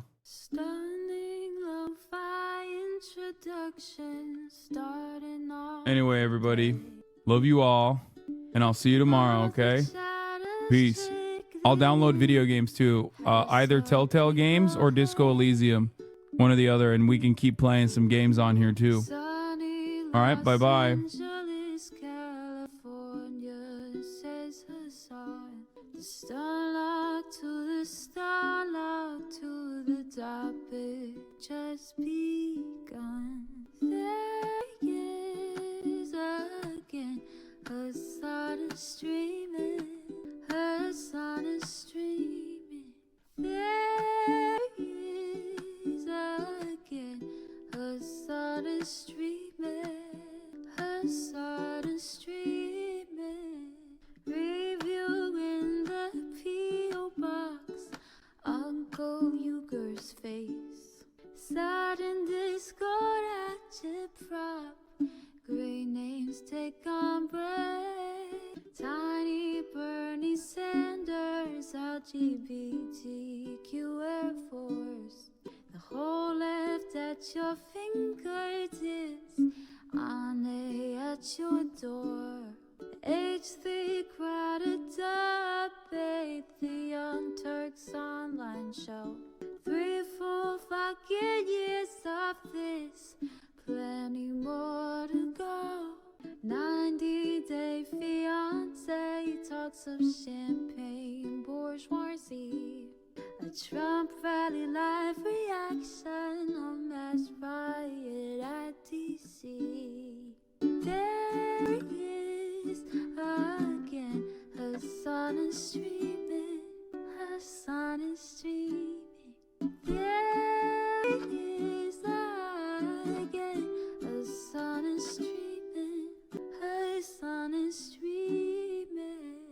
Reading live stream fair comments, Austin show chat advice, and all the ways the right wing pipeline can suck you in online. JCS react, Lord frame gets broken, cover blown. A full-blown mass pandemic, monster streaming at your home. Total radicalization coming out to find. The system you were taught to trust in was broken the whole time. All these daily streams, whether big or whether small, have helped me and so many find the meaning through it all. There is again a sun is streaming, a sun